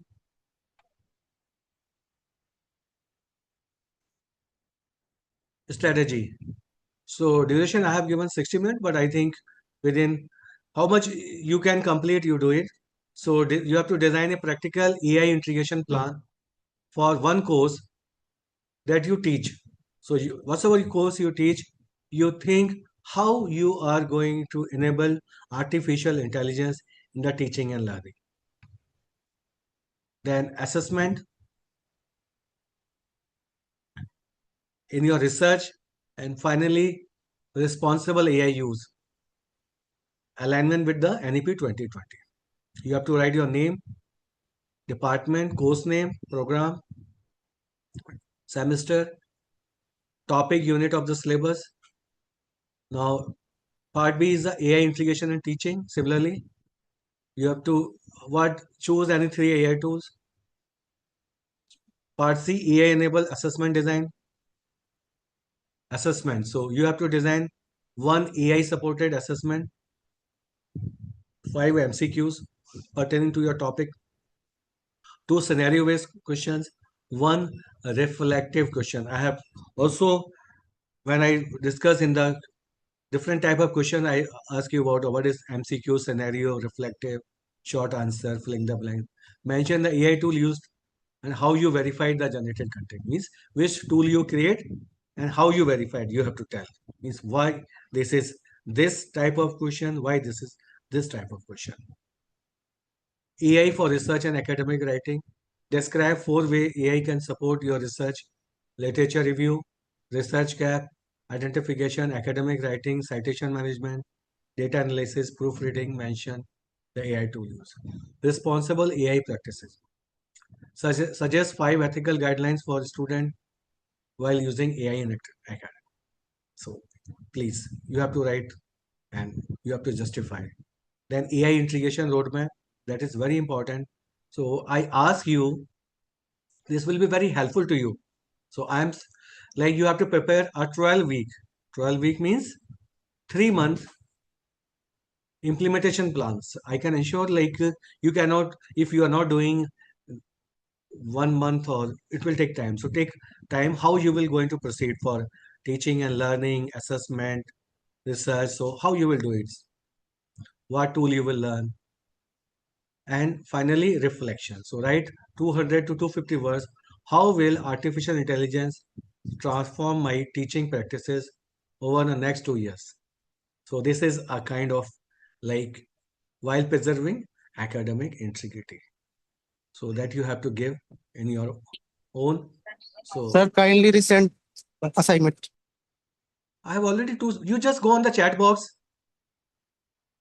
You go in the chat box, scroll the upper part. You are not able to see the chat box. You will scroll the chat box, you will find the assignment.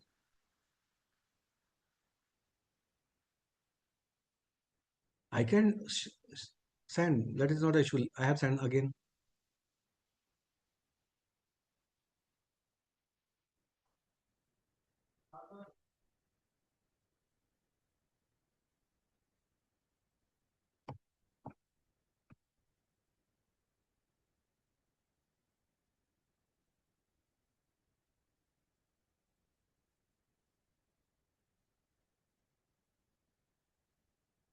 Again, I have sent it.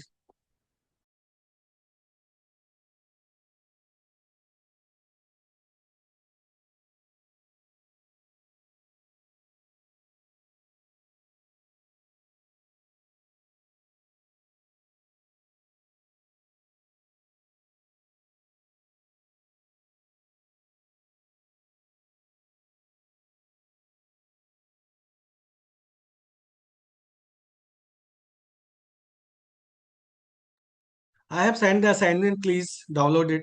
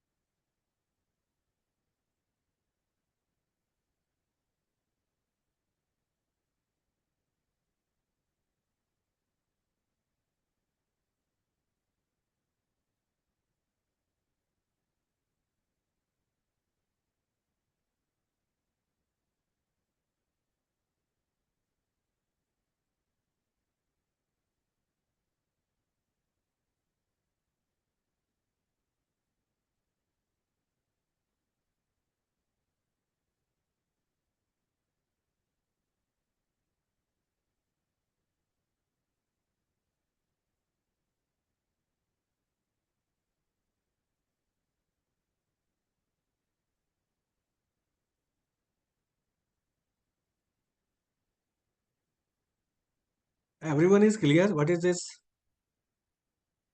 assignment?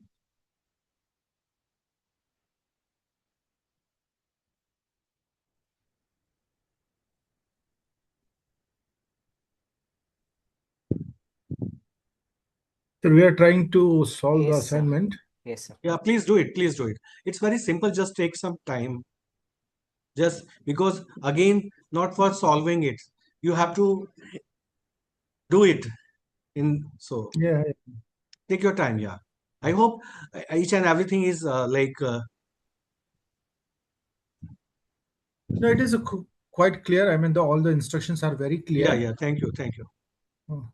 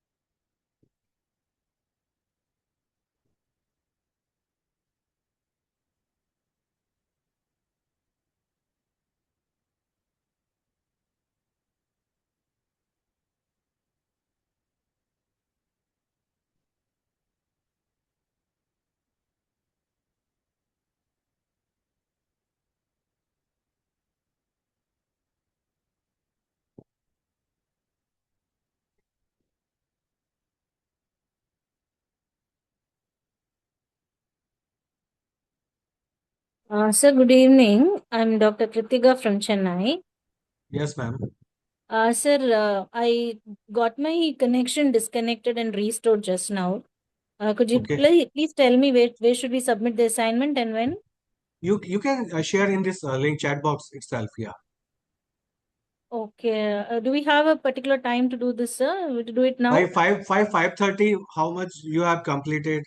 Yeah. Otherwise, MMTC, like organizer, what they are.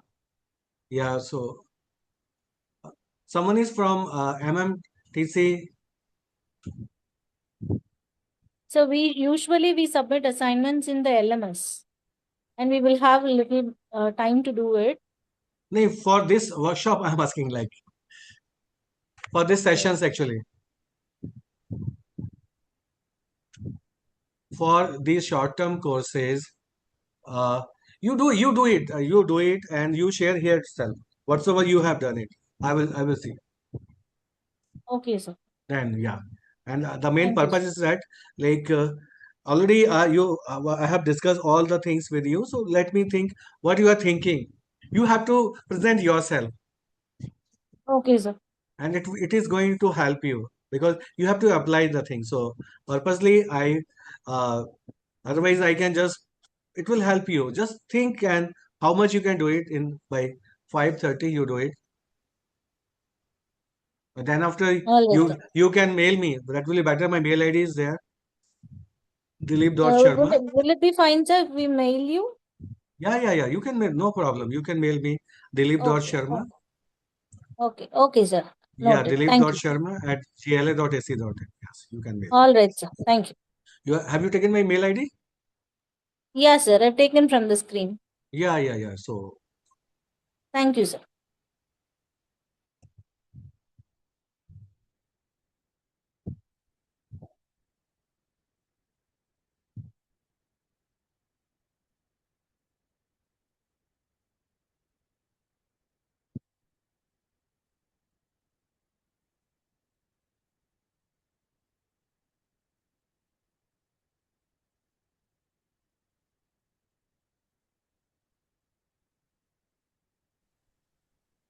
Sir, can you repeat your mail ID, please? are you not able to see my screen? Yeah, on this you s- you're not able to see my screen. PowerPoint presentation. My mail ID is mentioned.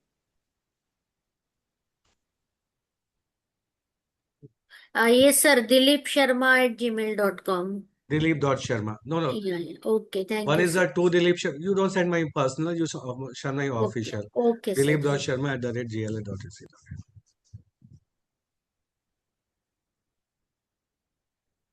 But you have to do how much you can do till now, because I few I will ask what you have done it. So you don't supposed to leave from here. You keep engaging in writing that.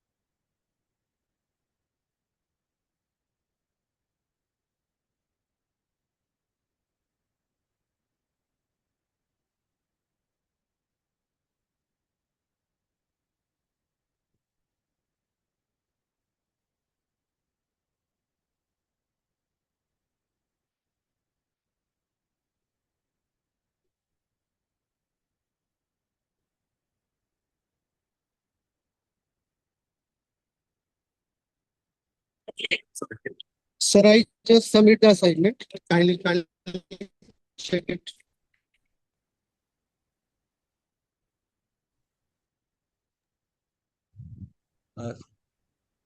Suren sir, I will appreciate if you can explain so that all participants can also understand what you have done it, if you are comfortable in that. So yeah, that's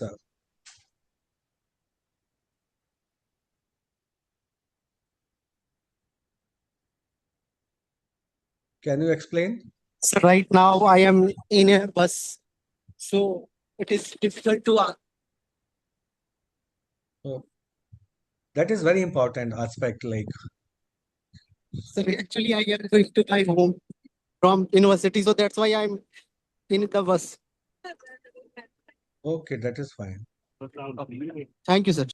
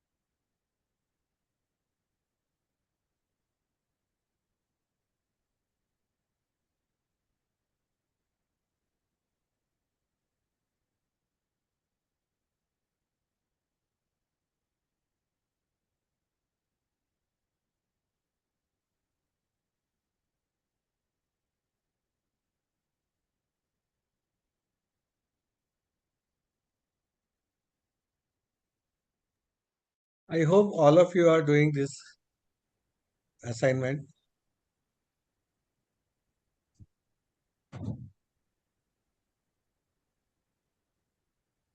Meanwhile, I will request you, if anyone is going to have some questions, they can put on the chat box. I will be happy to answer, please.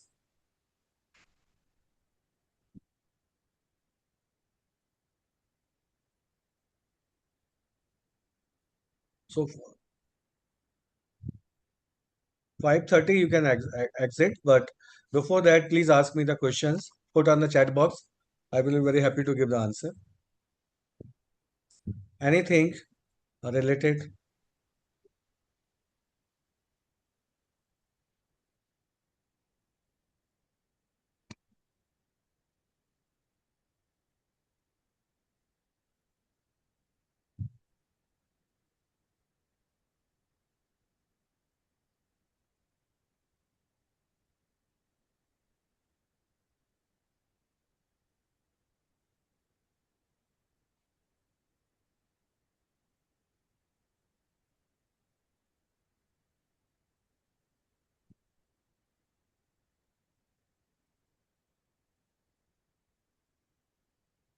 Please ask questions.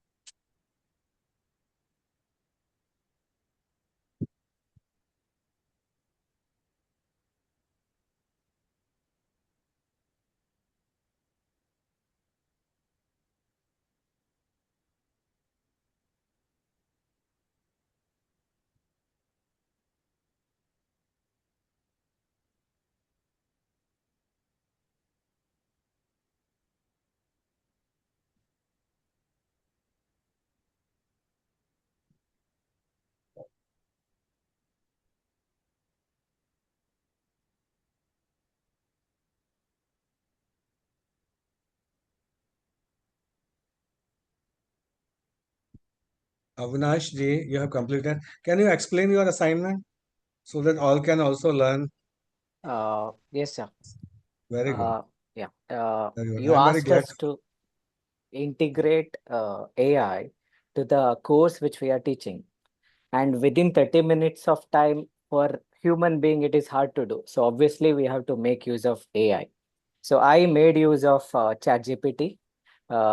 Whatever the task you have given to But me. just a minute. My only request is that, being the responsible AI person, once you are submitting the assignment, you have gone through the each and every one thing. We Yes, are not yes, in yeah, hurry, and yeah, because now you are the owner, you cannot say like I have prepared this and that. Okay, this is your disclaimer. That is yeah. fine.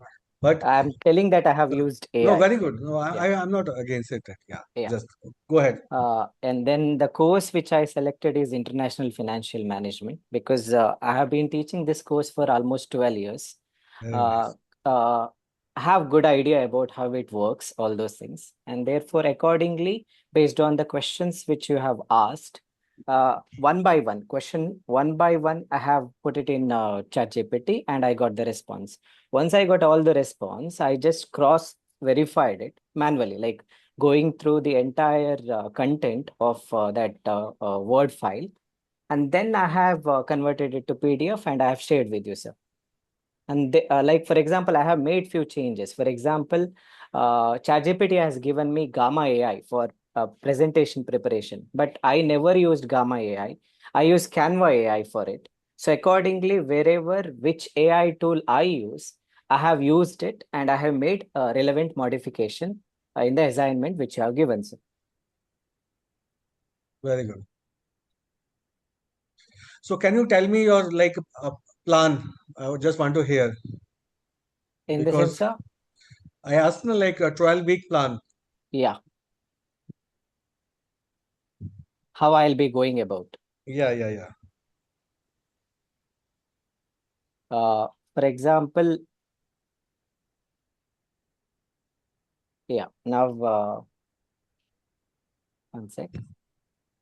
I'll just open the file, sir. No problem, no Yeah, problem. yeah.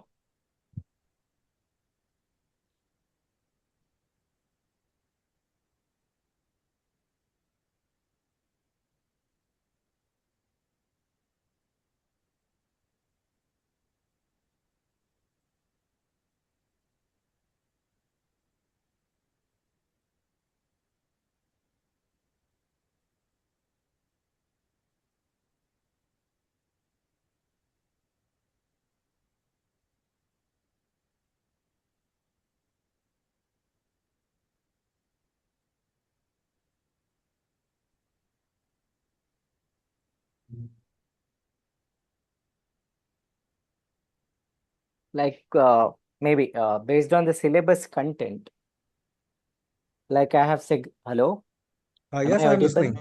Yeah, Yeah, based on the yeah. syllabus content. For example, in week one, if my syllabus contains 6 chapters, in week one, I'll try to teach or through various activities, like about introduction to financial management and how students can use AI responsibly and how they can generate material apart from the normal teaching which happens. So in this way, students also understand what I am delivering. At the same time, they can also use AI as their tutor and they can get more insights on it. Hello. So, yeah, I'm listening. I am listening. Yeah, so that will be week one plan. In week two, like you have concepts like international monetary system and how foreign exchange market operates.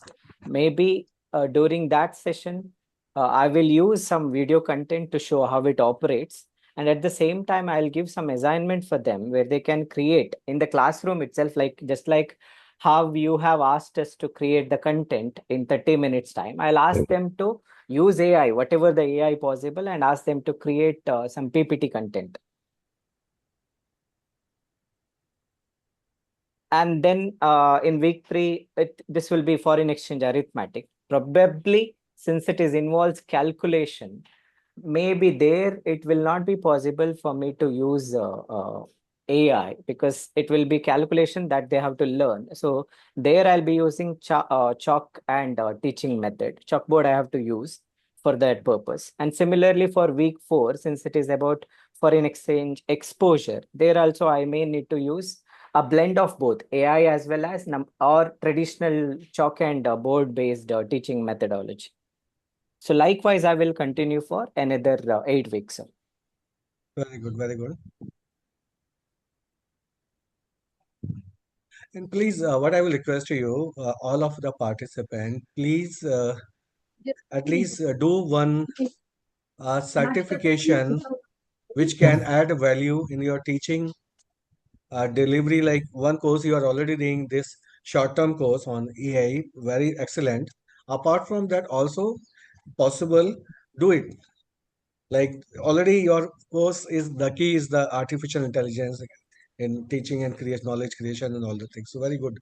And keep, and also what I will request to you, apart from that, you can give the training to your students also, all faculty members.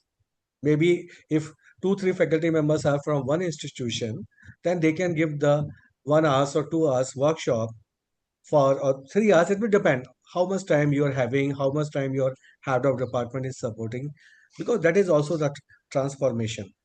Like you learn, you are delivering. So that will make also you more enriched in the knowledge and all the things.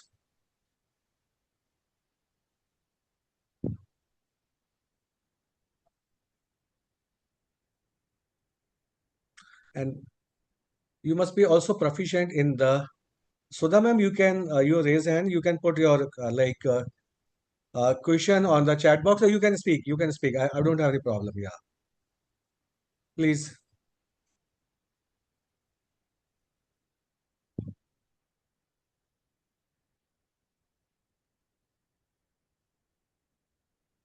Excuse me, sir. I'm unable to upload the assignment in the chat box. You can email me dilip.sharma@gla.ac.in. Yes, I also can't upload it, sir. I have done it, but Actually, this for uploading, problem. your assignment must be closed. If assignment is open, you cannot upload. If your assignment is open, you cannot upload. So you have to first close it, then you can Okay, upload. yes. It's right. Okay, so Right. that's also a small learning. Yeah.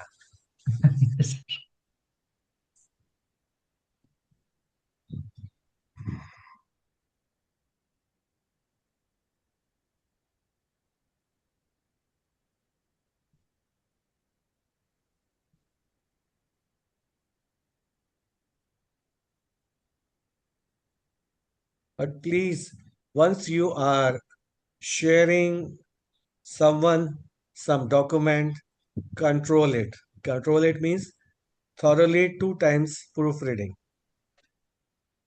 That is very, very important because sometimes these tools can wrongly understand the things because we don't know what prompt you have given.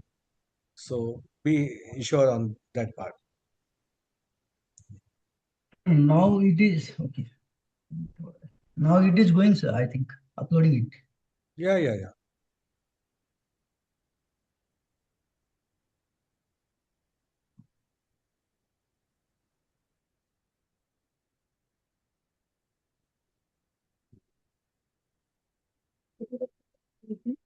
मला माहिती नाही, तो म्हणाला जिगीषा जेव्हा येते ना तेव्हा So how many of you are like I'm going to say 40 plus participant.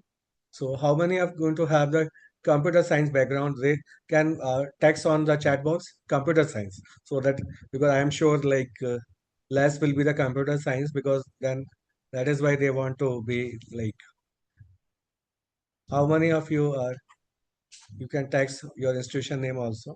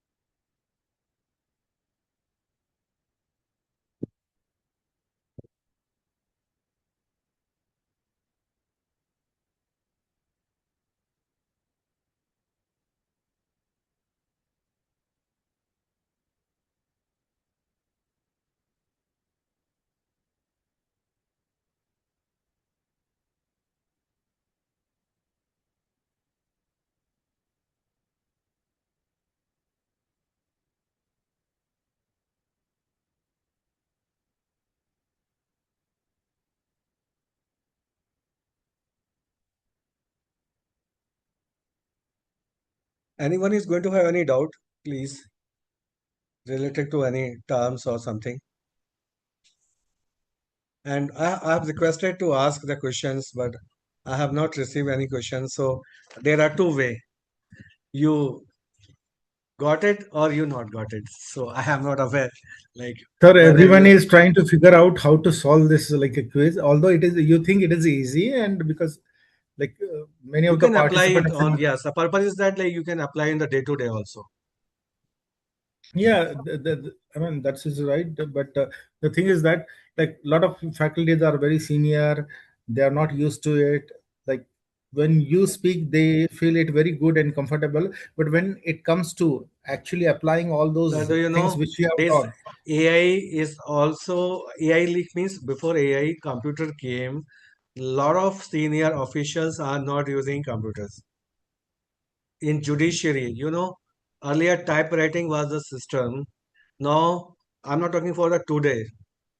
Decades before, every judge, everywhere, whosoever have like not even all learn computer science. Similarly, AI is similarly part. AI is also going to play in every role. I have not discussed about the legal and so many things. So one can, age is not the things. For learning, age is nothing. For education, there is no upper limit. So there is no retirement for learning, for getting knowledge or so. One must have like jail. So attitude is very important. Mindset. That is why we ask AI integration. First thing apart from that, mindset. So at least delta we should do it. We are not asking revolution in one day, but whatsoever bare minimum one can do, please do it. That is our need of an hours. We cannot say bye bye to AI. Otherwise, AI will bye bye to us because it comes like Corona comes up with Corona, not without Corona. We have to Yes, sir. definitely, madam. AI in mathematics, definitely, ma'am. Why you cannot use AI in mathematics?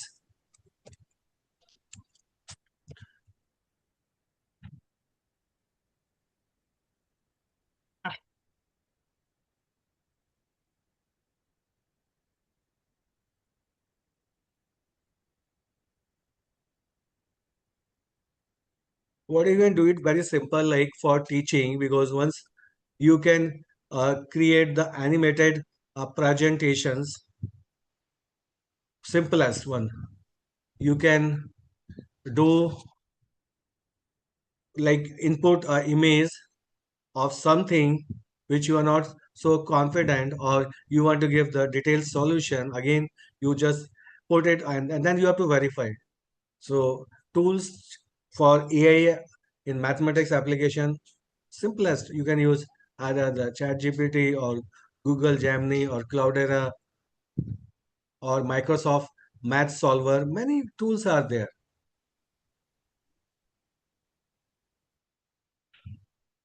So apart from that, you are the mathematics faculty members. You can create the question papers. You can create the assessment. You Sir, can, I have yes, sir. one question, sir. Please, sir, ask me. Now I'm a faculty of communication skills and literature. So in our university, we have this like every semester the student has to give presentation. Very nice. Okay, so most of students they come with a presentation, and that very first slide I recognize it is made by Canva, Gamma, or like Notebook LM, whatever like software. So these are like popular, 3, 4 are very popular. That is a Canva, Gamma, like Yeah. which provides the 9 slides and everything. So Yes, I yes. realize now the point is that the question which I insist them that when you finish your presentation, the last slide should be acknowledgement of the AI tools. So a lot of students say no, it is an app, it is like they argue, and then I have to convince them ki, okay, it is not yours. You have taken this slide, you have taken the content from ChatGPT or Notebook LMM, you have given the prompts to design like slides and slide deck, and then you copy it, you transform those deck to Canva, and then they design it. So is it like necessary that they should acknowledge the use of this AI tools at the end of their Sir, whatever presentation? request to you, whatever you ask a very real, like all are going to have that experience. So what I will request to you, what happens once you are going to ask, give them some assignment to students, some task to students. So in the beginning, you ask them, ki you have to have the last slide, which is going to have the references, acknowledgement. You assign them so that they will not have any excuse. Actually, thing is that is awareness. Like whenever you are going to submit the assignment of your soft skill or any presentation, so you have to mention the books used, ebooks used, website used, tools used, technique used. Can give one example also. That is why in my presentation also I have given all the references which I have, so that because I have written more than 300 research papers since last 20 plus years. So like we know that, so it's not a harm. What I ask to my students, like if you are referring some video lectures, some audio clips and it inspires you some idea, please acknowledge it. You are not going to come in trouble. For acknowledging someone, referencing someone is not at all harm if it is relevant. Sir, if it is relevant, no harm. It is the gratitude. It will give you the good impact of your personality. Please say thank you. You are not going to done. Say pranam to anyone. You are not going to become small.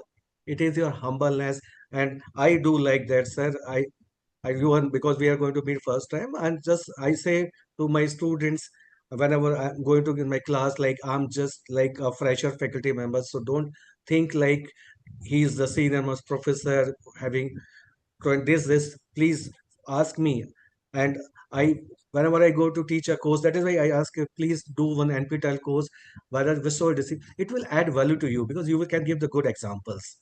Only the thing, Exactly. knowledge is superpower. No weapons for, because we are the teachers, we are academicians. So knowledge is first the teachers. First, what's our role? I'm the dean, so I go, oh, I'm a dean. No, first I'm a teacher.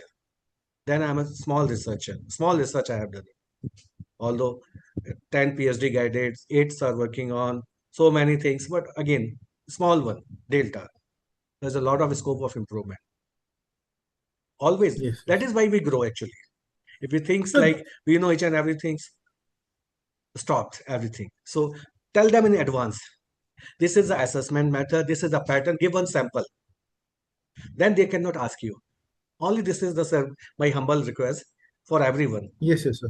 Sure. I think then they cannot say like that because they not trained for that. They think ये तो होता है, ये तो करते ही हैं. No. हाँ, उसमें like what they have कि okay, I haven't used Microsoft, I haven't used a PPT presentation. This is something very different. So I have to tell them कि okay, although it is a very different, but still. You can tell if you are preparing from LaTeX, put it that I told Microsoft PowerPoint or LaTeX or any other one. So that's give. So you can give them. So if you will tell in advance one sample, they are not going to create any problem. They will understand. And that is actually the purpose of outcome-based education, sir. What outcome-based education say? What outcome you want from the student learner, you have to tell him advance. What outcome you want from the student, same course curriculum you have to design. Then you have to take the feedback from industry. You have to take feedback from alumni. You have to take feedback from faculty members. You have to take feedback from the students. What they want. And that way, that is a backward course curriculum design in the outcome-based education. First, we know outcome. Then we know the graduate attribute. What should be the, because like for NBA accreditation, the student is Indian NBA accredited institute, then BTech. Same equivalence with the USA because they are following the graduate attributes. So they are going to have 11 program outcomes. 11, then 3-4 program specific outcome, program education outcomes, like that. So tell them in advance, black and white, on email, on WhatsApp, notice board, multiple way. No money is going to harm in that because digital communication on the portal upload also. So they cannot say, okay, sir. And he will say, okay, sir, sorry, sir, I will take care in the next time. And we are going to have multiple presentation for in the semester also. For any cases, tell them in advance. Also, whenever you have to deliver a lecture, I tell them, I created, this whole presentation we have created with the tool, but we give input text, not directly generated that one. We first prepare the raw content, then it's like that. And you all are the experienced faculty members, you can, it is not a like this, but we prepare first the quality content, then and we have some picture in our mind, we plotted that, and it took months. It's not like 1 week or 2 week of or 2 days of work. So you can easily understand the things, but I deliver same thing again so that we can remember. And it is a purpose. When we come in the class, first we give the recap of last lecture, 2-3 minutes, what we are going to teach today, 2-3 minutes. We are continuously going to teach them, apply them, analogy, some quizzes. Then at the end of the lecture, we will give the recap of the today's lecture. so that at least they can, if they are physically present, mentally absent, then, and for online, I put up the quizzes so that at least, and by taking the name, attention, it is always attention. It means, oh, somebody is taking, somebody is asking, somebody is giving. Focus should be there. So monitoring should be there. So recap by the student, lecture, okay, what I discussed. Tomorrow you will, so student will come with a study, oh, I have to give them recap of last lecture. And that is a way to create the engagement, attention among the students. So teaching is an art. Teaching is not only the knowledge. Knowledge is very important, but the art. Thank you, sir. Thank you very much. No, my pleasure. No, sir. Thank you.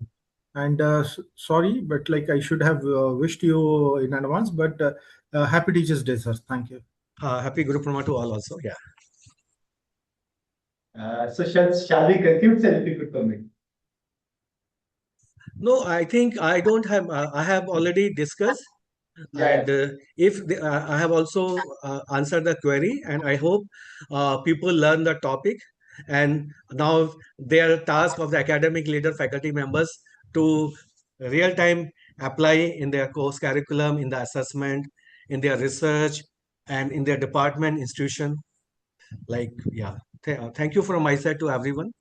And thank you to the Ambika Jaswal ma'am and the director of MMTC, Professor Mohammad Atif ji, and you too, sir, also for all managing this program, organizing this program. Thank you. Thank you all.